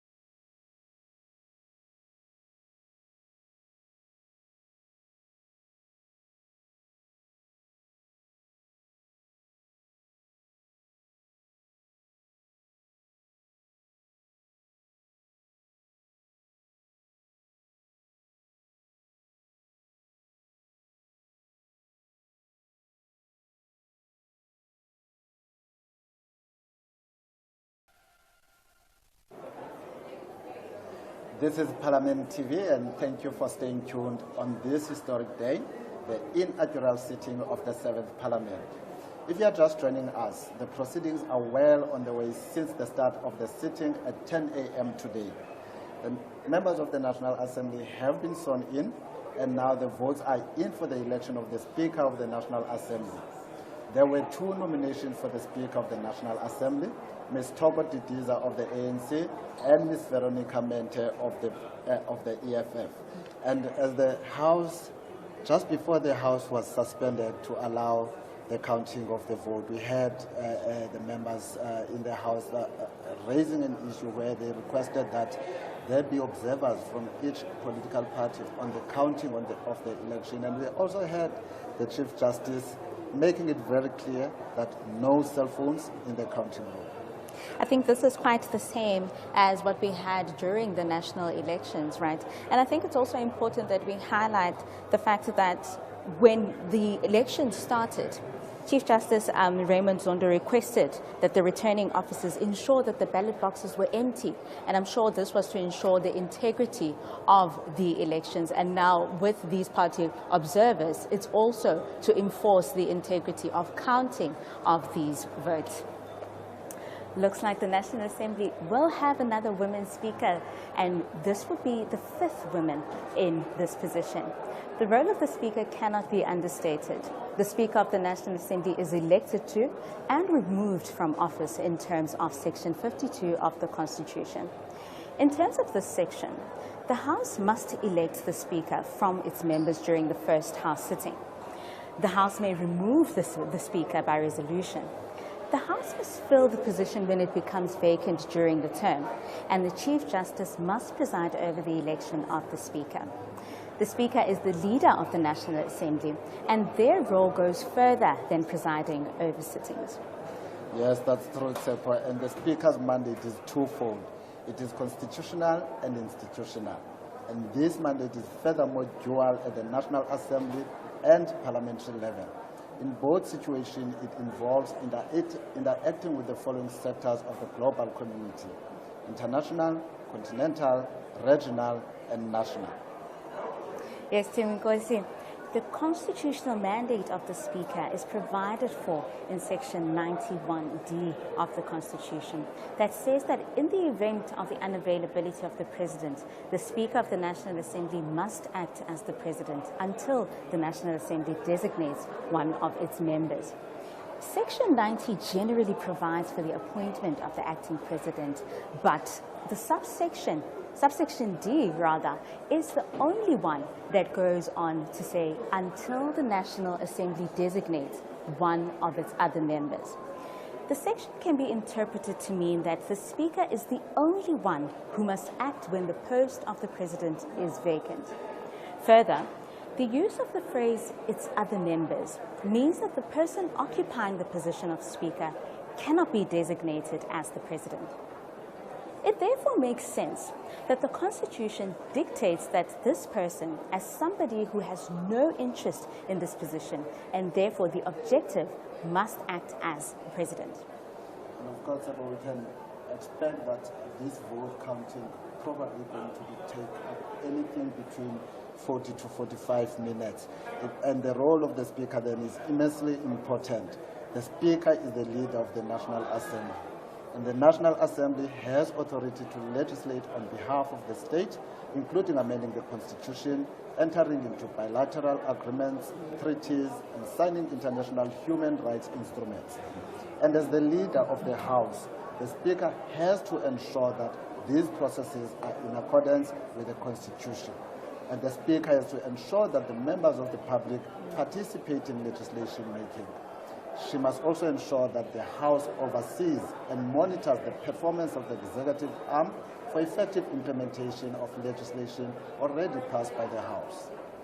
And institutionally, the Speaker, as the leader of the House, is responsible for providing political leadership and strategic direction to the House, exercising impartiality at all times in pursuance of these duties. So the impartiality of the Speaker is one of the prime values of the integrity of the South African Parliament, and it is measured in terms of that. The Speaker therefore has the responsibility of being the custodian of this integrity, preserving parliamentary integrity, the decorum of the members of the House, consequently serving as the executive authority of the House, ensuring the smooth running of the House business and its committees, ensuring the development and management of the House program, impartially presiding over House meetings and maintaining order, and chairs the Strategic Parliamentary Committee. Of course, there's also the joint role the Speaker will have with the Chairperson of the National Council of Provinces, jointly presiding over joint sittings.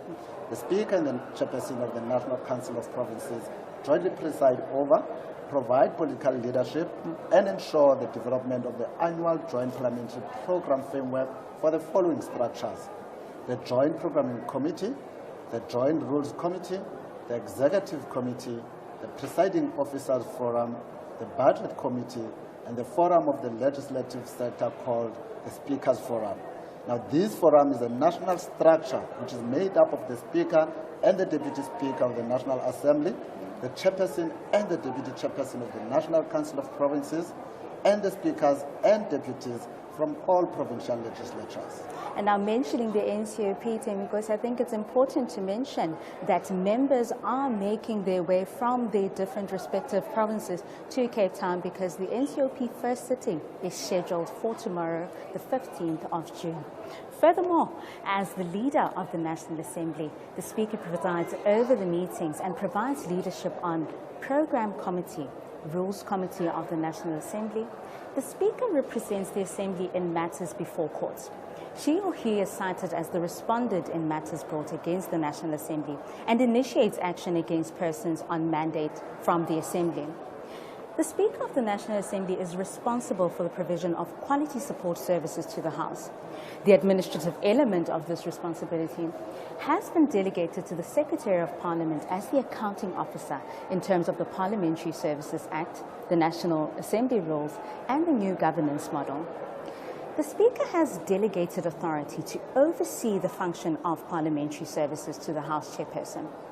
They must ensure that in developing and implementing of applicable policies, the parliamentary services is always in compliance with the laws governing administration, including the Parliamentary Services Act, Labour Law Framework, laws governing public use of finances and parliamentary policies. The Speaker is also responsible for the transformation of the parliamentary service. And when it comes to the international sphere, Parliament is expected to participate in global issues. And the Speaker represents the institution during the signing of international treaties, conventions, and declarations that must locate South Africa within its strategic place within the global village. She or he also hosts international delegations to the South African Parliament. She or he represents Parliament in the multilateral and bilateral relations. As a necessary consequence, the current Speaker is a member of the following bodies: the Pan-African Parliament, known as PAP, International Board for Information and Communication Technology, the Southern African Development Community Parliamentary Forum, the Inter-Parliamentary Union, the Commonwealth Parliamentary Association. These are just some of where the Speaker has to represent the National Assembly. A huge role indeed. This is a hugely important role also, and would have been a point of contestation during the negotiations between parties after the elections. Well, you are still watching Parliament TV, the first sitting of the National Assembly live from the CTICC. The House has been suspended for the count of the votes, which is being done by the table staff and the Chief Justice, and of course with the party observers. Remembering that 2 women have been nominated for Speaker of the National Assembly, namely Ms. Toko Didiza of the ANC and Ms. Veronica Mende of the EFF. With that, please stay tuned. We'll be right back. I'm from the Democratic Alliance. I'm a returning member. I was part of the 6th Parliament, and now we're part of the 7th Parliament. Well, look, being a member of Parliament, it essentially means that it's a selfless service. You are there to ensure that the aspirations of the people out there are realized in Parliament, but also to make sure that you can represent the best interests of the people and make sure that everything and anything that they would want to achieve that they can reach their full potential, enabled by good legislation. As legislators, that we can promote and propose good legislation that will serve as a catalyst for people to reach their full potential. Hello, I am Andisiwe Kumbaxa, and I am from the African National Congress. I'm a new member into the 7th administration of Parliament. Being a member of Parliament is not about me, but it's about what I can do and represent for the people of South Africa. I'm very grateful for the opportunity to represent not only young people, but South Africans across on key policy issues and advocating for those policy issues to ensure that they find expression in our government and that they are implemented and that the value of those policies is felt across South Africa. So I'm very privileged and I'm very grateful for this opportunity, but yet again, it's not about me, but it's about what I am here to do for the people of South Africa. Thank you very much. Welcome back to Parliament TV, live at the CTICC, where it has been declared a parliamentary precinct for the first sitting of the National Assembly. Yes, Tebo, we are at the CTICC and you have just joined us. You can follow us on all our social media platforms at Parliament of RSA, on Twitter, on X, formerly Twitter, on Facebook, on Instagram, and all other social media platforms that are there. We are live, we are at the CTICC, we are bringing you the first sitting of the National Assembly, and Parliament has been suspended just to allow the counting of the votes. We've seen earlier the members voting for one of the two ladies that had been nominated for the position of the Speaker. As you can see, those are some of the visuals from the chamber, and they are counting all these the nominated persons for the Speaker of the National Assembly. And of course, we heard that there will be party representatives in this, party observers rather, in this counting to ensure that the integrity of counting is upheld. And it's so good, Seppo, when you see such young people representing us in the National Parliament. You know, she's a member of the National Assembly, one of the two houses of Parliament. She shared what she would like to bring into the play, because there are so many issues that affect young people nowadays. So when you see young people like the one we just saw earlier, we become hopeful that issues that affect the youth will be raised strongly in the National Assembly. And throughout the day, we've been playing you clips that we had these little interviews with members yesterday where we asked them what it means to be a member to them. Let's take a look at this. I grew up in Johannesburg, Gauteng, but I've been living in Cape Town for the last 10 years. And I'm a new member for the Democratic Alliance, but I've served as John Steenhuisen's Chief of Staff for the past 4.5 years now. I think it's an amazing opportunity to affect change in South Africa. I think that you become an instrument of our democracy. You're elected to represent your constituents and all South Africans who want a better future. And I think it's a very big responsibility to help bring that to light and, enact it for the country. So very great opportunity, a big honor, lots of pressure on my shoulders, but hoping to make South Africa proud. So my name is Patrick Atkinson, and I'm a member of the Democratic Alliance. And this is actually the second time I'm going to be in Parliament. I was in the 5th Parliament, so I sat here between 2014 and 2019. And then during the last term, I was in the Gauteng legislature. So I'm very pleased to be back for the 7th term of Parliament, which I believe will be an historic time. So I feel very privileged to be here. It means that you are able to get into the arena and really make a difference for the people of South Africa. So what I do believe is that we have the possibility in this Parliament to make everyone's lives better over the next 5 years. And I think being a member of Parliament actually gives you that opportunity to do something about it. Rather than talking, we're doing.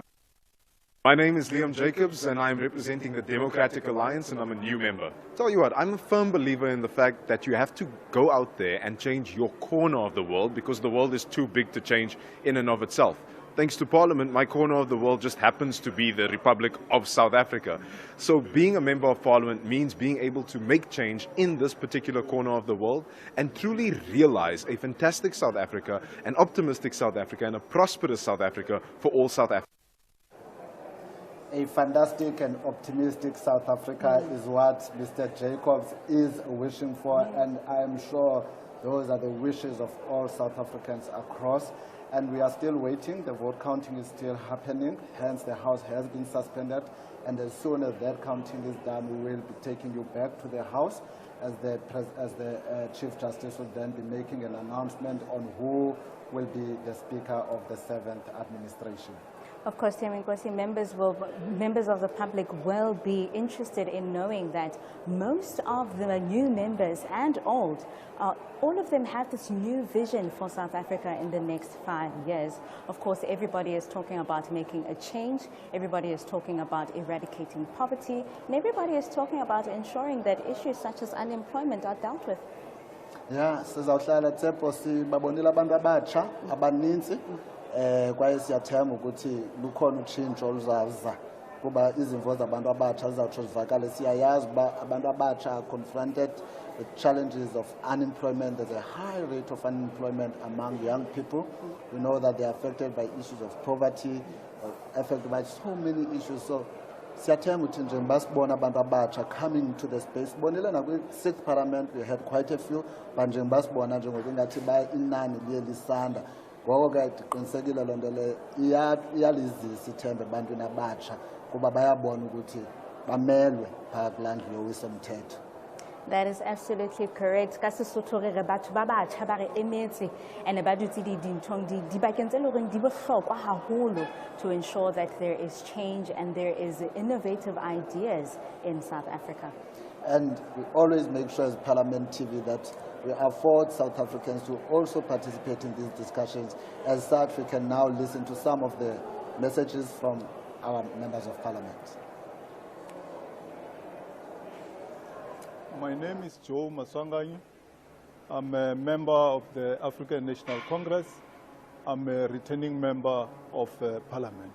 Being a member of Parliament comes with lots of responsibility because the electorate, who are the South African citizens, have bestowed on us the responsibility to take care of their lives, whereby in this Parliament we discuss issues of national interest. Young people have spoken during election time that they need jobs. We have to deliver jobs. They need better education facilities. They walk long distances in some universities where there are no student accommodation. We have to deliver. There is the issue of land. It's a matter that has to be addressed. And many other issues, NHI, poverty, inequality. These are some of the key issues that as a member of Parliament, I have to make sure that they are delivered in this term of office. Igama lam ndinguBabalwa Mathulelwa, ndisuka phaya kwilali yasePholile phantsi koChief uLuphindo eMahlubini eMatatiyela, Eastern Cape. Ndibuya okwesibini ke kule Parliament bendingene ngo-2020. Ndiyabuya ke ngoku okwesibini. Ndisuka kwiqembu le-EFF, Economic Freedom Fighters, ndirepresenta abavoti phansi kwebhena ye-EFF. Silapha ke as a member of Parliament silwela into yoba mawubuye umhlaba ukuze sikwazi ukukhiqiza ke. Bendijongene ke nala committee ye-small business eyona passion nayo ke into ebendisebenza ngayo ukuba imember yeParlament ke kuthetha into yoba xa ulapha uzolwela amalungelo wabantu nokwenzeka kwezinto ezazingenzekanga kwabo bantu ababe previously disadvantaged.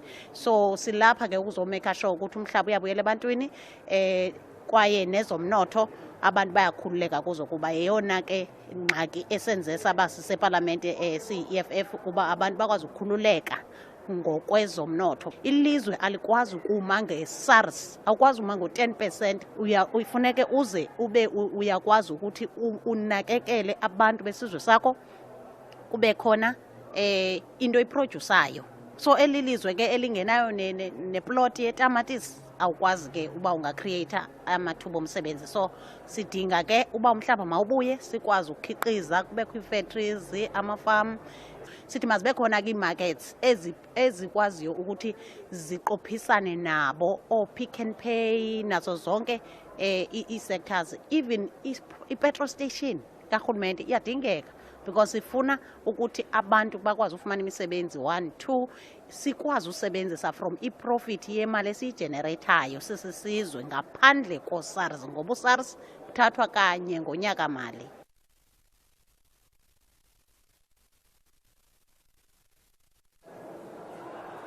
And those are some of the visuals in the chamber, and we are still waiting on the completion of the count of votes for the election of the Speaker of the National Assembly.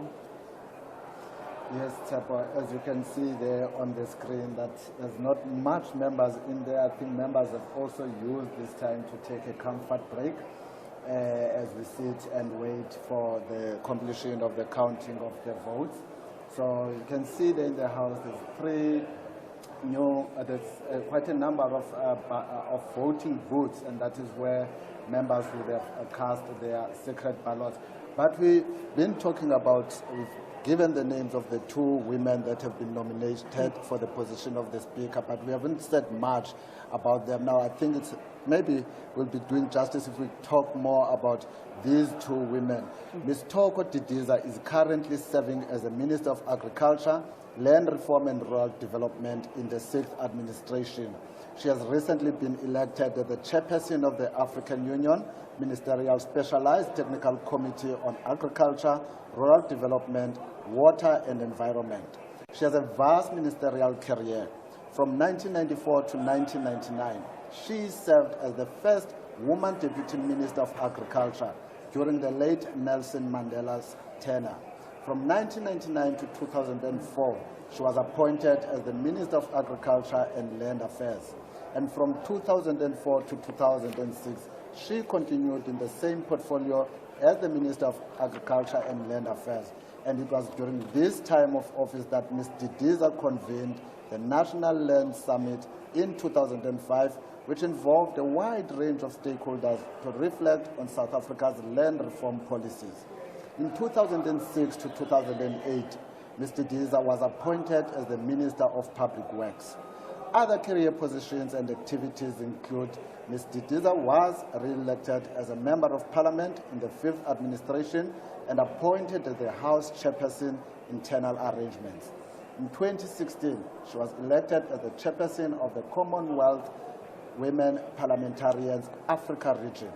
And politically, she has served as a member of the National Executive Committee and the National Working Committee of the African National Congress from 1997 to 2007 and was re-elected in 2012 up to date. So she's a seasoned politician by all accounts.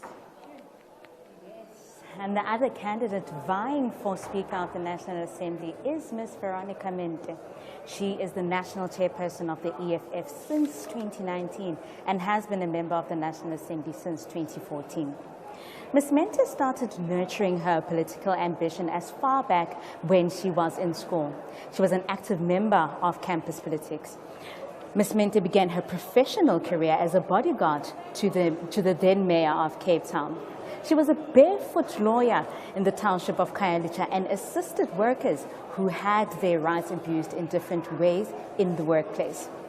Ms. Mente was one of the 15 volunteers who worked with the Advisory Office Labour Community Advice Media and Education Centre in Khayelitsha. With her knowledge, which she acquired informally through her self-learning, she was always able to help workers in her hometown, Khayelitsha. She went on to do a volunteer service for the LMEC, Labour Community Advice Media and Education Centre in Khayelitsha. In 2013, when the EFF was founded, she was part of the first people to join the party. During her term as a Member of Parliament in the 5th and 6th Parliament, Ms. Mente was a member of the following committees: the Standing Committee on Public Accounts, the Standing Committee on the Auditor General. Well, those are the nominees for the position of the Speaker of the National Assembly. We are waiting with bated breath to hear who the first elected presiding officer of the 7th Parliament will be. Stay tuned to Parliament TV as we build up to to this sitting of the National Assembly. And for now, let's look at what is a legislature. Welcome to the Civics Academy Governance Series. In these videos, we explore different aspects of democratic governance and the concept of the separation of powers as one of the key features of democracy. In this video, we look at the legislative branch of government, its responsibility and tasks. Democracies are characterized by the separation of functions and powers between the three branches of government: the legislature, the executive, and the judiciary. Each branch checks the power of the other two so that there is a balance of power between them. The legislature is responsible for passing laws and for holding the executive branch of government accountable. The legislative authority in the national sphere of government is vested in Parliament, which is the supreme legislative power in the country. At provincial level, the legislature is represented by the provincial legislatures, and in the local sphere, by the municipal councils. In this video, we will focus on the national level and outline what Parliament is and what it does, in line with Chapter 4 of our Constitution. The South African Parliament is situated in Cape Town. It is a place where our elected representatives meet and carry out their work. Our Parliament is bicameral. That means that we have two houses of Parliament, known as the National Assembly and the National Council of Provinces. The National Assembly is made up of 400 representatives from different political parties, called Members of Parliament, or MPs.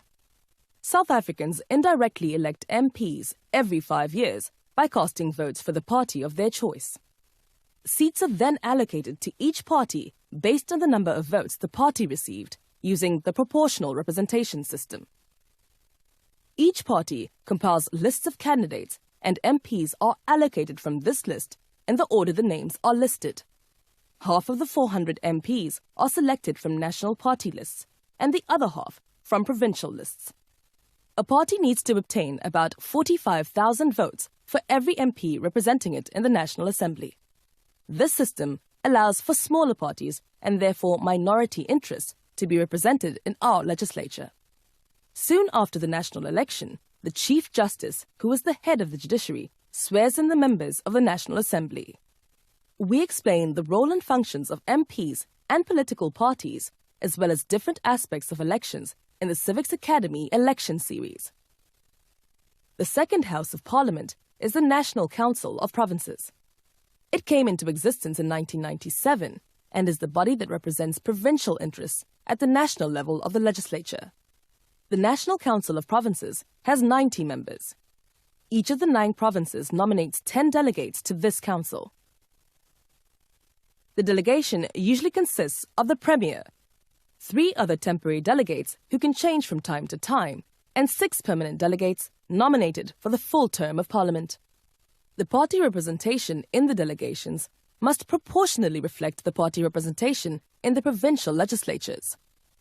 Now that we know what Parliament is, let's talk about what Parliament does.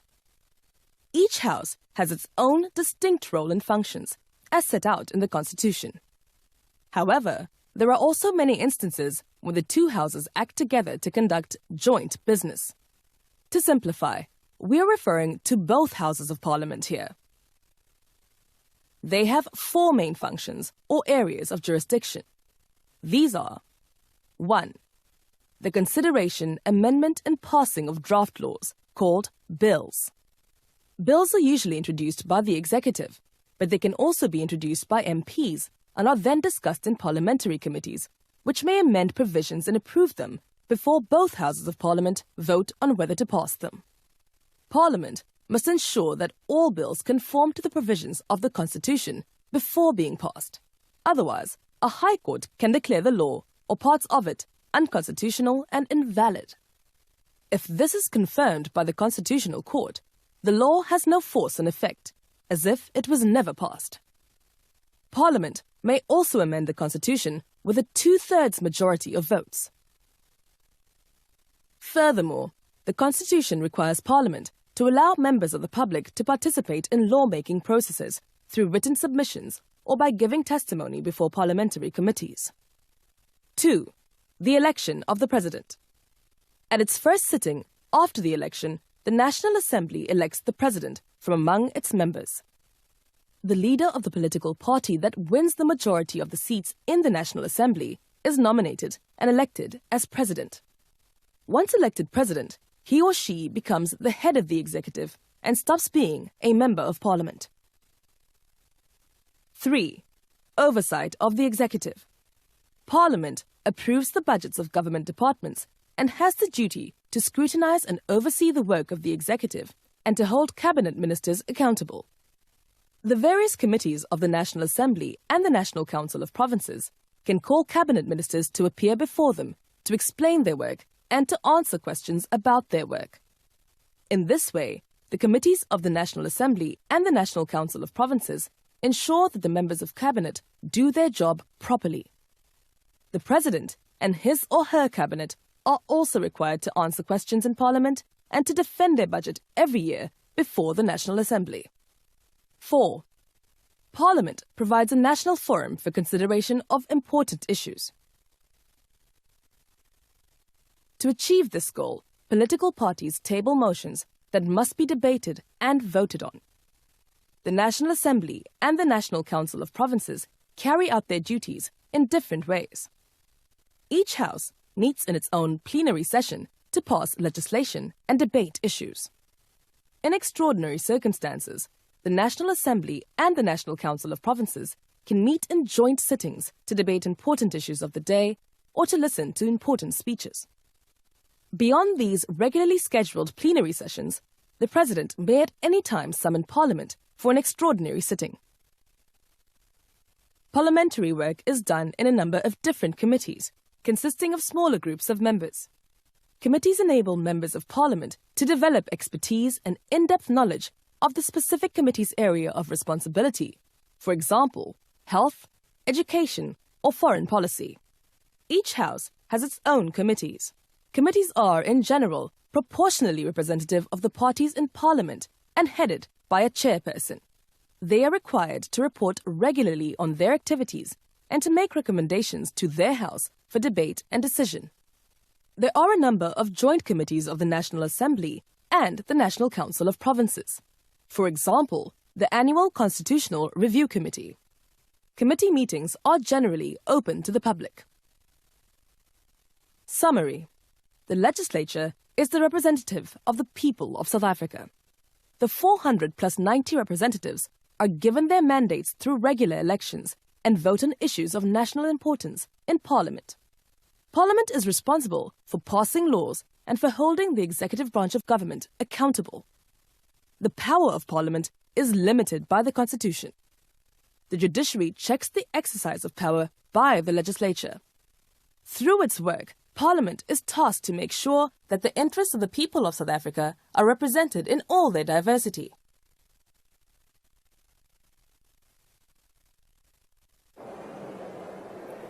And welcome back to Parliament TV live at the CTICC, where this premises has been declared as the parliamentary precinct.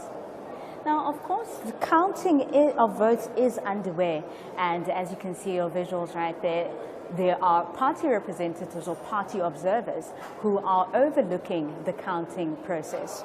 And everyone is waiting for the results, and we hope that that process will be concluded soon. And as soon as that process is concluded, then the presiding, the people that are helping with the counting of the votes, the returning ones and the new ones, will then go to the presiding officer and provide a report of the counting, and it is at that instance then the presiding officer with the Chief Justice will then read the outcome of the election.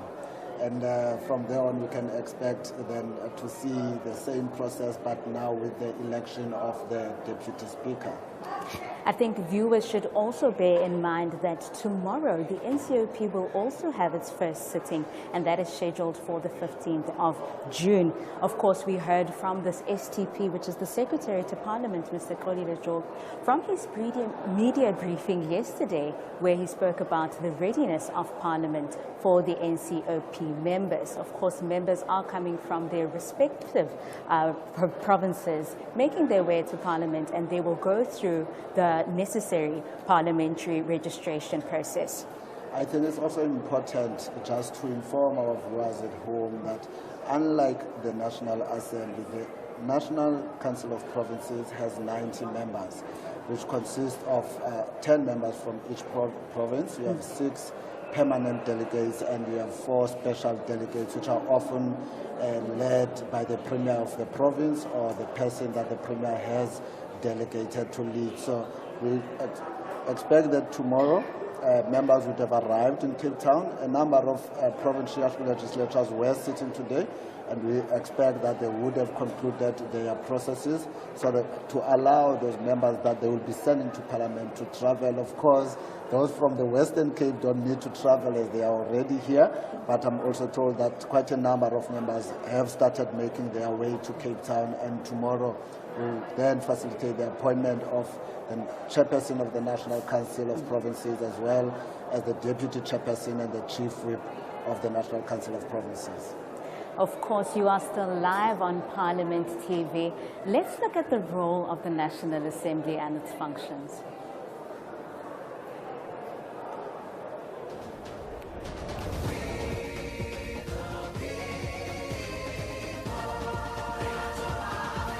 Building our great South African nation together. The Parliament of the Republic of South Africa consists of 2 houses, the National Assembly as well as the National Council of Provinces. These 2 houses exist to uphold the nation's hard-earned democracy. The National Assembly is elected to represent the people and to ensure governance by the people under the Constitution. This is done by overseeing the executive, passing laws, providing a national forum for public debate on important issues, and choosing the country's president from its members. And I accordingly declare the Honorable Cyril Matamela Ramaphosa duly elected President of the Republic of South Africa. The NA consists of 400 members of parliament who are elected through a system called proportional representation. The NA has various office bearers responsible for various functions, the most important being the presiding officers. At the beginning of each administration, one of the NA's very first responsibilities is to elect the presiding officers of the House, this being the Speaker and the Deputy Speaker. They are entrusted to run the affairs of the NA. They oversee meetings and make sure that members of Parliament speak freely but adhere to the rules of the House.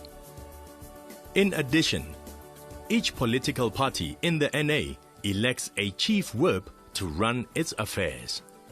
As mentioned, Parliament passes laws. This is done by referring bills to committees for processing and debating those bills. The House can approve, reject, or refer bills back to committees for further discussion. The National Assembly also has a constitutional mandate to carry out oversight on the executive. Oversight is carried out by scrutinizing, monitoring, and overseeing the actions of the government or any other organ of state in respect to the implementation of the laws, the application of the budget, and observance of the Constitution. The National Assembly keeps the executive accountable by approving budgets, asking parliamentary questions, having parliamentary debates about the important issues, and by proposing and voting on motions relating to the work of government. All these efforts to make your future work better.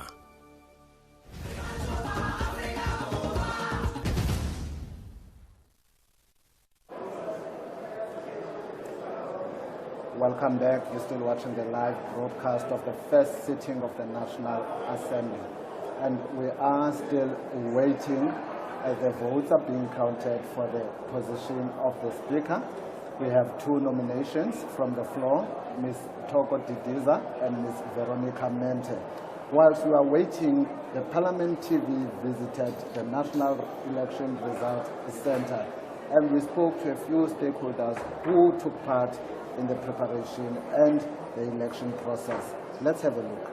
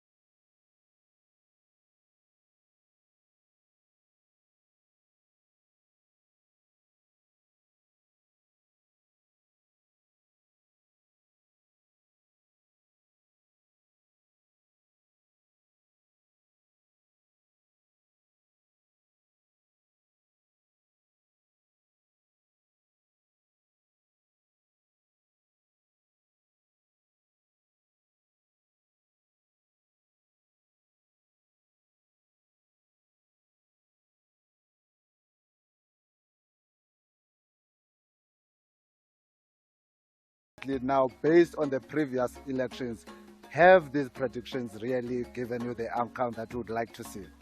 Yes, I don't want to brag, but absolutely. Since we started doing our predictions since 1999, we've always been accurate in our predictions, and we started cooperating with the SABC since 2004, and we also feel comfortable and confident that even in these elections, we're going to be accurate in our predictions. And when does CSIR start with its work?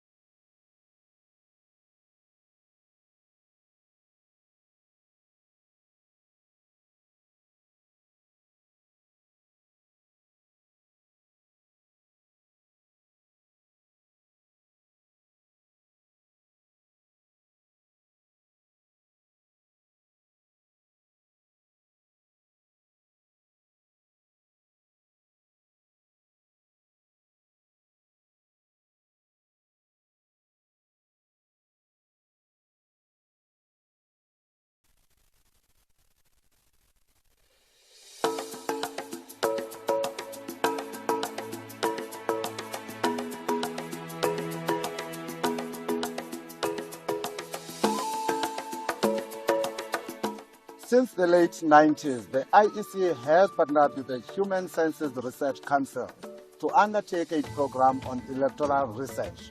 Joining me now is Dr. Stephen Gordon, a senior research specialist for developmental, capable and ethical state at the Human Sciences Research Council. Good afternoon and thank you for talking to us. And thank you for talking about such an important, relevant issue in our fast-changing democracy here in South Africa. If you could just briefly give us an overview of the work of the Council. So the Human Science Research Council has been conducting an election satisfaction survey since 1999, tracking satisfaction with the quality of elections. We must remember that elections are only considered free and fair if the voters themselves share this perspective. So we've been asking voters, do you think the election was free and fair? How can we improve the election experience? What can the Election Commission do to make sure your vote is safe, secret, and secure? Now, if you've just shared some of the intentions for conducting this research, but if you can just briefly take us through some of the methodologies that you use when conducting the election research. So we have data scientists. They select 300 voting stations and send field workers to those voting stations. They conduct an exit poll. So as people exit the voting station after having voted, they're interviewed and asked a number of questions, usually takes about 15 minutes. These voting stations are selected according to their demographics, geographic position, and their socioeconomic makeup. We follow the best international standards in terms of weighting and analyzing this data, and indeed credit must go to the Election Commission for investing in one of the longest, most robust election satisfaction surveys, not just in Africa, but in the world.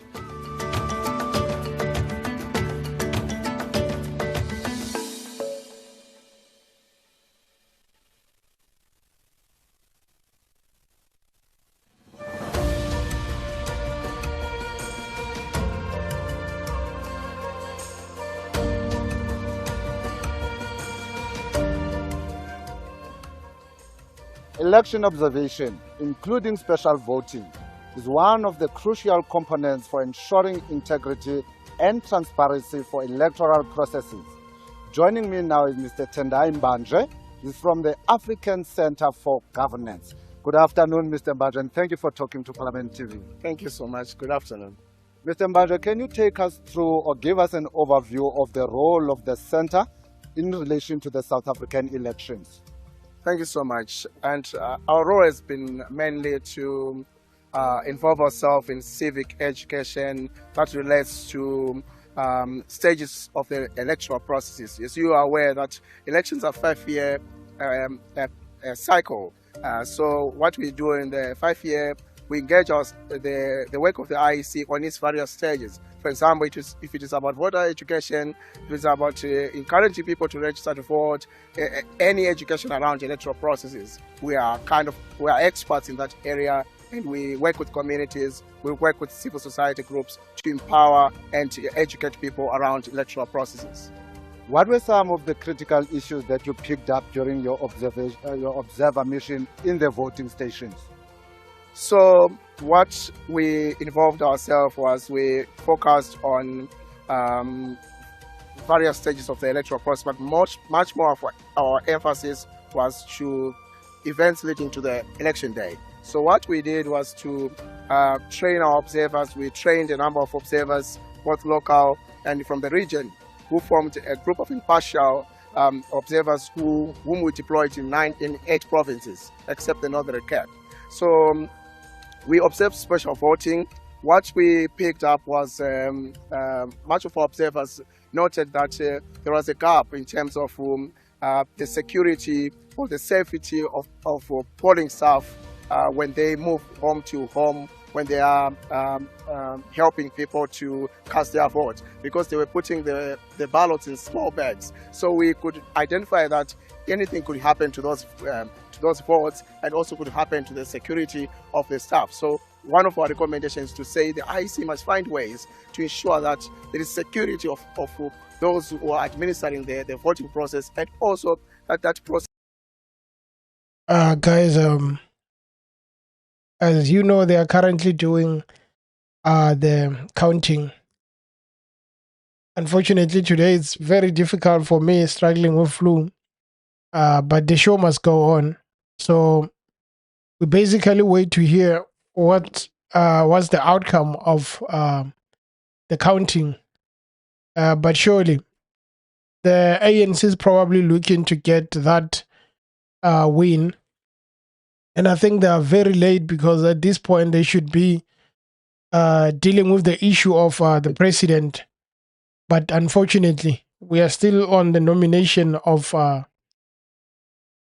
speaker.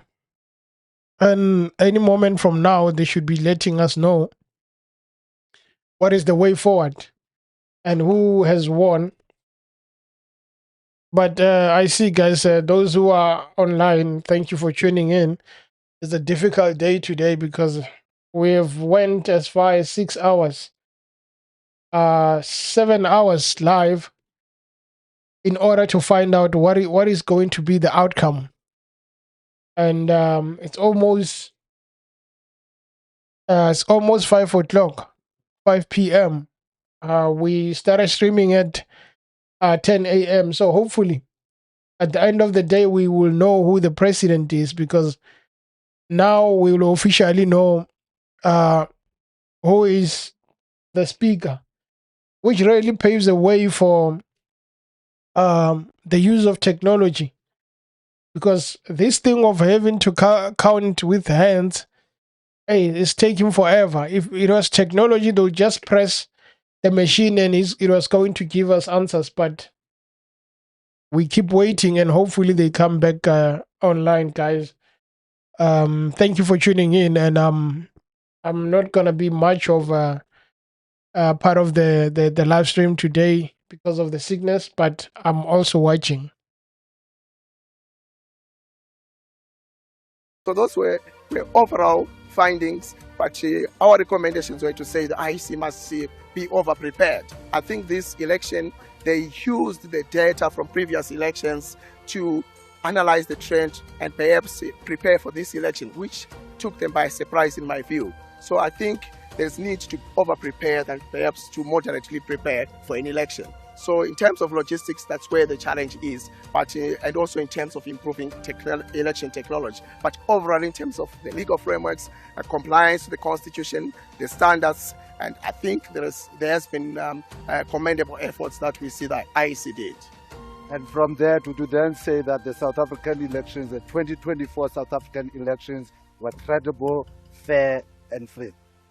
As election observation missions, we don't certify elections to say the election was free and fair, because to determine whether the election was free and fair, it's a very complex issue, but we talk about the credibility in terms of meeting international standards, in terms of the laws, whether the IEC acted in its mandate, the IEC complied with the Constitution, the IEC complied with the Electoral Act. I think the courts of law kind of confirmed that. Even the IEC's in its own motion and to approach the Constitutional Court to ask for the interpretation of certain legal texts, I think that was fundamental and was phenomenal. So I think if you analyze how the IEC acted, we could see that they were operated in the confinements of the law. But when it comes to logistics, this is not legal. I think that there is an over-assessment that the IEC did, to a larger extent, follow those standards. Since you cannot declare whether the elections were free and fair, out of 10, what would you give the IEC? And secondly, where will members of the public be able to get hold of the preliminary report that you have produced? I cannot say for certain out of 10 or where the IEC stands, because the process is still going on. You realize that what we have done, it's a portion. We still have to observe this process and the declaration of results and the post-election document to ensure accountability and foster trust between the electorate and the political parties that form part of the GNU. In addition, the parties have made a commitment to an all-inclusive national dialogue process with parties, civil society, labor, business, and other sectors to discuss critical challenges facing the nation. The national dialogue process will seek to develop a national social compact that enables the country to meet the aspirations of the National Development Plan. The ANC has circulated the Statement of Intent document and is giving parties the space to engage with the Statement of Intent. The ANC will sign the agreement with every political party that agrees to form the government of national unity. We have started signing with the Democratic Alliance. The government of national unity is on track. The ANC has now successfully formed governments in the 6 provinces that we have won, and formed government of provincial unity in Gauteng province and KwaZulu-Natal. In Gauteng, the Premier and the Speaker from the ANC have been elected unopposed. We wish to congratulate Comrade Panyaza Lesufi, the incoming Premier, and Comrade Murakani Musupie. In KwaZulu-Natal, Comrade Nontobeko Boyce has been elected. We will cooperate in that government as led by the IFP with the election of the Premier today in KwaZulu-Natal legislature.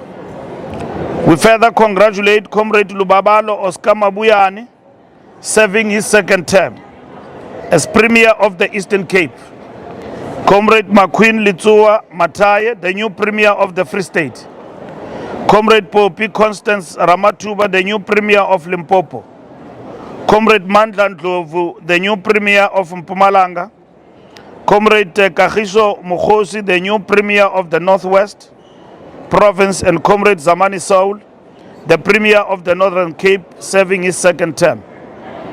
We wish to also bring to your attention that the ANC have appointed in the National Parliament Mtumiseni Ntuli as the new Chief Whip of the African National Congress.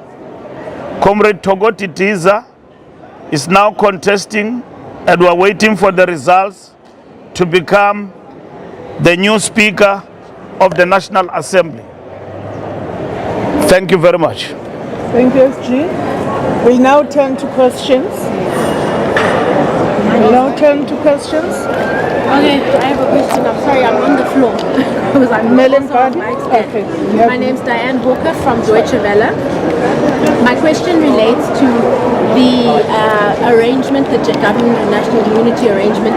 It looks like the ANC has gotten into bed, as it were, with a number of parties who were quite strongly campaigning against the ANC. The DA saying that the country needs to be saved from the ANC, and also on the campaign trail, essentially painting the ANC as quite a bad guy. How does the ANC and the DA and other parties, how do they move forward from that point after so many comments of that nature? National unity is not a melting pot. It's a desire and a strategic point of prioritizing the country across ideological political divide. It does not mean that political parties cease to say the things they said. Should we get into the government of national unity, and there are issues that we need to be held accountable about. If you look at the legislatures emphasizes the principle of accountability, which we embrace as the ANC. Now that the cooperation will be broadened to other political parties, will even deepen accountability within the legislatures. That is most welcome by the ANC. When we're governing and governing alone, we were actually accused of fudging most of the things and not being open to accountability. Now what it means is that our ministers will be held accountable through government and the legislatures to do better for South Africans. The ANC have always embraced the principle of transparency. We're going into this government of national unity, and in this framework and in its foundational principles in the beginning, without fears. Because at the end of the day, if you fear to be transparent, to be accountable, you wouldn't embrace accountability. We're deepening democracy, and we are ready to get into the government of national unity with everyone who wants to work for the good of the South African people and serve the people of South Africa. Usiphamandla Caucus from ENCA, who else will be signing? Please give us the names of the political parties. How are you going to share this power? Who is getting what in terms of executive positions and the legislature? Surely you have a draft that you are working on right now. No, the draft does not speak about positions because that becomes transactional. The draft talks about the foundational principles of what we want to achieve within the government of national unity.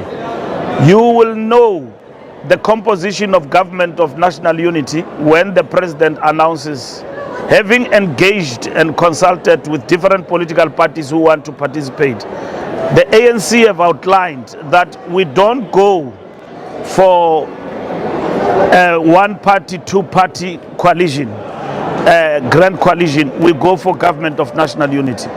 Parties have embraced that, and we are engaging beyond this sitting in relation to what needs to be done after the inauguration, when the president is inaugurated, and how are we going to constitute the government of national unity. We are going, our work doesn't stop. We will be working with the strategic framework of the government of national unity. We've got a statement of intent that we have distributed to political parties to make comment. Things are fluid, they work out very fast. The Chief Justice said today, we thought we will meet on the 19th, so there's no time to waste time. So we need to move forward. We need stability, we need to bring assurances to the masses of our people, first and foremost South Africans who have voted, including those who have not voted, that the country is in safe hands and we are moving forward. And today is a remarkable step in the aftermath of the 29th of May, that we've started electing the Speaker and we've sworn in the MPs. We're in full swing. In no time we'll leave tonight with the President being elected and the Deputy Speaker. So when the President engages and talks to political parties, and when we finalize our strategic framework, we will talk about the issues that we need to talk about with other political parties that they will want them to be addressed within the framework of the government of national unity. We have signed with the Democratic Alliance already in terms of the way forward, and that is what is important. So we will sign also with other political parties. Remember,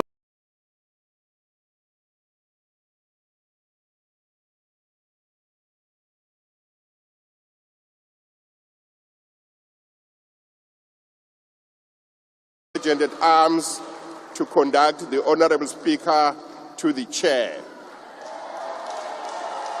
My bad, guys. We were listening to Fikile Mbalula, but the results are in. We didn't catch it.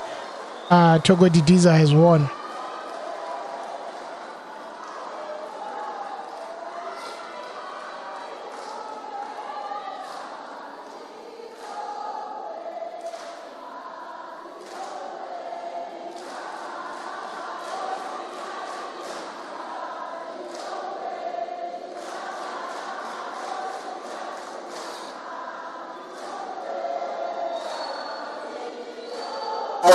DA will enter the song.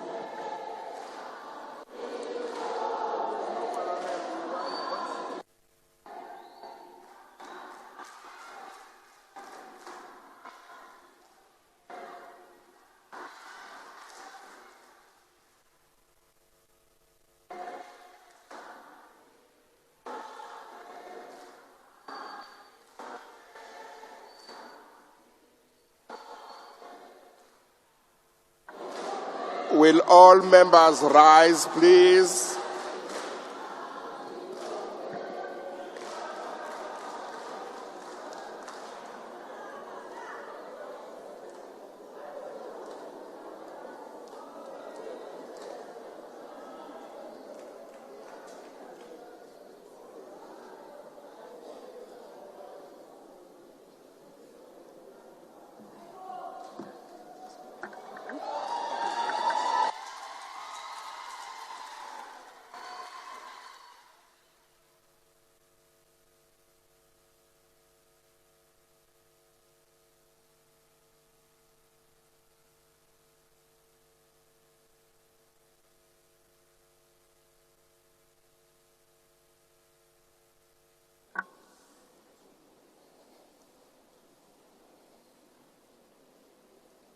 Thank you very much. You may be seated.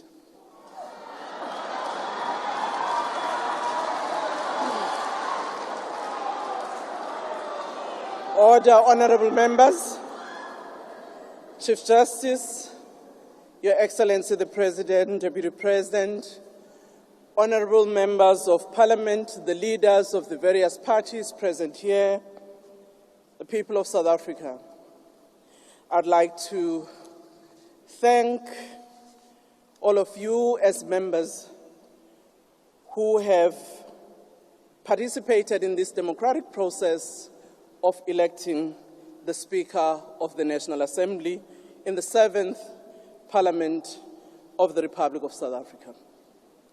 I'd like to thank my organization, the African National Congress, for having nominated me to represent them as the movement, but also the people of South Africa, supported by the parties that have voted me. But I also know that the other party that might have nominated a candidate duly supports this nomination. But as a country and as a democratic state, we have an opportunity to express our views, representing our constituency, and that's why we have to elect and participate in such a process, where then the one who is elected take the responsibility, but it does not mean that those who might have voted differently are not supportive of the work of the institution.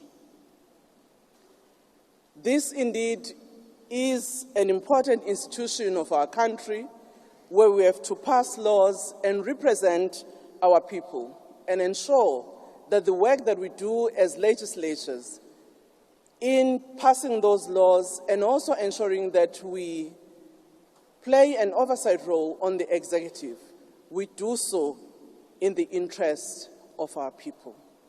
The role of the Speaker is that of ensuring that we conduct the debates in this Parliament within the rules in a manner that is fair. And I commit that I will, working with the team in the Speaker's office, together with the House Chairperson that will be duly elected, do exactly that. I also commit that I would work with all the parties, led by their whips and their representatives, to make sure that we conduct the business of this Parliament in a manner that indeed reflects the will of the people of South Africa. Thank you very much for this honor. We now continue with the business of the day.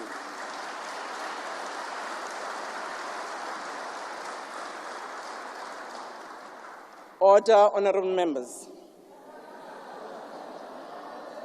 The House will proceed with the election of a Deputy Speaker in terms of the procedure set out in Part A of Schedule 3 of the Constitution and in accordance with rules of Chief Justice of the Republic of South Africa. Members are reminded that there will be no debate and that each nomination must be submitted on the prescribed form and duly seconded. There will now be an opportunity for nomination of candidates for the election as Deputy Speaker of the National Assembly. Speaker. Honorable Member Shibambo. No, thank you very much, Speaker, and best wishes on your election as a Speaker of the National Assembly. So, I stand myself as Nico Floyd Shibambo to nominate Honorable Vuyeletu Zungula as the Deputy Speaker of the National Assembly.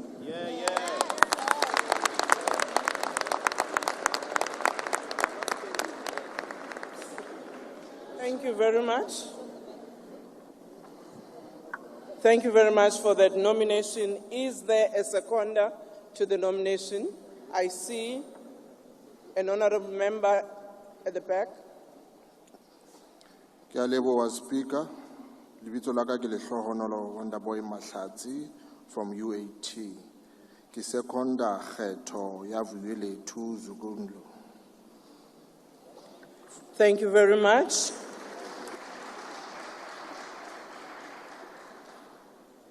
May I ask whether the nominee accepts the nomination. Thank you, Speaker. Dinga uvuyo lwethu uZungula, uDosini, uNoyila, uMqorhana. Into ngathi inkosi emntwini kuba inkosi ngokwayo. Ndiyasamkela isiphakamiso. Thank you. Thank you very much. Can the returning officer indicate to me whether the form has been handed over? The nomination form of Honorable Zungula.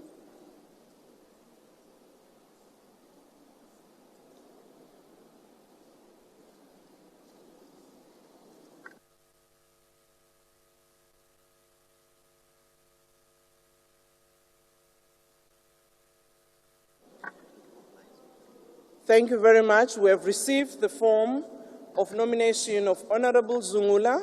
It has been signed accordingly by both the one who nominates and the seconder, as well as the nominee himself. I would like to confirm with Honorable Zungula whether the signature on the form is the one that he acknowledged it's his. Yes, it is. Thank you very much, Honorable Zungula. Are there any nominations? Honorable Kwarue? Thank you very much, Speaker. And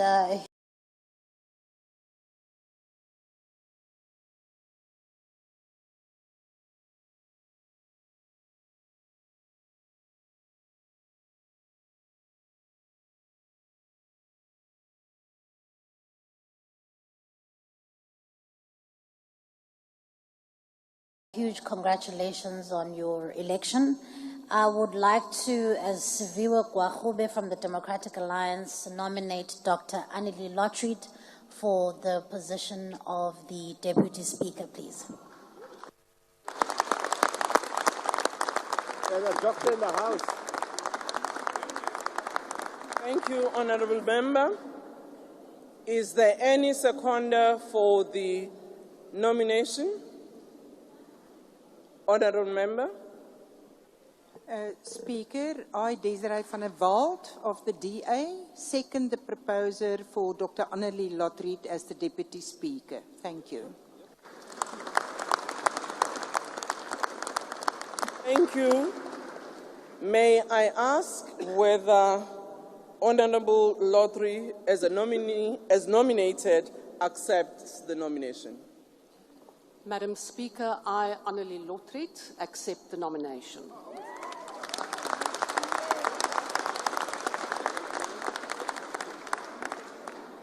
May I check with the returning officer whether the form has been received?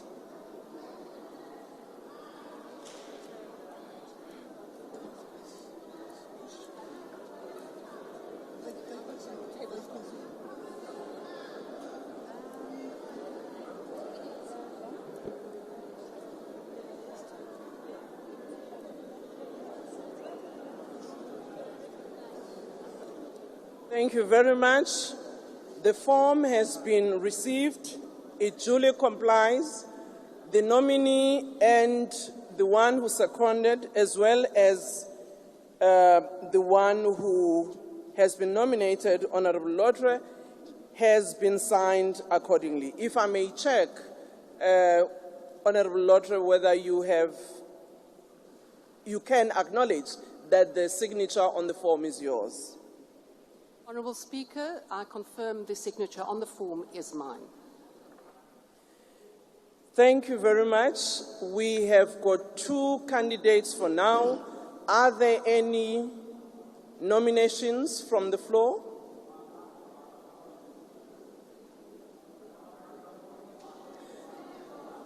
There are no nominations. I don't see any hand. Thank you very much. Given that we have 2 candidates,